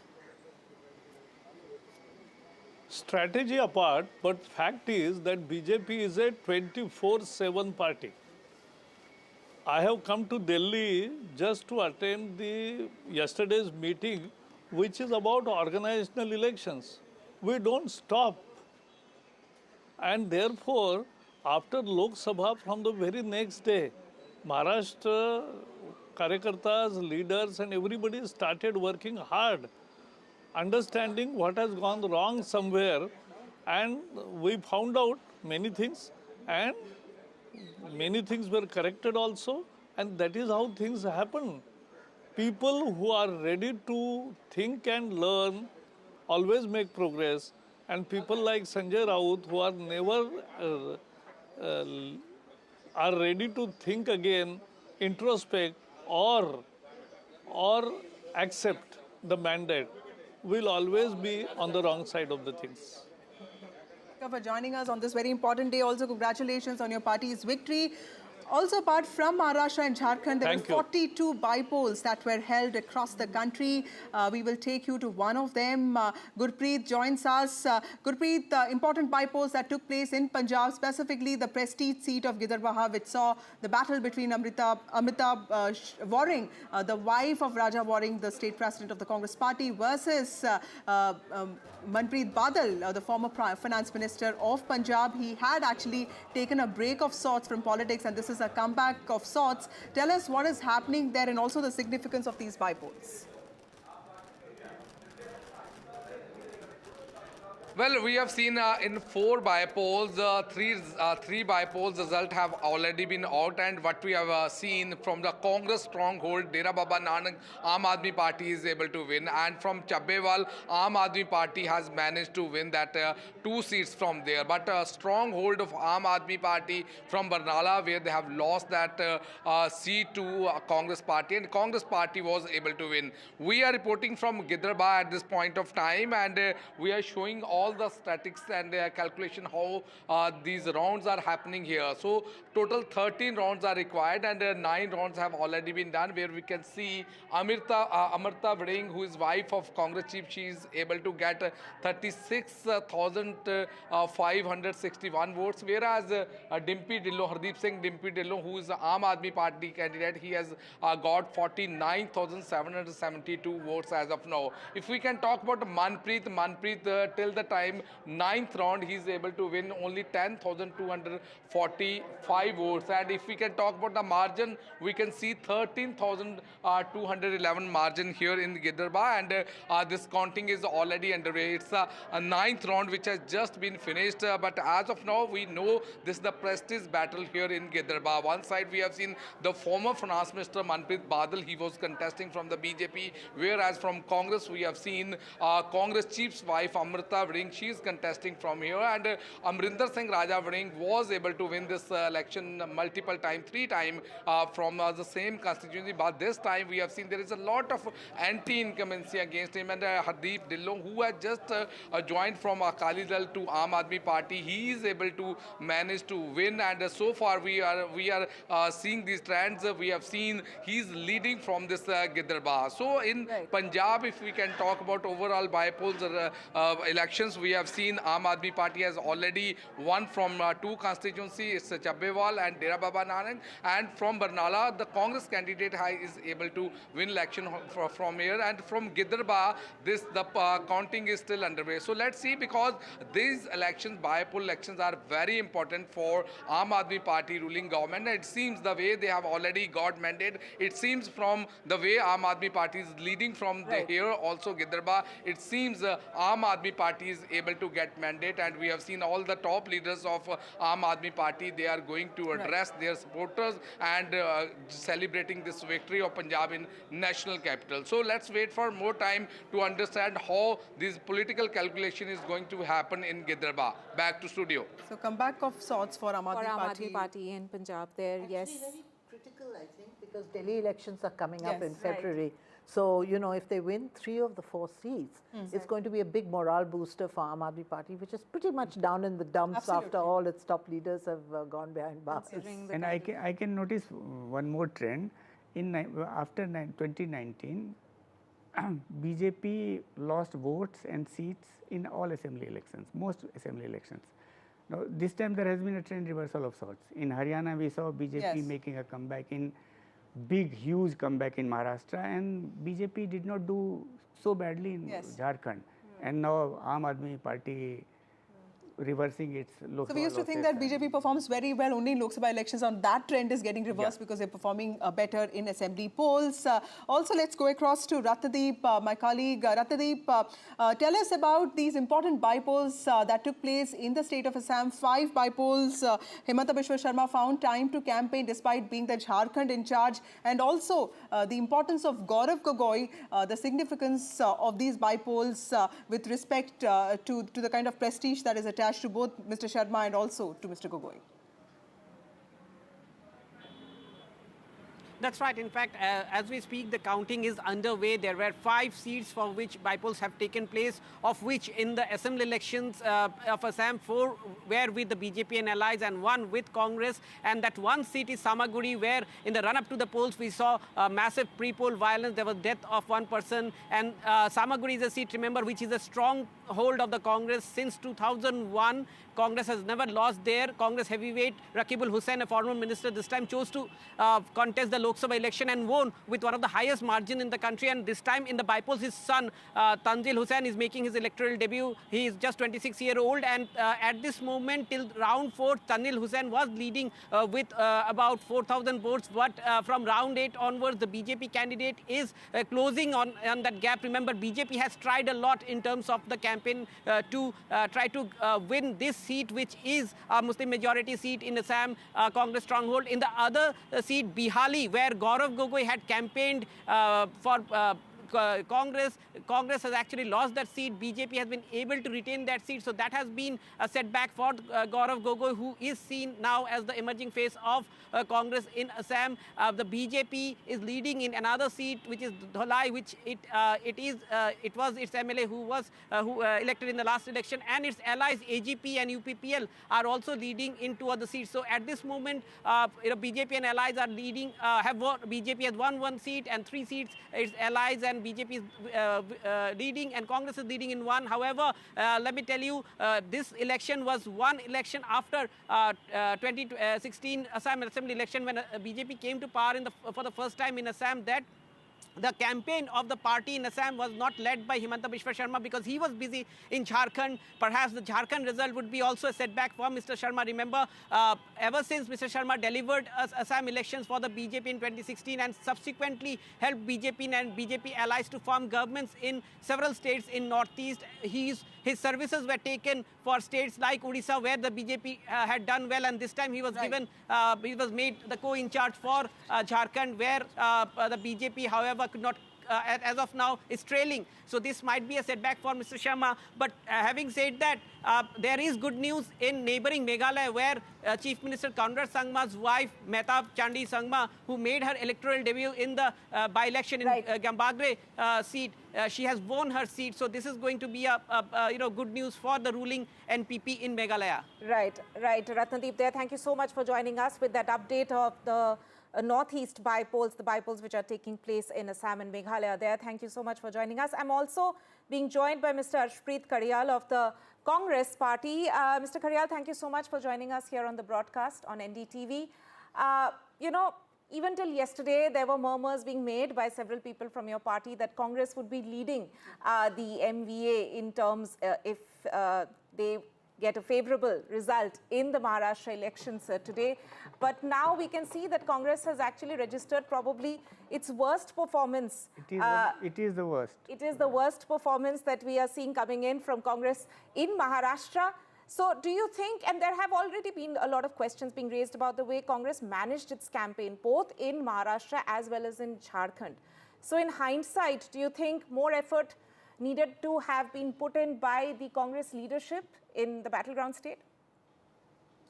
Well, a couple of things to that. First and foremost, the Bharatiya Janata Party is one state and India Alliance one another state. So it's 1-1. Let's see it for what it is. Number 2, the Bharatiya Janata Party has registered Guinness Book of World Records record as in the maximum number of malpractices have been witnessed in this election. We all saw how the General Secretary of the Bharatiya Janata Party, if there's a BJP spokesperson here, he should tell us, was Mr. Vinod Tavade caught on camera influencing votes, distributing money, or was he not? Number two, the Operation Lotuses that have taken place under the BJP regime, everybody's witnessed that. Number three, the misusage of the agencies, whether it be the IT, the ED, the CBI. We've all seen how the arm twisting happened and how all the complaints that went vis-a-vis the violation of the Model Code of Conduct, all of them went unaddressed. We did not get any substantial action taken against any BJP leaders that were violating it, and these things have been caught on camera. Despite that, there's been no action. Number one. Number two, it's very important for the Bharatiya Janata Party, if there's a BJP spokesperson, to tell, could you please enlist 5 things that the BJP has done in the last couple of years, the Mahayuti has done in the last couple of years in Maharashtra?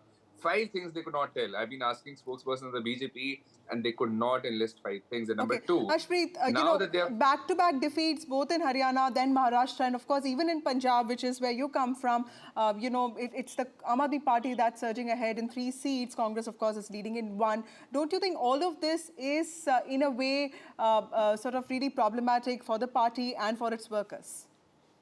not really. See, winning and losing is a part and parcel of the game. What matters is the people's work should be done. And the question here is, will the 15 lakhs be given? Will the 2 crore jobs a year that the BJP promised would be given? Will the doubling of farmers' income by 2022, which was supposed to happen 2 years ago, will happen now? Will the inflation decrease? The diesel, petrol, dal, dahi, doodh, paneer and whatnot, will the prices come down? Will the rupee be better as compared to the value it has against the dollar? All these things are what is what matters to the people of India. Winning and losing of a political party is irrelevant to the people. They want their work done. They want to be able to sustain themselves. They want good governance. And the BJP has not been able to do that. And the question is, now that you have won this, now that you've won Maharashtra, will you be doing the promises you made a couple of years ago? Because you made new promises. Number two, you talked of Haryana. In Haryana, the vote percentage was 39%. And if the Bharatiya Janata Party had won Haryana, at the same time, India Alliance had won Jammu and Kashmir. If this time the Bharatiya Janata Party has won Maharashtra, India Alliance has won Jharkhand. And in the other states, the bypolls, we have swept Karnataka bypolls. Everybody's seen that. We have swept it. And the BJP's questions, the allegations that they were leveling against our government, all of them have gone out of the window. And very soon you will see that the other seats, the other bypolls where we have either won or where we are leading, the Congress party will make a significant development in all the other bypolls which are happening.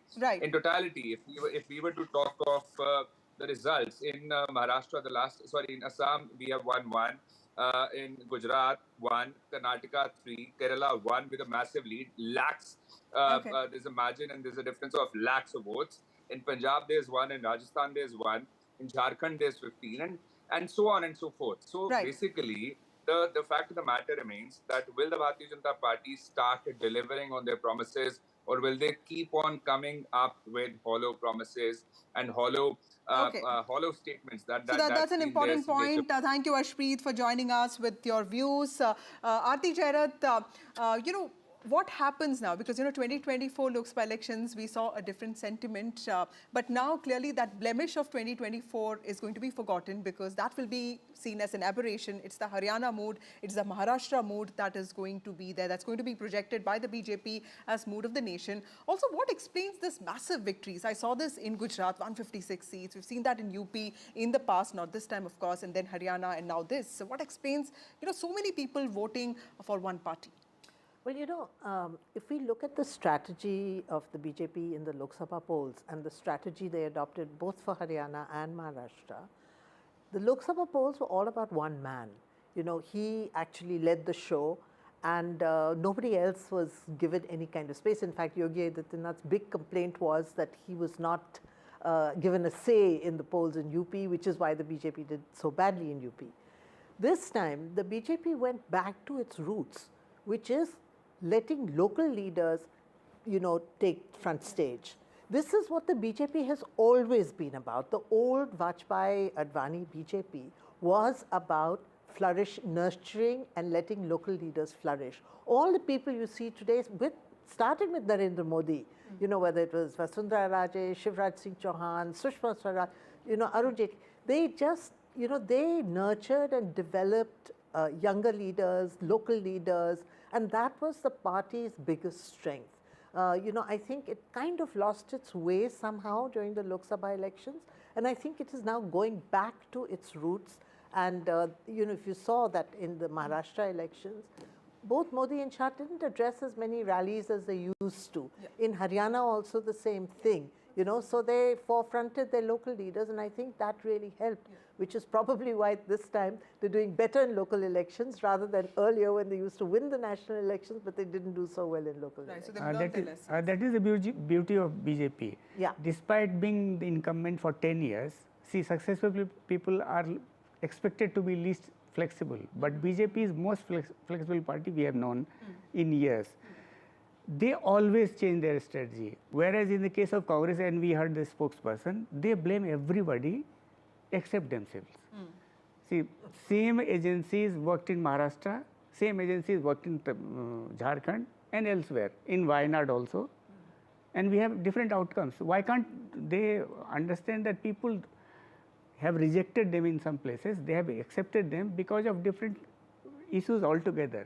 So brushing everything under one carpet and saying that agencies are to be blamed, this is... But you know, again, to go back to this issue of local leaders, the only place where the Congress is doing well actually is Karnataka, where, you know, they're winning 2 of the 3 bypolls. And that's because that's one state where they still have strong local leaders. An organization. And an organization. Yeah. You know, everywhere else, I mean, Maharashtra, for instance, they've lost everybody. Either they have passed on because they were too old, or people like Ashok Chavan have left, you know, and they don't have local leaders left. So, I mean, I think really the BJP, Congress needs to learn some lessons from the BJP about the flexibility, adaptability, you know, reading the mood on the ground, and, you know, when necessary, push your local leaders forward, when necessary, push your national leaders forward. Ma'am, on that aspect of local leaders being at the forefront, you know, another important thing which is of course coming out is the legacy war that everyone was talking about. You know, how Uddhav and Sharad Pawar had the sympathy wave in their favor in the Lok Sabha elections, and the tables seem to have turned this time around. So in terms of these 2 big political stalwarts in Maharashtra, this mandate, what would it mean for their future career? Well, you know, I mean, honestly, for me, the biggest shock in Maharashtra is not the poor performance of the Congress, because I really wasn't expecting the Congress to perform well, you know, when challenged by the BJP. For me, the really big story is Sharad Pawar's complete eclipse in these elections. In his home turf of Western Maharashtra, you know, his nephew's party, breakaway party, has done better than him. Absolutely. I mean, he has dominated Maharashtra politics for 4 decades. You know, for me, this is, and he had said this is his last election. So it's his eclipse, and maybe the eclipse of the NCP, because I really don't know who can take his legacy forward now that, you know, Ajit Pawar seems to be in the driver's seat as far as NCP is concerned. So, yeah, I mean, this is the most shocking story. And, you know, it's also very... it'll have an impact on the India alliance, because, you know, Sharad Pawar was a major strategist for India through the Lok Sabha polls. Now with his eclipse and his failing health and his age and everything, I mean, they don't really have anybody left anymore to, you know, do a kind of national strategy for them. Right. Asif Pamla of the BJP also joins us. Asif, when it comes to, Asif, first of all, thank you so much for joining us. Also, congratulations. I was thank you. It's a good day for us. Yes, I was looking. Thank you to all the media people as well for, you know, bearing us at many times of challenges as well. Thank you. Okay, sir, I was looking at some numbers, but before that, tell me, is Devendra Fadnavis becoming the chief minister, or is it going to be Eknath Shinde? Well अभी थोड़ा सा suspense भी रखना चाहिए ना. सारी बातें आप लोग को अभी बोल देंगे तो क्या फिर आप लोग हमें बुलाना ही बंद कर दोगे. But in all possibilities, it looks like he's on the driving seat. And it's not that he's on the driving seat now. He was always on the driving seat. I mean, if you know, in the last time, in the last time we got the mandate for 5 years. But apparently हमारे पीठ में खंजर घोंपा गया था और उन्होंने जाकर अपना अलायंस तैयार किया। 2.5 साल all the progress of the state, all the infrastructure projects, all were pushed to the back burner just to show Devendra ji down.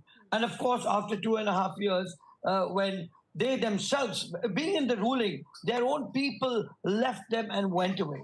And they preferred to join us not being in power. And when we came in power, we got the trail back. But then again, after that, Lok Sabha came. And after Lok Sabha's victory, they saw no end to themselves. And to an extent that they were so trumpet about the fact, although देखिए क्या झूठ ज्यादा टिकता नहीं है। आपने संविधान की बात की, वही किताब जिसके अंदर पन्नों में कोई संविधान के बारे में जानकारी नहीं, आप वो दिखाते रहे, मराठा आरक्षण वर्गलाते रहे आप, तो ये चीजें जो है उस समय उन्हें बहुत फायदा हुआ। Accept that we in all humility we accepted our defeat. लेकिन आज वो फिर से मौका आया और यही नहीं, 2.5 साल में देवेंद्र जी ने वो कहते हैं ना गम खाकर, a man who's been a successful, वो कहते हैं development Fadnavis in his time for 5 years had to go as a deputy chief minister. No, he was not interested to even come into the chair. But the party gave him, and he, with all the huge numbers that we had, we went and we compromised. No, that was in the interest of the state. और यही लोकसभा के बाद आपने देखा इनके तासुरात क्या हो गए। यही लाडकी बहन योजना जो हमने लाई, लाडकी बहन योजना, which is being seen as the reason, one of the most important reasons. Give me 10 seconds on that. Yes. That was what was bought by us. तो इतना हुआ रेवड़ियां बांटी जा रही है, अरे नेशनल एक्सचेकर पे इतना प्रॉब्लम हो जाएगा, where do we get all the money from? और तुरंत you take a U-turn on that and say no, they're giving you 1,500, now we will give you 3,000 rupees. Right. So तब national exchequer पे भार नहीं होगा, state exchequer. Right. So these Asif ji, valid point there, but देखिए, you know, ये जो लाडकी बहन योजना थी, you know, which is being seen as one of the reasons for your win, उसका जो face था, the face of that was also Eknath Shinde. आपको लगता है कि you know the Mahayuti alliance will also remain collective, you know, और सबकी utility जो है will be taken into account when decisions of the government you know are being taken, and also उसमें भी you don't have too much time because the government has to be in place by the 26th. देखिए महायुति की अगर आप बात करें तो you come back again. Sorry, I just got a little airy with the question. I'm saying that the face about Eknath Shinde. Yes, of course. We are all together. Eknath ji ho, हम हो. We are not like the Shiv Sena. आपस में उनके ही अगर आप देखो तो परिणीति शिंदे के वहाँ शिव सेना के लोग उनके बैनर फाड़ रहे हैं. तो ये भूमिका हमारे तीनों लाइन में, though we had a lot of differences also, but we never had a situation like that. And let me tell you, लाडकी बहन का संकल्प था मध्य प्रदेश से भारतीय जनता पार्टी का एक कामयाब you know कैंपेन रहा जिसका एंड रीच लोगों को रहना जरूरी है। आप स्कीम्स बहुत लाते हो लेकिन it doesn't reach to the end person. If you see, all the mahilas had a smile on the face when they went to the election. I remember in Bandra I stay when we went for the campaigning of Ashish Shelar ji, महिलाएं कहती थी आप क्यों आ रहे हो हमारे दरवाजे पे? आपने अपना काम कर दिया, अब हमें अपना काम करने दीजिए, हम आपको दिखलाएंगे। और आज उन्होंने चमत्कार दिखाया। You know that's why it's women's first, and I'm happy that you are interviewing us and you are there on heading this debate also. So this is the Ladki Behan charm and the charisma that was well crafted. And not only that, we also understood the mood on the ground. You know, we didn't live in the denial, which of course Mahavikas Aghadi lived in, like a Sanjay Raut coming in the morning and blabbering, you know, from all the worst thing. We said, हमें तो party से भी आदेश दिया गया था कि भाई as a spokes person आपने संयमता बरतनी चाहिए। आपने ये नहीं कहना कि कौन सीएम बनेगा, दैट्स ऑन। हमें महाराष्ट्र चाहिए, महाराष्ट्र की प्रगति और उन्नति चाहिए। सीएम अभी जो भी हो वो आला कमान और पार्लियामेंट्री वोट तय करे। सर ये बताइए, चीफ मिनिस्टर के नाम पे सस्पेंस रखा जाए, आपको जब होगा सुविधा, लेकिन ये अरेंजमेंट है कि एक चीफ मिनिस्टर और 2 डेप्यूटी चीफ मिनिस्टर, ये अरेंजमेंट रहेगा इस बार मैंडेट एकदम से इस मैंडेट के बाद? देखिए आज का दिन तो बहुत ही खुशी का दिन है, तो हम बड़े खुश मिजाज हैं और आगे क्या होगा वो कोई इतना अहमियत रखेगा जरूर कल के बाद, लेकिन आज तो मैं स्वयं पार्टी ऑफिस जा रहा हूँ 4 बजे। देवेंद्र जी आ रहे वहाँ, तो बड़ा जोश खरोश और जोश उल्लास से हम आज के दिन को, क्योंकि मेहनत भी इतनी लगी हम सबकी। देखिए हमने जो है वो कहते हैं ना, जब हम हारते हैं तो हम इंट्रोस्पेक्शन करते हैं। लोकसभा में हमारी जो हार थी उसका हमें बड़ा खेद और दुख रहा, और हमने यातायात उस पर हर दिन काम किया। और देखिए आप, युवा हो, महिला हो, अपना किसान हो, लाभार्थी हो, सबको हमने साथ लेकर चलने का एक प्रण लिया कि नहीं, ऐसा कोई we didn't leave any stone unturned to reach to a magic figure. Absolutely, Asif Bamla ji, thank you so much for joining us. That is the blessings that the blessings that Maharashtra, my Latki Behna, and all of us given us in the form of coming back to power. Thank you. Yes. Right, that was Asif Bamla there of the BJP, of course. Let's also turn our focus to one of the states which saw very crucial bypolls taking place, and that is, of course, the state of Uttar Pradesh, in which the BJP seems to have stolen a march ahead of the Samajwadi Party. And I have my colleague Ranbir, who is standing by to give us the latest. So, Ranbir, it's the BJP which is leading in in most of the 9 constituencies which had in fact had the bypolls earlier this week. Yes. BJP is leading on 7 seats out of 9, and 2 Samajwadi Party is winning 2, Karhal and Sisamau of Kanpur. So the ratio between BJP and Samajwadi Party is 7:2, and that ratio is expected because exit poll says that the situation is that BJP can win 6 to 7 seats, and today after the trends we can say that BJP is in condition to win at least 7 seats out of 9. So it's a setback for Samajwadi Party because in 2022 Samajwadi Party won 4 out of these 9 seats, and this time it shrinks to 2. So the number, one is Karhal, from where Akhilesh Yadav was MLA in 2022, but now it's time for Tej Pratap Yadav, who is winning from Karhal seat, and another one is Sisamau of Kanpur, where Naseem Solanki, she has almost won that seat by around 8,500 votes. And rest of the 7 seats, including Ghaziabad, Khair, Kundarki. And the most interesting one is Kundarki because at least 65% voters are Muslim community, and BJP is winning that seat by at least margin of more than 90,000. So that is very interesting seat. And if we talk about Majhwa, if we talk about Katehri, if we talk about Phulpur, all these seats, BJP is in a condition to win these seats. So the ratio between BJP and Samajwadi Party is 7:2, and that's a setback for obviously for Samajwadi Party. So the bypolls of UP being seen as a semi-finals before the 2027 assembly polls, also seen as a test of the sentiment that existed in UP, where the BJP faced a setback in 2024 Lok Sabha elections, to know if that sentiment actually existed, because that's when Sapa Samajwadi Party got 39 seats, reducing the BJP to 31 seats, so clearly 27 seats. So clearly this was an important set of elections. Also in Maharashtra, like we know, while the BJP and the Mahayuti focused a lot on micromanagement, there was also a trend. There were also many leaders, top leaders, addressing public rallies in various parts of the states, very strategically designed program in which what we understand is that the Prime Minister Narendra Modi addressed around 11 rallies, and in which the strike rate has been 82, which is where the Mahayuti has won about 9 out of 11 seats that he addressed. And so the strike rate is around 82%. For Rahul Gandhi, he addressed around 7 rallies in which the Maha Vikas Aghadi has won 1 seat, which means the strike rate is around 14%. Right.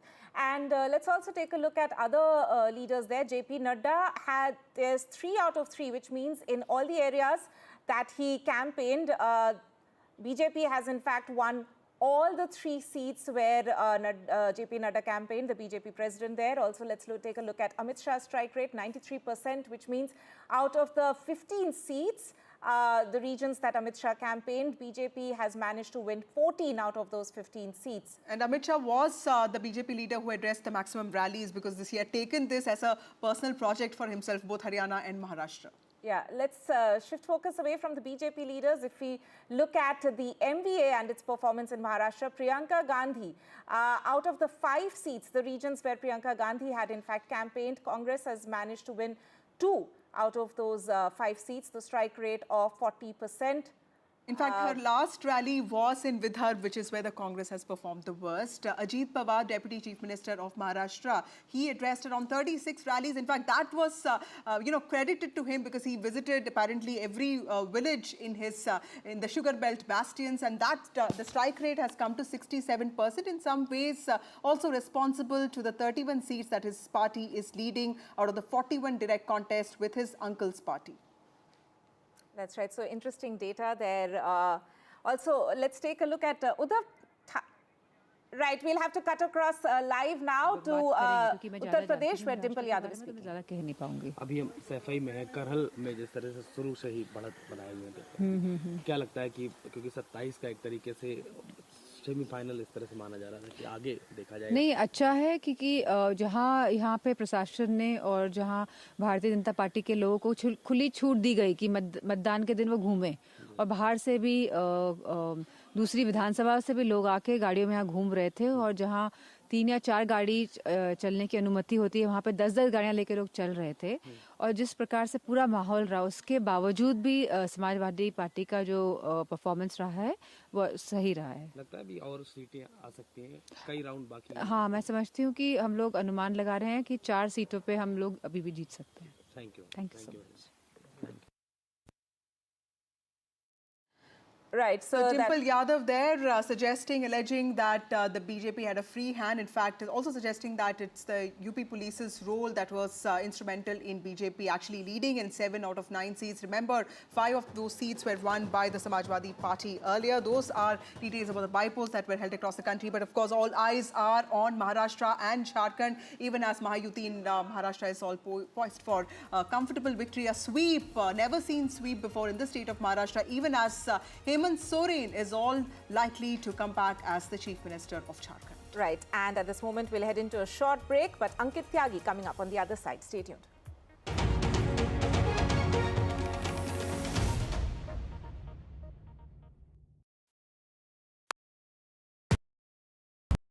Stay informed and entertained with the new and updated NDTV News app. You can watch all our channels live, listen to podcasts, read breaking and exclusive news from around the world and more. Download the NDTV app today and get access to the best journalism and storytelling on your smartphone or tablet. The NDTV app. News that matters to you. NDTV proudly upholds its legacy of trust and credibility. According to the prestigious Reuters Institute's Digital News Report 2024, NDTV is the top-most news platform in the country. Number 1 in both online and offline reach in India, beating all its competition. NDTV stands for trust. Hello and welcome to India Sense, where I speak with global opinion makers. The United States has made a strategic decision over the last 20 years to move closer to India.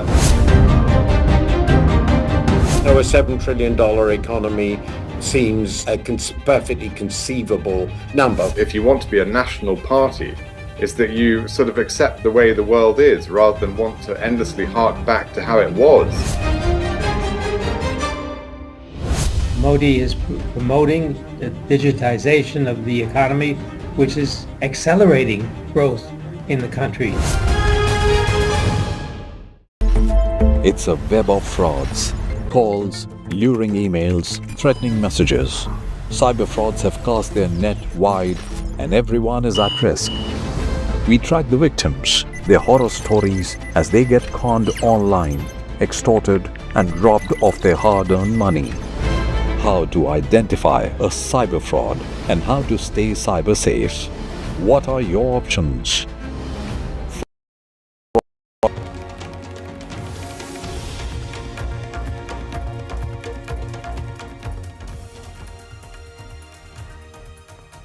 Hello and welcome to NDTV, our continuous coverage of the last election result day of 2024. And how has this day turned out to be?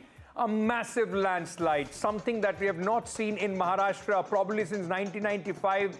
The kind of victory that the BJP-led Mahajuti alliance is enjoying at this moment, and all those doles and the lovely dance moves that you are seeing on your screens are the BJP and Shiv Sena Shinde supporters celebrating the massive victory. It's not, in fact, ladies and gentlemen, something that you call a wave. It's an absolute tsunami that has hit Maharashtra in favor of the BJP and the Mahajuti at this moment. The MVA, the opposition alliance, relegated to just 55 seats. On the other hand, some good news coming in there for the India alliance from Jharkhand, where Hemant Soren is making a comeback in the state. We'll get you all the details. I'm Ankit Tyagi. Let's quickly take a look at the headlines.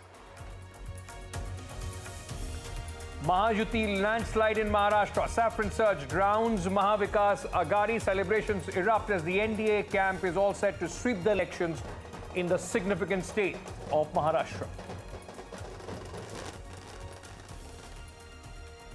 BJP's best ever show with a phenomenal strike rate. 124 leads out of 149. The BJP contested Devendra Fadnavis, the ultimate comeback man. Now has his eyes all set to become the Chief Minister of Maharashtra for the third time. Big victory for the India bloc in Jharkhand as voters reject NDA's infiltrators campaign. Hemant Soren defies anti-incumbency, set to win another term in the state. It will be the third Gandhi in the parliament with the victory of Priyanka Gandhi Vadra at the Wayanad bypolls. Stunning debut for Priyanka Gandhi, surpasses Rahul Gandhi's victory margin. TMC's massive sweep in first bypolls after RG Kar case. TMC wins 3 seats and leads in the other 3 in the state of West Bengal. Yogi Adityanath firmly in lead in Uttar Pradesh, leads 6 seats out of 9 in Punjab. The ruling Aam Aadmi Party is leading on 3 and the Congress on 1.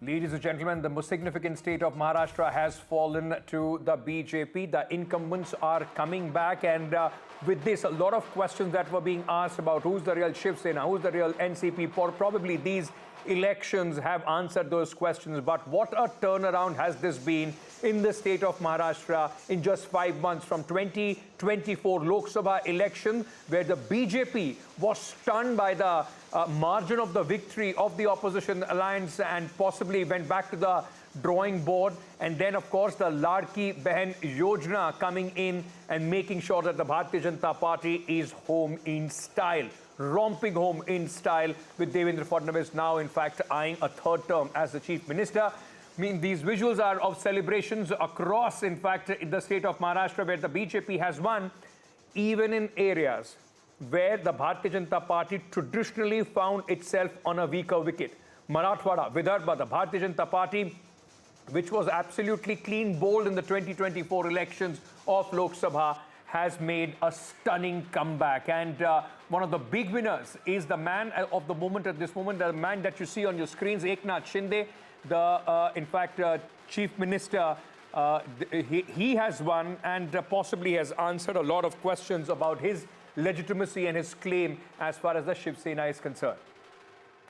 Let me very quickly go across to my colleague Radhika, who is joining us at this moment. There is, we'll also talk about the bypolls and also the state of Jharkhand. The solace there coming in for the India alliance in the state of Jharkhand, where Hemant Soren is making a comeback. Prabhakar is joining us from there. Radhika, coming to you, celebrations have just begun. It is going to be a long day of celebrations for the Bharatiya Janata Party.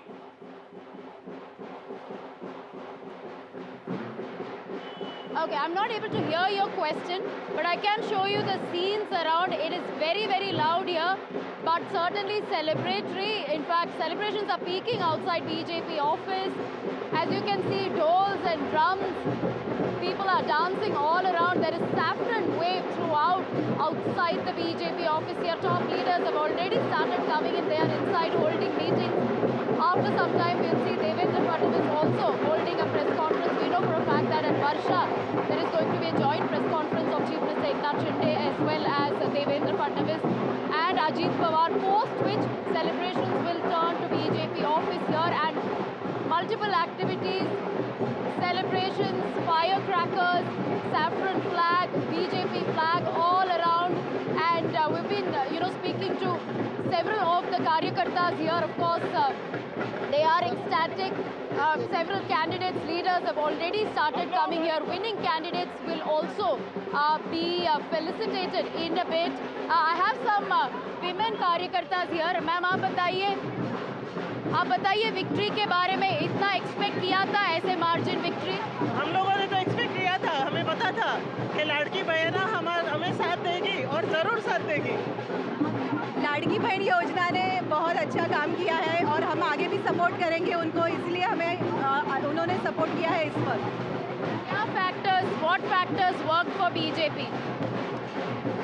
बटेंगे तो कटेंगे मुद्दा और लाड़की बहन दोनों ने कमाल कर दिया है।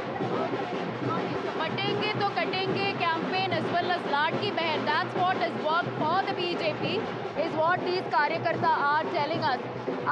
But a lot of factors did work. We know for a fact that post Lok Sabha defeat, BJP had been very careful in terms of projecting itself as a party, in terms of projecting itself as a coalition, alliance in itself. We saw all kinds of schemes being launched, not just Ladki Behan, but multiple other schemes for youth, farmers, senior citizens, and then of course the campaigns such as Ek Hai To Safe Hai and so on. Besides that, the development projects, we know for a fact that over the last 6 months especially, there have been multiple infrastructure development projects in Thane, Konkan, especially in Mumbai, be it the coastal road, be it metro. So all that has in a way contributed. Even when we spoke to voters, they just had to speak about the infrastructure development project that has made their lives easy. And of course, Ladki Behan, that has changed the lives of lakhs and lakhs of women, especially in rural parts of Maharashtra. I'm not able to at all. It's very, very loud here. But in a bit from now, all the top leaders of the BJP and, of course, leaders from Mahayuti will be descending to address the media, to celebrate along with winning candidates. And that will happen in just a bit. Of course, this is a landslide victory, no doubt, as far as Mahayuti is concerned. Unprecedented and something that even the BJP or even the Mahayuti did not expect. Absolutely, it's beyond expectations of many. The margin of this victory, 227 place 56 of the Maha Vikas Aghadi for the Mahayuti. All the components of this alliance firing all cylinders with the BJP, of course, over 127 leads that they have at this moment. But for a moment, ladies and gentlemen, let's just take a breather from Maharashtra, and where of course overwhelming emotions for the winners and the losers. But let's just take a look at Jharkhand as well. That's the other big state, the last, as I said, of the 2024 election results. And Jharkhand also, the incumbent is making a comeback. Here also, what we are seeing out of 81, 55. By no means, I mean, of course, both the states in geography, in the strength of their assembly are different, but make no mistake, out of 81, if you are getting 55, this alliance is also winning big. Prabhakar, massive victory there for Hemant Soren-led alliance, and Hemant Soren firmly puts himself in the driving seat. He is, make no mistake about the fact, the biggest tribal leader in this country at this moment. All the sympathy, along with the Maya Saman Yojana, seem to have working for Hemant Soren. Yeah, indeed he is. Indeed, he is one of the tallest tribal leaders, and especially after this victory, he becomes one. He becomes even taller. And remember, he has created a political history of his sort. because this is the first time an incumbent government is coming back to power. This is the Chief Minister house. He is the man of the moment. The man himself is parked there. He's parked with the family, and we are just waiting for him to walk out maybe a few hours from now. He's actually waiting for the scores to settle down, and then probably he will be coming face to face with the media. Now, the reasons what actually worked for him on the ground, because we were speculating for last 1 month regarding the Bangladeshi illegal immigration issue, which the BJP was raising time and again. Batoge to Katoge was the narrative by BJP on ground. But whether these things were working for BJP on the ground, we were speculating about it. Now it is clear that it did not work for BJP. BJP was not able to A, dent into the tribal vote bank, B, it was the woman factor which worked in favor of JMM, because they had floated a scheme called Maiya Samman Yojana, where the women folks were given 1,000 rupees monthly stipend, and JMM has promised that stipend would be increased to 2,500 rupees if they are voted back to power, and now they are voted back to power. And most importantly, what the JMM cadres feel on the ground, and even BJP leaders used to concede, that sending Hemant Soren into prison on a corruption charge was a bad decision actually, because that backfired. He was a tribal leader, he was a chief minister, he was an elected chief minister, and BJP people believe, the message to the tribals were that it was BJP which was victimizing him and he was sent behind bars. So the BJP was not able to tolerate even one tribal chief minister in the country. And even in the very important Santa Kolan area, where even for Champai Soren, who defected from the JMM, went to the NDA, even in that point of time, he has not been able to create any impact for the Bharatiya Janata Party. I mean, it just seems that the tribals have firmly gone with Hemant Soren. They have accepted him as the leader. Even the defectors have not been able to work for the NDA here. Not really, because Champai Soren, remember, is a localized factor, because we know about him, we talk about him because he became the chief minister here. Otherwise, Champai Soren basically is a leader in the Kolhan region. Now, talking about tribals, see, it's the Shibu Soren who is the tallest tribal leader out here. And remember, Jharkhand is one state where if tribals don't vote for you, you can't ever actually dream of coming to the power. So Shibu Soren is the man actually, and the baton has been handed over to Hemant Soren. Hemant Soren has successfully taken over the baton. So now the Soren family, I would say, is the tallest leader as far as the tribals are concerned, and they still associate themselves with the Soren family, and that has this time again been proven on the ground. Yeah. Thank you, Prabhakar, for joining us with all those details. What a day has this been. It seems for the opposition alliance, 55 is the magic number. Whether they are winning or losing in Maharashtra, they are at 55, and they are losing in Jharkhand, it's 55, where they are winning at this moment. So they are stuck with 55 on this election day. Prabhakar, thanks for joining us. Let me very quickly get a word in from Sam Daniel as well. Sam has been keeping a close eye on Wayanad. Wayanad, Sam, in many ways was a given result. I mean, it was expected that Priyanka Gandhi is going to win, but the margin was something that people were talking about. Massive victory for Priyanka Gandhi, and probably Wayanad is the only place where the Congress put in all their energies more than even Maharashtra or Jharkhand, and the result is there for us to see.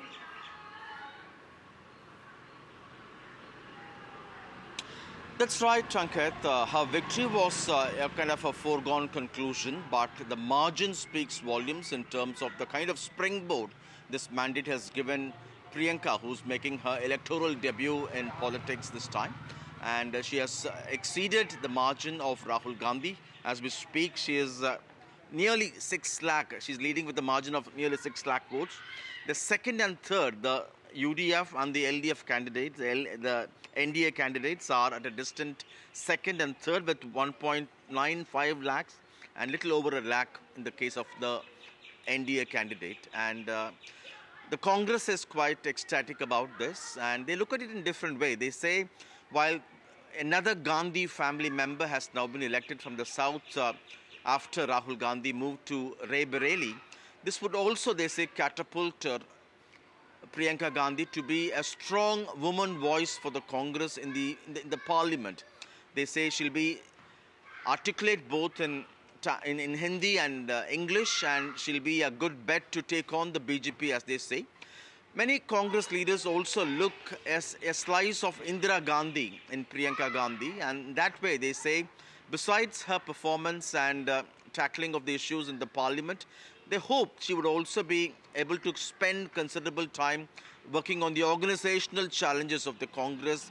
They look at Rahul Gandhi as a kind of a mass leader who likes traveling across the country and emerging as a people's leader, listening to people, understanding their problems. And they look at Priyanka with the strength to fix the organizational challenges of the Congress in a bid to strengthen the party and take on the BJP in a more effective way. And they hope she'll spend more time working with the AICC leaders and taking on the challenges. But as an MP of Wayanad, the larger challenge could be also to spend enough quality time as an MP in Wayanad, as the criticism against her during the campaign by both the BJP and the left was that she could be an outsider. She is an outsider. She could continue to be an outsider, and she could abandon the constitution. So she has to disprove that and live up to this mandate she has won. So that's a big challenge for her. But certainly for the Congress, which lost Maharashtra, here is something big to be happy about. Some solace for the Congress party, and more they are consolidating in South, whereas in North India and West India, now we are seeing a complete decimation of the Congress party. Gurpreet China also joins us. We'll talk about Punjab in just a short while. Gurpreet, just give me a moment. Let me introduce my guest. Sajjan Kumar is joining us at this moment. He's a political analyst. Mr. Brijmohan Shrivastava, National General Secretary of the NCP. Ajit Pawar faction is also with us. Subhashini Yadav, spokesperson of the Congress party, is with us at this moment also. Thank you. Mayankji is also with us at this moment, our in-house political expert. Mayankji, the Congress party, like I said, more and more relegated just to the south of India. South or Wayanad? South. Also, right now, Telangana and Karnataka is with them. They've won all the 3 bypolls in Karnataka. But the fact remains, if you look at and analyze the numbers like you have been doing, even in terms of the vote percentage, this is warning bells for the Congress party after Hindi heartland states in Maharashtra as well. Maharashtra, though the Congress has not been able to perform like they used to at one point of time in their dominance of the 80s, but even then, the Congress party had pockets of massive influence. They have been decimated in those pockets as well. And we have discussed this before, and not in the studio and outside of it. Case of misplaced priority, and we have discussed this. Congress party gave everything in Wayanad and left everything else. See, in Jharkhand, all big leaders of Congress put together held 11 rallies. And I think they held very few rallies in Maharashtra also. Yes. And we had discussed this. See, what is Congress's priority? See, Maharashtra is one state where Congress has always been very strong. Even till late as 2024 Lok Sabha election, they had 16% vote share, despite contesting fewer number of seats. But now they are reduced to just 10% vote. Just 10%, which is less than all 5 major parties. Less than BJP, less than both the factions of NCP. So of the 6 major parties, Congress has vote share is, in terms of vote share. Even though Congress contested more than 100 seats. So this is stunning reversal for stunning rejection of the Congress. Would you attribute that largely to the way the performance of the Mahavikas Aghadi has been, the Congress party not being... Congress has pulled everybody down. Congress has let its allies down. Maharashtra is rejection of Congress. It has never happened before. Maharashtra is rejection, and because of negativity around Congress, everybody else failed. Let me just to ponder on this point further. Subhashini ji, Rahul Gandhi, like Mayankji was making a point. Rahul Gandhi held 8 rallies in the state of Maharashtra. Was an important state. After Haryana, people were thinking that there will be a renewed Congress which will try and pull its weight as far as Maharashtra is concerned. 8 rallies, 2 of them were closed-door Samvidhan Sabhas.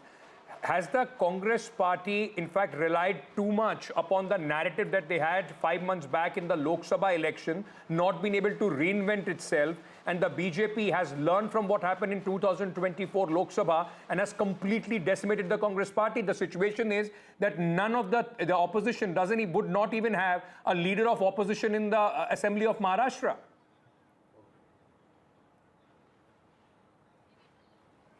Certainly, we are a bit disappointed with the results which has come out in Maharashtra. This is not we were expecting.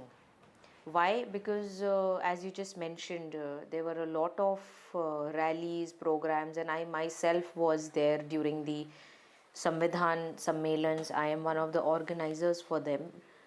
We got the support of the people.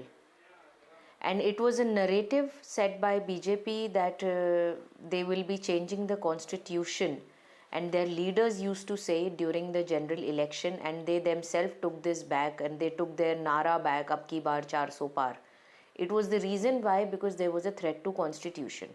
Our leader, Rahul Gandhi ji, is adamant to safeguard the constitution, and he has taken this promise that whether his life is there or not, but he will be protecting the constitution. It's not about how it has worked amongst the people in Maharashtra or anywhere else. It's about when we were on the ground, people supported us. They were organic people who attended our programs. We did not manage anything like how we saw a few days ago. The people of Maharashtra, BJP Maharashtra leaders were distributing money. So we were not managing things. We were fighting on the ground. Now, whatever the results have come, with due respect, we accept this and we are disappointed. We will get back to the drawing board and we will check whether where we have not, fulfilled the gaps, and we will again come back. Your own supporters, definitely even this for is your own disappointing, supporters, your but, party cadre, not every... after Haryana, much more would have been expected from the Congress party. I mean, you are saying, all those factors, money and all. People have answered that. People have answered those questions. Is it time for the Congress party just not to go back to the drawing board, but also to think how they want to lead, the kind of issues they want to pick up? I would like to intercept in this, that it is not like that it has not worked. You never know what changed the tide. Your media channels were showing that we are winning Haryana. Till last minute. The media channels were showing till yesterday we were neck to neck. We also rely on the surveys, the same survey which you conduct amongst the people. The party also rely on those surveys. But whatever the elections are not fought in the television studios, they are fought on the ground. At this moment, it seems that on the ground, the people of Maharashtra has completely rejected you. I'm just going to come back to you. I gave my view on that. I agree with you. I gave my view on that. We fought the elections on the ground.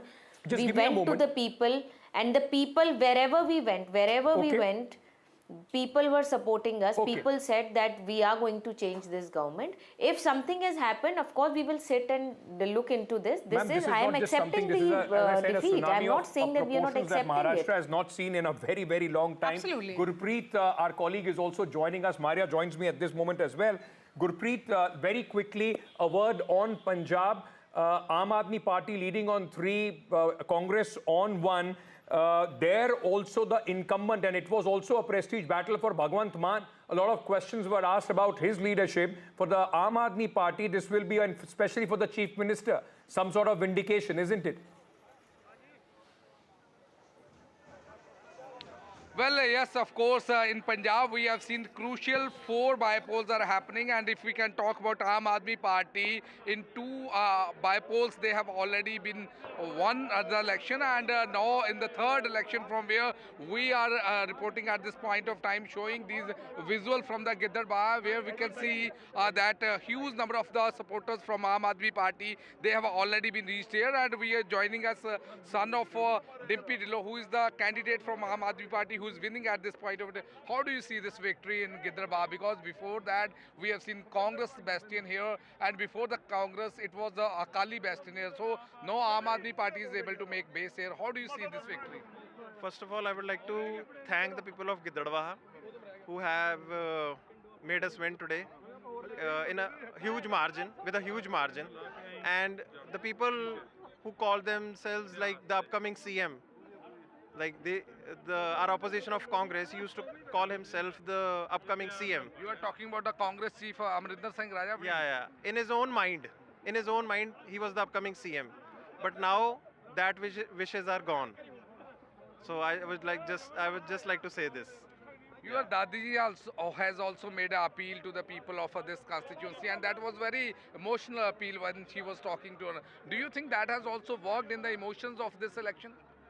For sure, my grandmother was very emotional in this election, because For the last two times, we were defeated, and she was very emotional when she campaigned in the city. But finally, God has listened to us today, and it's a very blissful day. And yeah.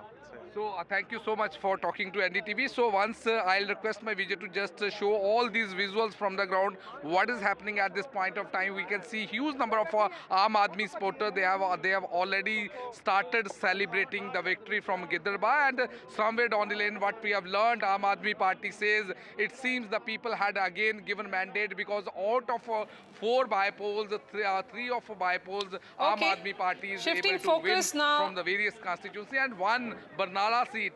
Right. Yes, we are shifting focus now from Punjab to Maharashtra, and we have a newsmaker joining us. Naresh Arora was the strategist of Ajit Pawar. Mr. Arora, congratulations on what will be seen as an election which has settled the NCP debate. Which way is NCP heading? It is Ajit Pawar who will be carrying forward the mantle of the party. Thank you, Maria. Thank you so much. I don't know about that settlement because elections do keep coming back in circles. But yes, for now, this round has gone to the Ajit Pawar faction.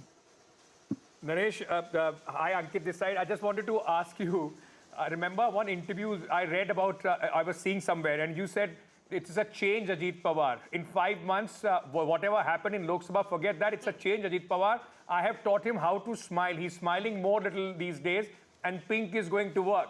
So the Ladki Behna, pink and Ajit Pawar, finally your strategy coming through.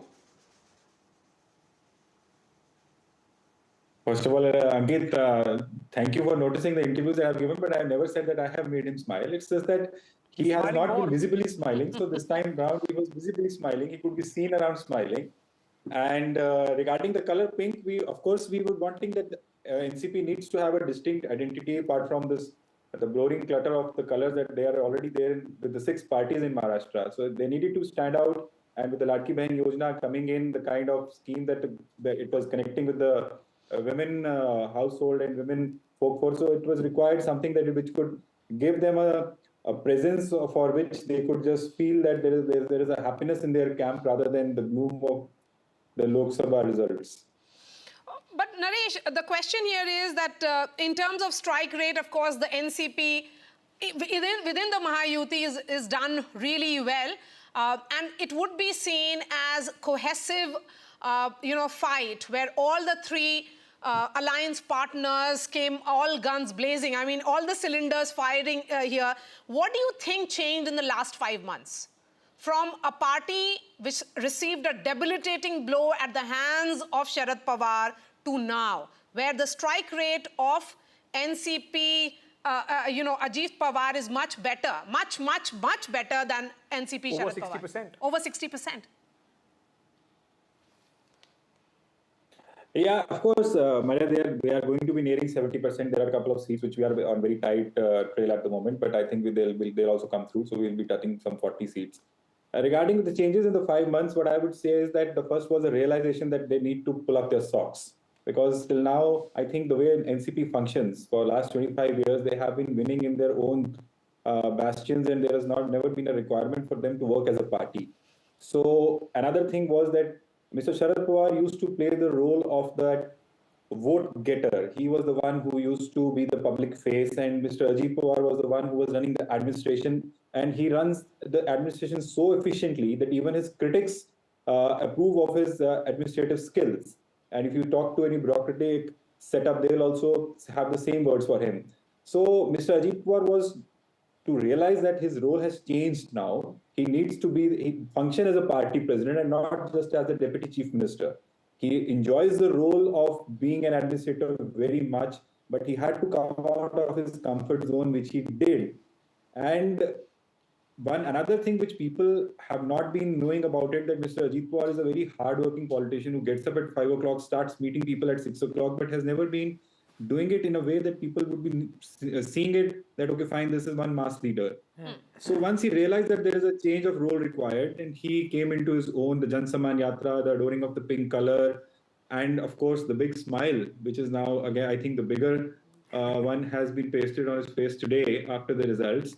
But these all things work together, and then there was the concentrated approach towards the number of seats to contest, because generally the jostling and the tug of war amongst the alliance partners always that who will get more seats to contest. So my role here was the first thing that they should be contesting the seats which are in winning distance, where we have a winning shot, because the numbers today are going to matter, not the numbers on the day the tickets were announced. Once that was clear, then the candidates were worked upon, the right candidate selection happened. He did give in to, he had to give up, in fact, sorry, I should say that he gave up a couple of candidates with whom he had emotions attached, because he could see that they might not be able to make through. Right. So some tough decisions on the course, hard work which he showed on the ground, and it motivated his candidates as well, because when the Lok Sabha results were out, I remember my conversations with the MLAs that how were they feeling at that point in time. And 4 months down the line, once the elections were announced for Vidhan Sabha, the mood was completely different. And confidence is a big thing in politics, that how you think that how are you going to make it or you're not going to make it. There were certain candidates who were not even willing to contest at one point in time. And now today they are winning by 28 or 30,000 votes.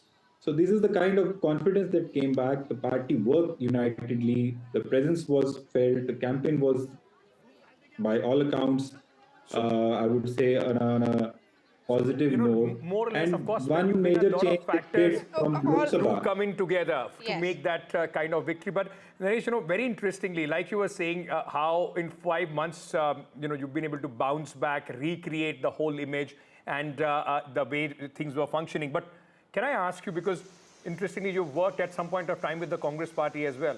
Where did the Congress party and the opposition fail? Were they not able to answer the narratives that you and the Mahayuti was able to create?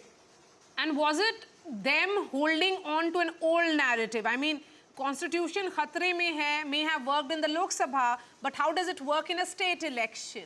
That narrative of caste census, it may have worked in the Lok Sabha, it did not work this time around. Or do you think their strategy was wrong from the word go? Or there was too much of confidence, I mean overconfidence as we keep talking about, or complacency?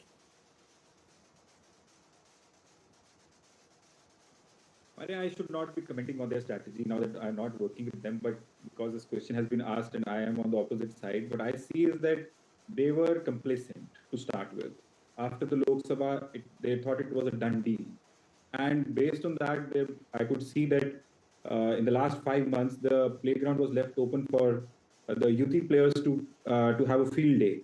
And Congress or their alliance partners came to the playground very late in the game. By then, I think the match was already over. The Ladki Behan Yojana had penetrated and disseminated in the way that they could not have an answer to it. With the Ladki Behan Yojana also, they were very confused. Initially, they opposed. Then they said that this will not be coming again. This will be just one installment thing. Then they said that they are doing just for elections. So they were not clear that how to first of all react and then to set their own narrative. And by the time they decided to have their own narrative, there was just 20 or 18 or 20 days to polling, which is very little time for any narrative to come along. And yes, the constitution narrative or other such narratives were not holding ground, especially because the elections are localized. And in our party, we try to localize elections as much as possible with the local manifestos, etc., so that we can see that the narrative is specific to the constituency and the candidate, and not if anything negative comes around, we can be able to hold our fort. So are you giving, many are saying that one singular factor which dominated this election and is responsible for this kind of landslide for the Mahayuti is Ladki Behan. And the fact that there was DBT, direct benefit, which happened to most of these women across Maharashtra. So they had tried that party, and that is the reason why they went ahead with it. How much of Ladki Behan was the factor in this election for this kind of victory, Mr. Arora? Oh, definitely. Ladki Behan is the clear runaway winner. And I think if opposition, what they tried to do with Ladki Behan was something they should have considered, that they have been implementing such kind of guarantees or schemes in their own states as well. So to criticize them, they should have thought about it twice. Because if the schemes are getting implemented and there are electoral benefits or political dividends that the party is reaping, they should have thought twice before criticizing it. First they said that it is going to be withdrawn, then they said this is buying of votes, then they said there are multiple installments not going to come in. And credit to Mr. Ajit Pawar and the UT partners that they were able to I think disburse 5 installments of it, which lent credibility that this scheme is there to stay, number one. Number two, with the Ladki Bahin Yojana, the schemes don't win elections on their own and the governments don't win elections. It is the parties who take those schemes to the voters, and in a cluttered political space as cluttered as Maharashtra with 6 symbols on display, it was very difficult, I can tell you, for the ladies to understand that which symbol they need to press, because they were going to vote for Ladki Bahin Yojana, that was a given. But which symbol to go and press, for that the credit should be given to all political parties of the UT alliance, that they were able to convey to the voters. I think that's the central pivot around which a lot of other strategies also came through. You know, the micromanagement, as Mr. Arora was also telling us. Thank you so much. Naresh Arora, thank you so much. Congratulations today. You and the party that you're working at this moment, the leader you're working at this moment, are one of the big winners of this election in Maharashtra. Thank you for joining us here on NDTV.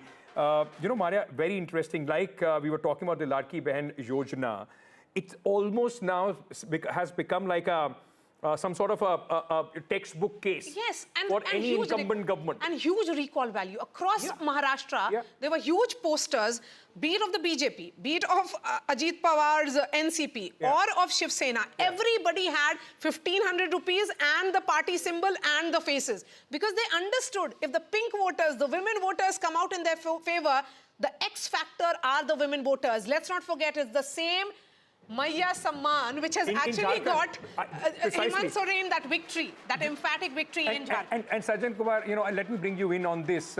We've seen a jump in the women voters in Maharashtra. We've seen that same in Jharkhand. And just go back, Madhya Pradesh, West Bengal for Mamata Banerjee. Nitish Kumar Bihar. Nitish Kumar. Women voter now is and Prime Minister Modi. Prime Minister Modi. From 2014, we have seen a concerted effort to cultivate women as a vote bank. Which cuts across religion, which cuts across your caste arithmetic, which cuts across everything, which is paying dividends specifically for the incumbents. So if you see the shift, what happens that when we analyze it during the elections, we tend to treat voters as either community or as farmers, as women, as youth. What happens that voting is decided at the household level. And in household level, who is the pull factor? Is it going to be the women? Is it going to be some patriarch, male elderly men? So we have seen in the case of Madhya Pradesh, 6 months before the assembly election, there was perceived anti-incumbency and criticism against Shivraj Singh Chauhan. But come closer to the election, not only the women became the pull factor, they also ended up pulling in many of the male households, you know, along. So the same thing happened in the case of Maharashtra, because the extent of victory clearly indicates that women did not just voted more for Mahayuti, but they also influenced the voting behavior within their household of the male members. Maria has to go, but before Maria leaves, let me ask you this.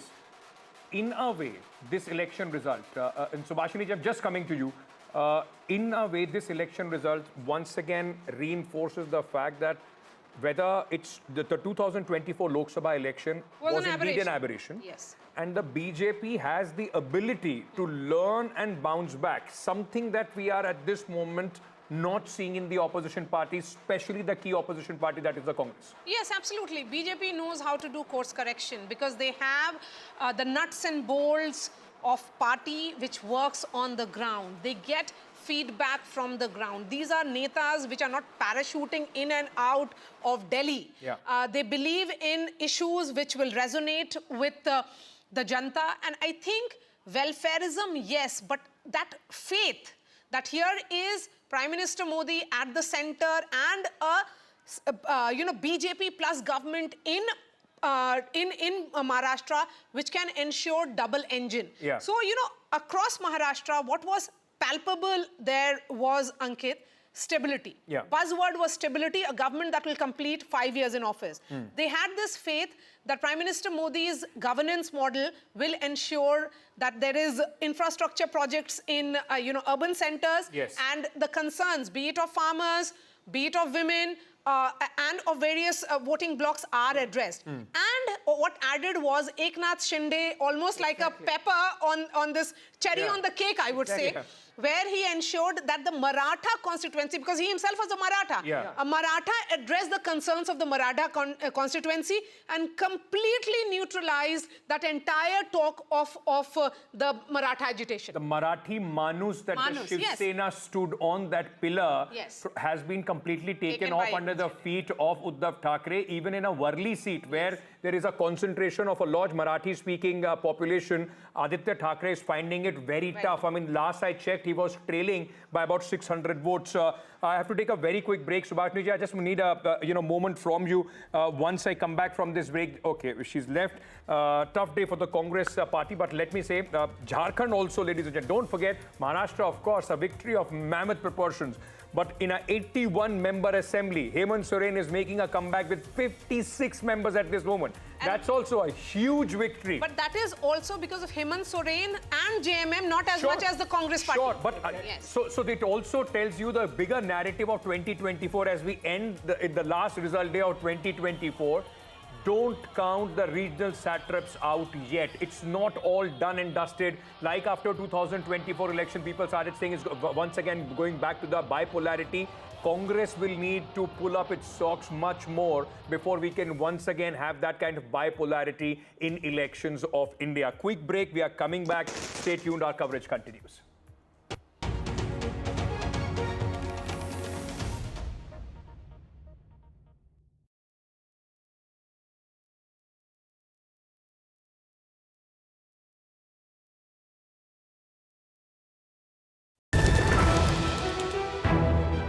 हम ये चुनाव विकास के मुद्दे पर लड़ रहे हैं. Let them come for an open debate with me. I've challenged Eknath Shinde multiple times.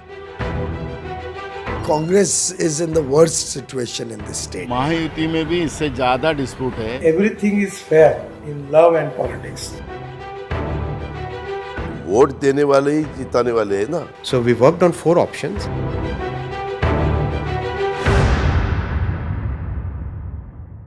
I've been reporting on all issues, big and small, from Andhra Pradesh, Telangana, rest of South India, bringing you all the action, all that you need to know, all that you want to know. The energy of Maximum City is infectious. I bring in that energy in our news coverage from financial capital, Mumbai. India's IT capital is always buzz. It's literally a city that never sleeps. And I keep you ahead on all the Bengaluru buzz. Covering from the southernmost part of India over the last 23 years, I bring in-depth and 360-degree coverage from the Dravidian heartland. The land of Mishti is also known for its bitter politics. I have seen much water flow under the Howrah Bridge, covering Bengal in all its vivid colors.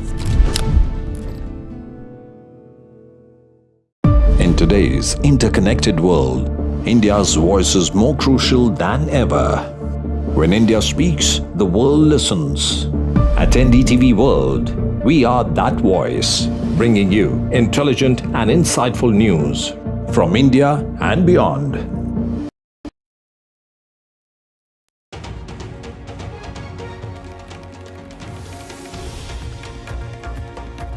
Welcome back. The big result day here on NDTV. 2 important state elections ending the election cycle of 2024, Maharashtra and Jharkhand, where Maharashtra and Jharkhand both have given a very clear, emphatic mandate, a tsunami for the Mahayuti in Maharashtra and a fantastic wave for Hemant Soren in Jharkhand as well. 56 seats out of 81 assembly and 230 is where the Mahayuti is sitting. BJP clocking in their best ever performance in the state of Maharashtra. Their strike rate almost touching 80%, if I'm not mistaken, at this moment.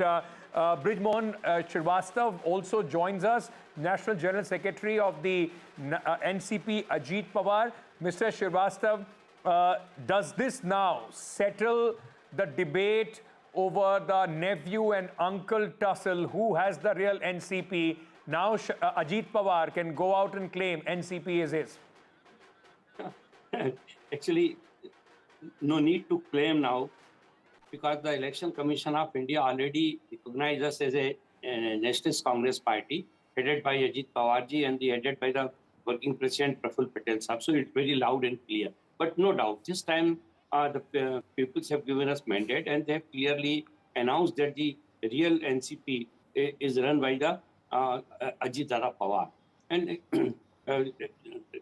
this election has also given a clear-cut mandate to the Mahayuti leadership that work for Maharashtra and keep all promises, whatever we have done with the peoples, should be work for them to get the result of those promises. And on behalf of through your channel, I want to assure the voter of Maharashtra that whatever they have given us, we are very thankful to them, and humbly we say want to pay the respect to the voters that they have recognized our leadership for serving the people of Maharashtra. Shrivastava ji, let me ask you this as well. Now, of course, there will be all talks about a government formation. Ajit Dada Pawar always wanted to become the chief minister, still harboring that dream, but has been the perpetual deputy chief minister of Maharashtra. So, chhati baar bhi, are we going to see him as the deputy chief minister? Because with these numbers, the bargaining power of both the Shinde Sena and Mr. Ajit Pawar is considerably less with the BJP. Unke khud ke paas 127-128 vidhayak hai. So, your bargaining power is less. Does this mean that Ajit Pawar will settle to a comfortable deputy chief minister, sir, in the new government formation? Actually, I am not agree with his word bargaining. There is no bargaining. Actually, we are the united force as a Mahayuti party. So we do not bargain each other. Our leadership will decide the total. All our MLAs will decide. They will sit together, and the parliamentary board of all the parties will sit together, and they will decide who is the right person for this time for Maharashtra. Because the selection of chief minister doesn't only it is not limited to the number of MLAs. It's the leadership also minutely analyze the political need of the state also.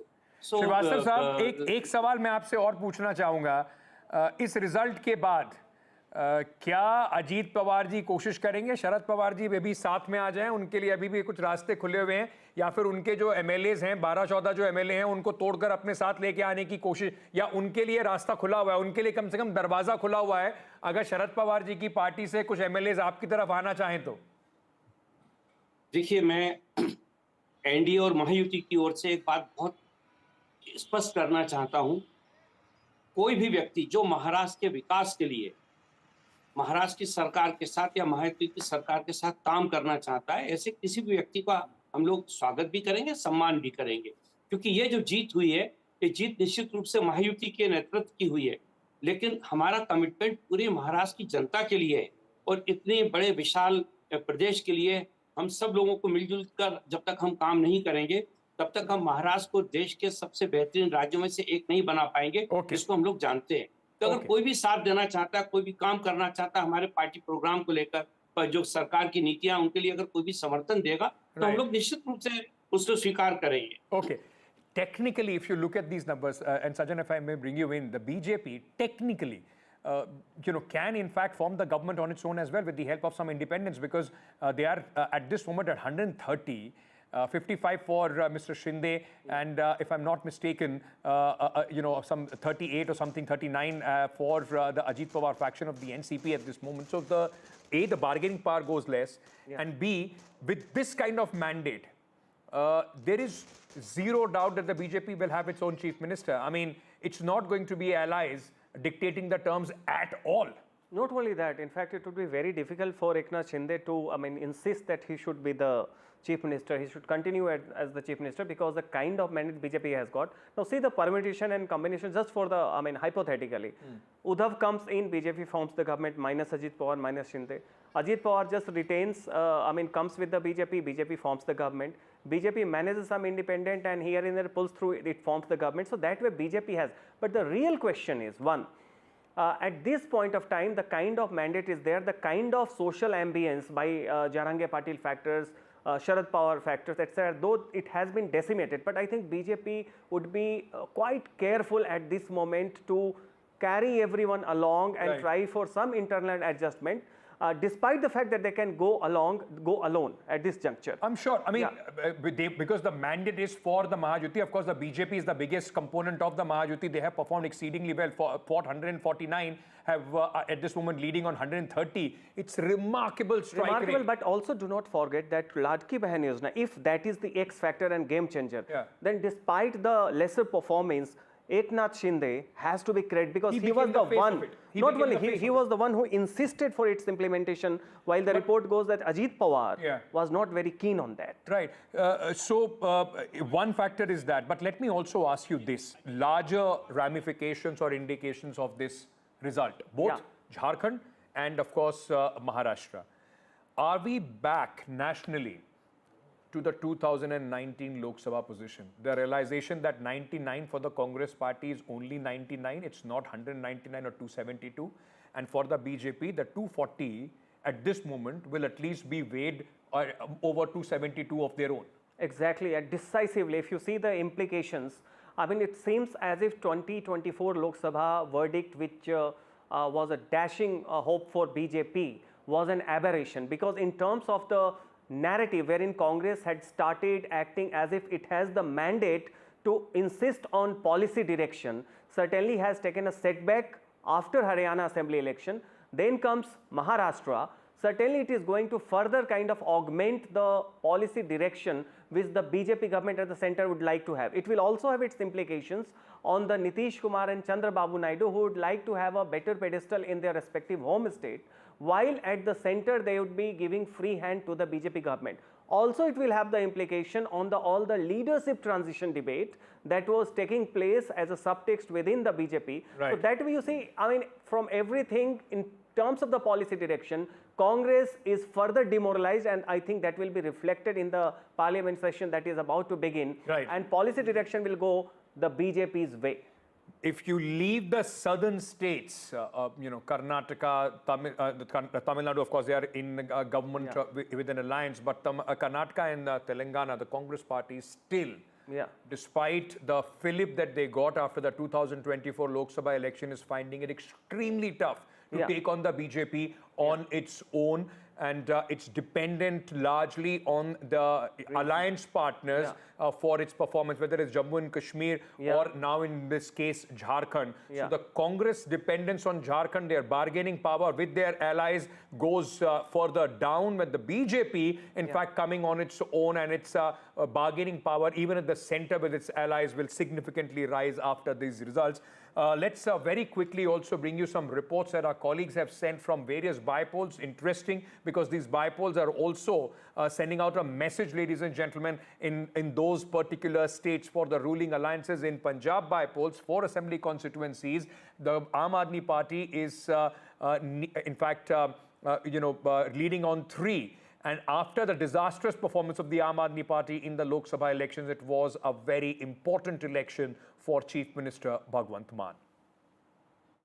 In Giderba bypolls, we have seen it was one of the hot seats where there was 3-corner contest, and we have seen Aam Aadmi Party was able to win this seat from the Giderba, and it's the mandate from the people of Punjab to Aam Aadmi Party in Giderba constituency. We can see these visuals here that how this victory is being celebrated by the supporters of Dimpy Dhillon, Hardeep Singh Dhillon, who had contested election from Aam Aadmi Party. He was earlier contesting from Akali Dal, and here in Giderba we have seen high-stake battle was between Aam Aadmi Party, BJP and Congress also. From Congress we have seen that there was a high-stake battle which was going on there. One side we have seen Congress chief Amrinder Singh Rajawarding. He was one who was his wife was contesting from here. At the same time, what we have seen from the BJP, the former finance minister, he was contesting from Giderba. So as of now, what we are showing from the ground how this victory is being celebrated by the supporter of Aam Aadmi Party on the dole beats. They are also celebrating this huge victory here in Giddadbaha. So as of now, what we can understand, the party was able to maintain its own mandate in the people of Punjab. If we can talk about bypolls which are happening in the state of Punjab, and specifically from Giddadbaha, what we have seen, the Aam Aadmi Party is able to make a historic victory from this seat. With Vijay Rajesh Kumar, this is Gupta Singh Chinna. Okay, let me very quickly take you to Maharashtra, where one of the big winners today, Devendra Fadnavis, the man who could be the next chief minister, is speaking at this moment. त्या fake नरेटिव्हच्या विरोधात लढणाऱ्या ज्या वेगवेगळ्या संघटना आहेत राष्ट्रीय विचारांच्या, त्या संघटनांचा विजय आहे.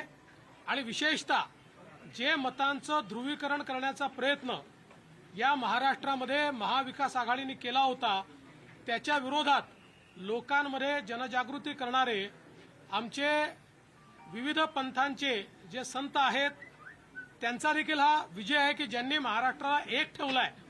अशा सगळ्यांचा हा खऱ्या अर्थानं विजय आहे. गावामध्ये, पाड्यामध्ये, तांड्यामध्ये, वाडीमध्ये, वस्त्यांमध्ये सगळीकडे जाऊन ज्यांनी हा अलख जगवला त्यांचा विजय आहे. आणि खऱ्या अर्थानं महाराष्ट्रातले आमचे महायुतीचे जे लाखो कार्यकर्ते आहेत, या कार्यकर्त्यांचा विजय आहे. माननीय मुख्यमंत्री एकनाथराव शिंदेजी, मी, अजितदादा, आमचे रामदास आठवलेजी, आमचे सगळे मित्रपक्ष, आमच्या एकजुटीचा हा विजय आहे. त्याच्यामुळे मला असं वाटतं की प्रचंड मोठा अशा प्रकारचा विजय आज मिळालेला आहे. या निमित्ताने मी निश्चितपणे आमच्या देशाचे गृहमंत्री अमितभाई शहा यांचे देखील मनापासून आभार मानतो की आमच्या कार्यकर्त्यांमध्ये ऊर्जा भरली. He was here to instill a lot of energy in all our volunteers. आमचे राजनाथ सिंह जी असतील, Nitin Gadkari ji Not just him, Rajnath Singh, Nitin Gadkari, all the national leaders अतिशय चांगल्या प्रकारे मार्गदर्शन केलं. helped us a lot throughout this process. या ठिकाणी आमच्या महाराष्ट्रामध्ये पियुष जी असतील, भूपेंद्रजी असतील, आमचे सगळे Especially Maharashtra, Mr. Bhupendra, Piyush, Goyal sir, all of them were very instrumental in getting all of the volunteers together and helping us win the election. आम्ही नतमस्तक आहोत. याच्यापेक्षा जास्त आज I bow down in front of my voters. अक्षरशः साष्टांग दंडवत महाराष्ट्राच्या जनतेला, ज्या महाराष्ट्राच्या जनतेने हे प्रेम दिलेलं आहे. आणि मला असं वाटतं की I bow down to the people of Maharashtra who have showered us with so much of love. त्या प्रचाराला महाराष्ट्राच्या जनतेने आपल्या कृतीतून उत्तर दिलेलं आहे. आणि म्हणून अशा जनतेने We tried to run a lot of negative campaigning, but the people of Maharashtra gave an answer to them through their action through the ballot paper. की आम्ही आधुनिक अभिमन्यू आहोत, आम्ही चक्रव्यूह तोडून दाखवू. तो चक्रव्यूह तुटलेला आहे. आणि We tried to put in a Chakravyuh for us, but we are the modern Abhimanyu. We know how to break the Chakravyuh.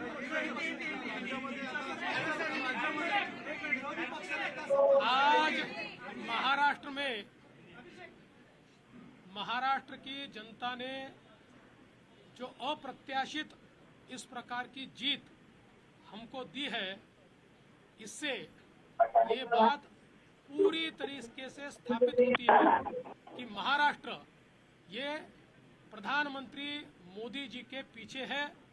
और मोदी जी ने जो नारा दिया था, एक है तो सेफ है, इस नारे को यथार्थ में लाते हुए महाराष्ट्र के सभी समाज के सभी लोगों ने एकता दिखाते हुए महाराष्ट्र में मतदान किया है. और इसके कारण ये इतनी अच्छी जीत हमको मिली है. मैं विशेष रूप से हमारे लाडली बहनों का, लाडले भाइयों का, लाडले किसानों का, सभी का बहुत आभार व्यक्त करना चाहता हूँ. लाडली बहनों ने तो बहुत आशीर्वाद हमको दिया है, जिसके कारण हम लोग निश्चित रूप से एक अच्छा विजय यहाँ पर संपन्न कर पाए. इसके साथ साथ लोकसभा में जिस फेक नैरेटिव को तैयार किया गया था और यहाँ पर जिन ताकतों ने अराजकता के माध्यम से फेक नैरेटिव को परकोलेट किया था, उनके खिलाफ लड़ने वाली सारी जो राष्ट्रीय ताकतें थी, जो राष्ट्रवादी विचारों की जितनी हमारी ताकतें थी, वो सारी ताकतों ने मैदान में उतरकर उस फेक नैरेटिव को समाप्त कर दिया.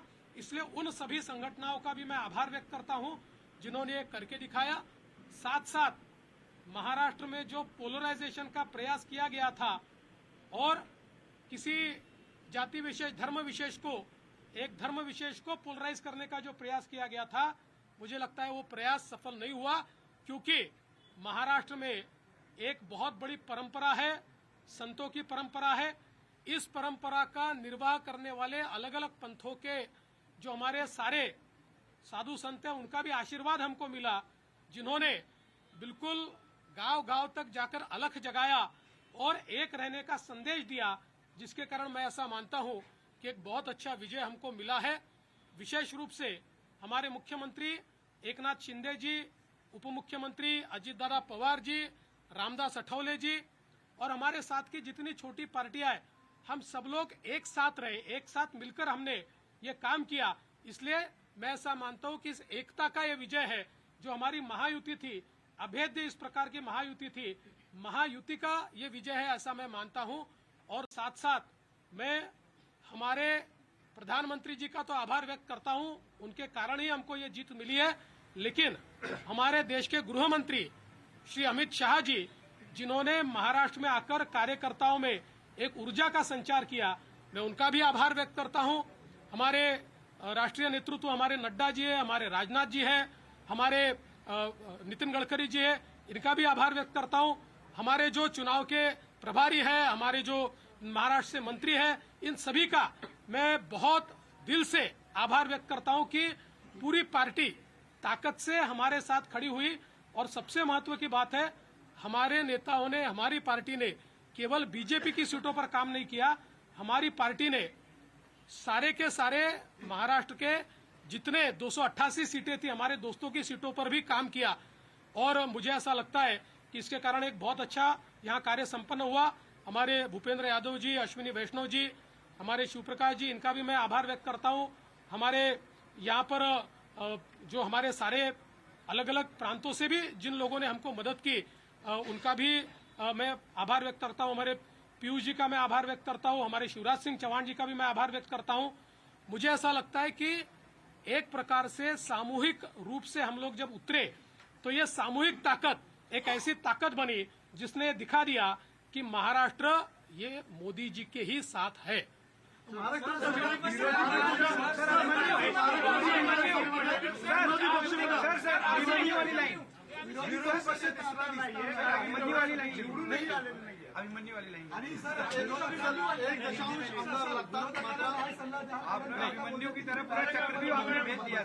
ऐसा है, मैंने पहले ही कहा था कि मैं आधुनिक अभिमन्यु हूँ, चक्रव्यूह को भेदना जानता हूँ। हमने चक्रव्यूह को भेदा है और ये कोई मैं पहले भी कह रहा हूँ, वापस कह रहा हूँ, इस विजय में मेरा बहुत छोटा उसमें मैं ऐसा मानता हूँ कि सहभाग है। एक ये हमारी जो पूरी टीम है, इस टीम ने इस विजय को लाया है। मला असं वाटतं की कुठल्याही लोकशाहीमध्ये एक चांगला विरोधी पक्ष असणं हे गरजेचं आहे। त्यामुळे जे काही विरोधी पक्षाचे लोक निवडून आलेले आहेत त्यांचा आम्ही सन्मान करू। त्यांचा आवाज छोटा असो की मोठा असो, ते ज्या योग्य गोष्टी सांगतील त्या योग्य गोष्टींवर आम्ही त्यांना प्रतिसाद देऊ। पहले मराठी हो जाना फिर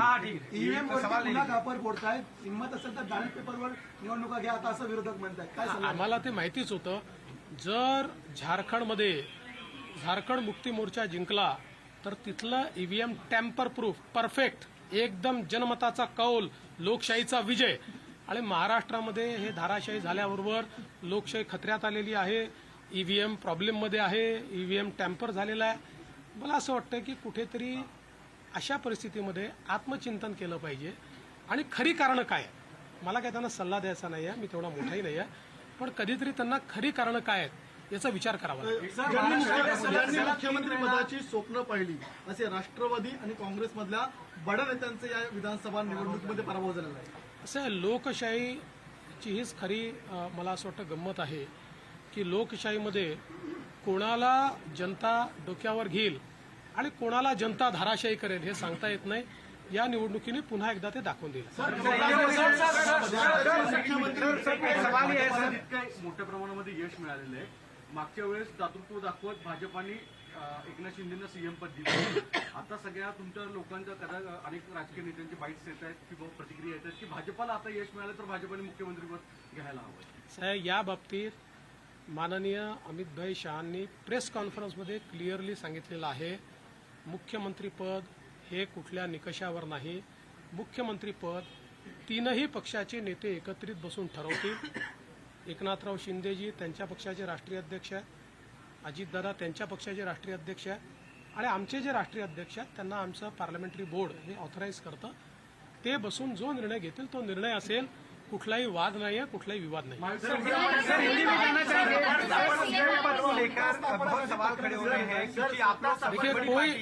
सीएम पद क्या बीजेपी के खाते में? सीएम पद के ऊपर कोई भी विवाद यहाँ नहीं होने वाला, क्योंकि पहले दिन से ये तय है कि चुनाव जब संपन्न होगा तो चुनाव के बाद तीनों पार्टियां मिलकर इसको तय करेगी. हमारे नेता आदरणीय होम मिनिस्टर साहब ने प्रेस कॉन्फ्रेंस में ये बहुत स्पष्ट शब्दों में बताया है कि चुनाव के बाद तीनों पार्टियां बैठेगी और इसका निर्णय करेगी. अभी मैं ऐसा मानता हूं कि हमारे एकनाथ शिंदे जी उनके पार्टी के अध्यक्ष है, अजित पवार जी उनके पार्टी के अध्यक्ष है और साथ में हमारे पार्टी के जो राष्ट्रीय अध्यक्ष हैं उनको हमारा पार्लियामेंट्री बोर्ड ऑथराइज करता है. तो ये लोग बैठकर एक उचित निर्णय करेंगे. हमारे वरिष्ठ नेताओं से बातचीत करेंगे, हमारे पार्लियामेंट्री बोर्ड से बातचीत करेंगे. जो निर्णय होगा वो सबको मान्य होगा, इसमें कोई विवाद नहीं.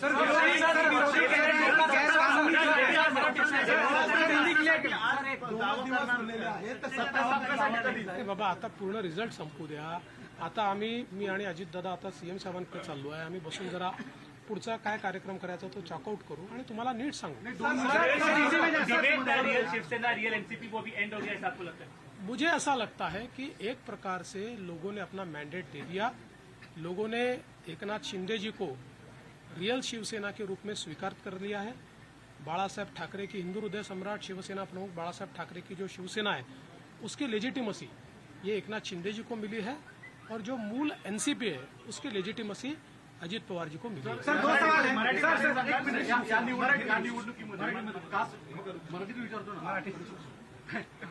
या निवडणुकीमध्ये कास्ट पोलरायझेशन करण्याचा प्रयत्न महाविकास आघाडीकडनं आवर्जून केला गेला, विशेषतः मराठवाड्यामध्ये आणि विदर्भामध्ये पण वेगवेगळ्या ठिकाणी अशा स्वरूपाचा प्रचार केला गेला. तरी देखील विदर्भ आणि मराठवाडा याच्यामध्ये प्रचंड भाजपला यश मिळताना दिसतंय. याचं प्रमुख अॅनालिसिस काय? मला असं वाटतं की जेव्हा वारंवार तुम्ही एका व्यक्तीला एका पक्षाला टार्गेट करता त्यावेळी तुम्ही जे टार्गेट करता त्यातली हवा पण निघून जाते आणि त्याची तीव्रताही कमी होते आणि लोकांना त्याचं सत्य समजतं. लोकांच्या मनात त्यानंतर एक प्रकारची सहानुभूती तयार होते. लोकांना लक्षात येतं की चुकीच्या पद्धतीनं टार्गेट केलं जात आहे. तसंच आम्हाला महाविकास आघाडीने ठरवून या ठिकाणी टार्गेट केलं. पण मला असं वाटतं की हळूहळू लोकांनी लक्षात आलं, कारण आमचा ट्रॅक रेकॉर्ड चांगला आहे. आम्ही नेहमी पॉझिटिव्ह काम केलेलं आहे. त्यामुळे आमचा ट्रॅक रेकॉर्ड पाहून लोकांनी या ठिकाणी मतदान केलं आहे.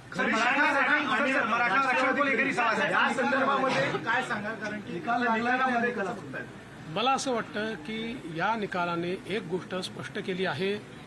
हिंदू हृदय सम्राट शिवसेना प्रमुख बाळासाहेब ठाकरे यांची शिवसेना ही एकनाथराव शिंदेजींची शिवसेना आहे किंवा एकनाथराव शिंदेजी ज्या शिवसेनेचे प्रमुख आहेत तीच शिवसेना ही आता या ठिकाणी हिंदू हृदय सम्राट शिवसेना प्रमुख बाळासाहेब ठाकरे यांची आहे. त्याची लेजिटिमसी जी आहे ती आता एकनाथराव शिंदेजींकडे आलेली आहे आणि तशीच राष्ट्रवादी काँग्रेसची लेजिटिमसी जनतेनं अजितदादा पवारांना दिलेली आहे.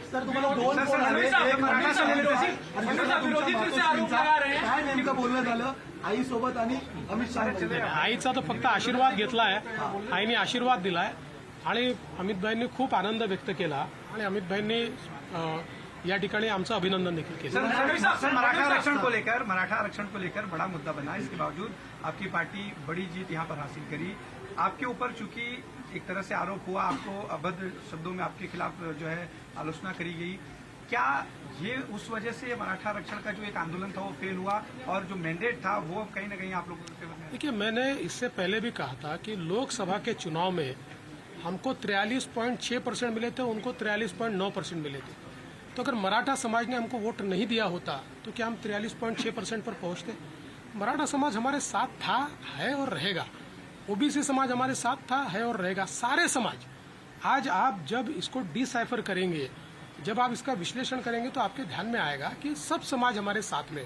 देखिए, हर समाज की अपनी इच्छाएं होती है, आकांक्षाएं होती है, लेकिन उनको ये भी पता होता है कि अपनी आकांक्षाएं पूर्ण करने के लिए प्रामाणिकता से काम कौन कर सकता है, तो लोगों का विश्वास संपर्क। सर 2019ला मला आठवतं की वर्षावर एक प्रेस झाली होती, त्यानंतर शरद पवारांनी तेल लावलेला पैलवान हे वाक्य बोललं होतं आणि तुमचं आलेलं माइंडेड गव्हर्नमेंट पाडलं गेलं होतं कालांतराने, त्याचा बदला घेतलाय का आता?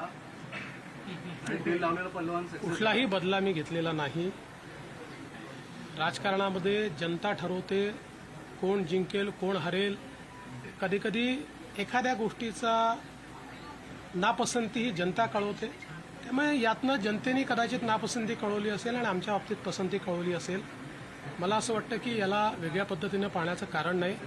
आणि नंबर्स काय आहे याच्या आधारावर मी विरोधी पक्षाचं मूल्यमापन करणार.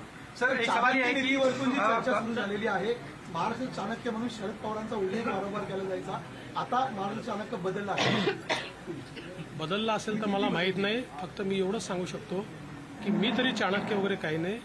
मी भारतीय जनता पक्षाचा साधा कार्यकर्ता आहे. माझा पक्ष मला ताकद देतो, माझ्या पाठीशी उभा राहतो, म्हणून मला हे सगळं करता येतं. आमच्या पक्षातले जे वेगवेगळे नेते आहेत हे सगळे नेते माझं नेतृत्व मान्य करतात, म्हणून मला पुढे जाता येतं. त्याच्यामुळे चाणक्य वगैरे नाही. म्हणून सांगितलं, हे जे काही आम्ही जिंकलो आहे ही एकत्रित भारतीय जनता पक्षाचा हा विजय आहे. याच्यात देवेंद्र फडणवीसचं कॉन्ट्रीब्युशन हे फार लहान है. गैरकानूनी जीत कह रही है. संजय राउत ने स्टेटमेंट दिया है कि गैरकानूनी जीत है, इस जीत को नहीं मानते क्योंकि जनता आप लोग के खिलाफ थी. और सर, और इसी से एक सवाल इसी पे कंटिन्यू कर लेता हूँ सर, क्या देवेंद्र फडणवीस के रूप में समंदर वापस आ गया है? जो लोग घर किनारे पे बसाए थे बह जाएंगे? देखिए, पहली बात तो ये है कि संजय राउत, इनके ऊपर मैं कभी प्रतिक्रिया देता नहीं हूँ, लेकिन आज आवश्यकता इसलिए दे रहा हूँ. मुझे ये पता है कि झारखंड में झारखंड मुक्ति मोर्चा जीता है तो बहुत लेजिटिमेट जीता है. वहाँ चुनाव एकदम फेयर हुआ है. वहाँ पर इलेक्शन कमीशन ने अच्छा काम किया है. वहाँ पर ईवीएम इतना पक्का था कि वो हैक ही नहीं हो सकता. वहाँ लोकतंत्र का विजय हुआ है. और महाराष्ट्र में अगर हमको लैंडस्लाइड विक्ट्री मिली है तो इलेक्शन कमीशन भी बायस हो गया है, यहाँ का ईवीएम हैक हो गया है, यहाँ पर लोकतंत्र की हत्या हो गई है. देखिए, कभी ना कभी आत्मचिंतन करने की आवश्यकता होती है. जो आत्मचिंतन नहीं करते जिंदगी में वो समाप्त हो जाते हैं. मुझे ऐसा लगता है कि कभी ना कभी आत्मचिंतन करना चाहिए, और इस प्रकार से वो बात करेंगे तो क्या लोगों का विश्वास बैठेगा? चलो, थैंक यू.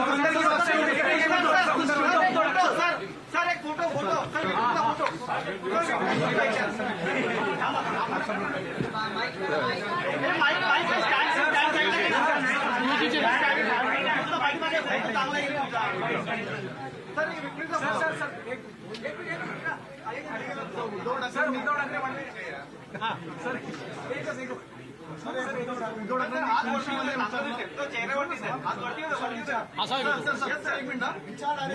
उद्धव ठाकरेंनी खुनशीपणे म्हटलं होतं, एकतर तू राहशील किंवा मी तरी राहील या निवडणुकीमध्ये. काय उत्तर द्याल त्यांना? मी त्याच वेळेस उत्तर दिलं होतं की तुम्ही राहाल आणि मी राहील. राजकारणामध्ये कोणीच कोणाला संपवू शकत नाही.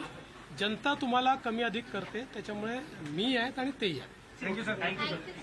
समंदर वाला जवाब नहीं दिया सर आपने. समंदर वाला जवाब. समंदर सर, क्या देवेंद्र फडणवीस के रूप में वापस आ गया है? और जो अगल बगल में क्या वो बह जाएंगे?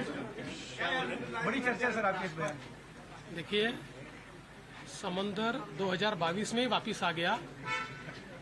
अभी हम सब लोग मिलकर यहाँ पर सरकार स्थापन करने वाले हैं, इसलिए मुझे लगता है कि कोई अब इसमें बहुत शेरो शायरी करने की आवश्यकता नहीं है.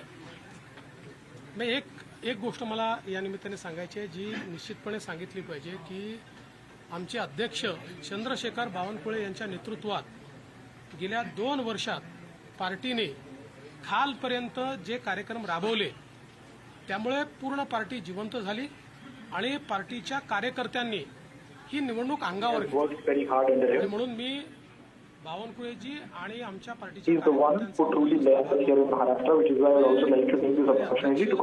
बावनकुळेजी और पार्टी के सभी कार्यकर्ताओं का आभार व्यक्त करना चाहता हूं. इन कार्यकर्ताओं ने हमारे बावनकुळे जी के नेतृत्व में पिछले 2 साल लगातार नीचे तक जाकर पार्टी को प्रस्थापित किया, पार्टी के कार्यक्रम उन्होंने वहां पर संपन्न किए और उसके कारण पार्टी में एक नई जान आई।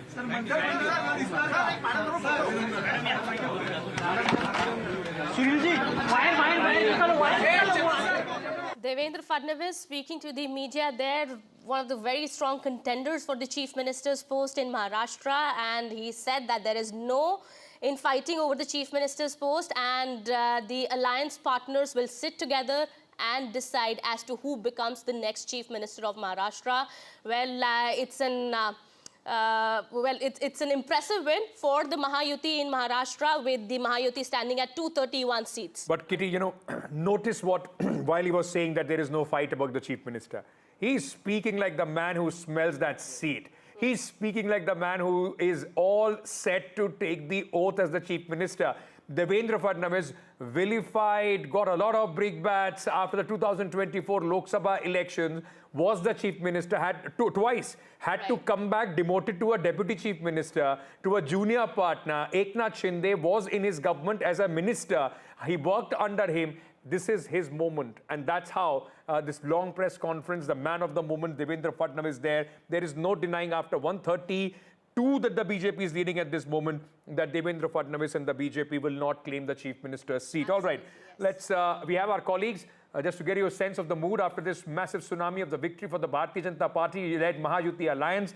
On the other hand, of course, a very impressive victory, a wave at least I can say, for Jharkhand, JMM-led India alliance there. But Radhika, Devendra Fadnavis there, absolutely happy, confident, radiating, looks like the man who's ready to take on the chief minister's chair.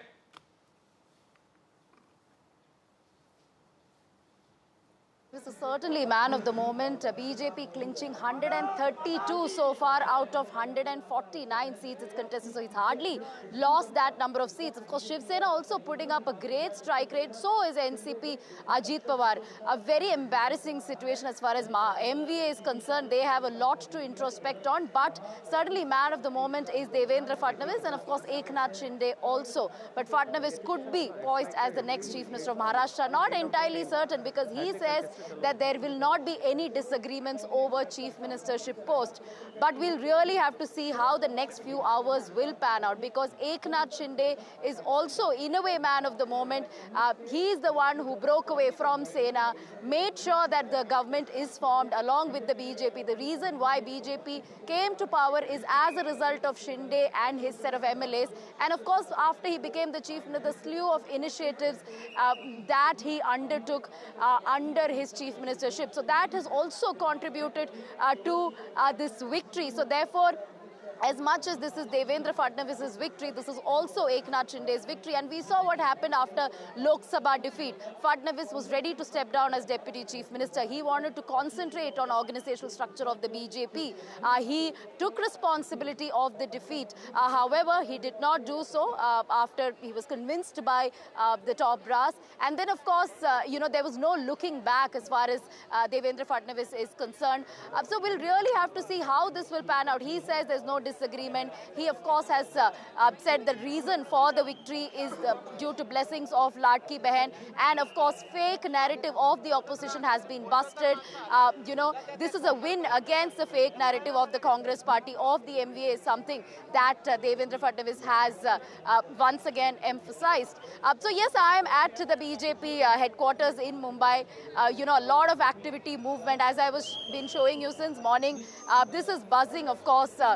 There is a huge banner that has been put up. Number of people have assembled here. A lot of winning candidates are also expected to be here. Fadnavis will take over the podium along with several other winning candidates and top leaders. Earlier, Piyush Goyal was here, but not too many of them are speaking to the media at the moment. It started with Fadnavis, and then perhaps after this, many more leaders will perhaps come out and give their victory speech. But this is the, this is how the BJP headquarters in Mumbai looks like. We did speak to a lot of, place here in the BJP headquarters okay, so in आपने Mumbai. सुना फडणवीस जी के जो भी media में address की, आप क्या कहना चाहेंगे? क्या है contributing factors for the win of BJP? Reasons बताइए, मैडम. क्या बोल रहे थे? हाँ, क्या है? हाँ। सबसे महत्व की बात आपके माध्यम से मैं पूरी महाराष्ट्र की जनता का आभार व्यक्त करूंगी जिन्होंने महायुति के ऊपर विश्वास रखा। दूसरी बात, जो महायुति ने विकास की गंगा 2.5-3 साल में जो चली थी उसके ऊपर लोगों ने वोट दिए। तीसरी बात, जो लाड़की बहन योजना जो मुख्यमंत्री ने लाई थी तो महिला शक्ति ने भी उसके ऊपर विश्वास रखा, ये तीसरा फैक्टर। चौथा बड़ा सबसे बड़ा फैक्टर जो योगी जी ने हरियाणा में एक नारा दिया था, बटेंगे तो कटेंगे, और दूसरा नारा मोदी जी ने यहाँ पे रखा था, एक है तो सेफ है। ये दो नारे जो हिंदुत्व के थे कि हम बट रहे तो हर टाइम कट रहे थे। एक है तो सेफ है, बटेंगे तो कटेंगे, and of course Ladki Behan schemes and multiple other schemes contributed to this victory is what several of these women karyakarta are saying. But yes, great day for Mahayuti, but who will be the chief minister is the next big question. Absolutely. 53 lakh more women have voted in this Maharashtra election in comparison to 2019. That's a 6% vote percentage, yes, up by, the rise in the vote percentage that we have seen in comparison with 2019. And of course, it looks like the female voter has rewarded the Mahayuti for the Ladki Behan Yojana. And that's, of course, has come as a big boost for the BJP here. All right, let me go across to Prabhakar also. Well, Prabhakar, we do understand celebrations are taking place in the JMM camp as well. But the RJD, of course, here has also sprung a surprise with the party leading in about 5 of the 7 seats that it contested. Yeah, very interesting. And those seats actually are the districts which are adjoining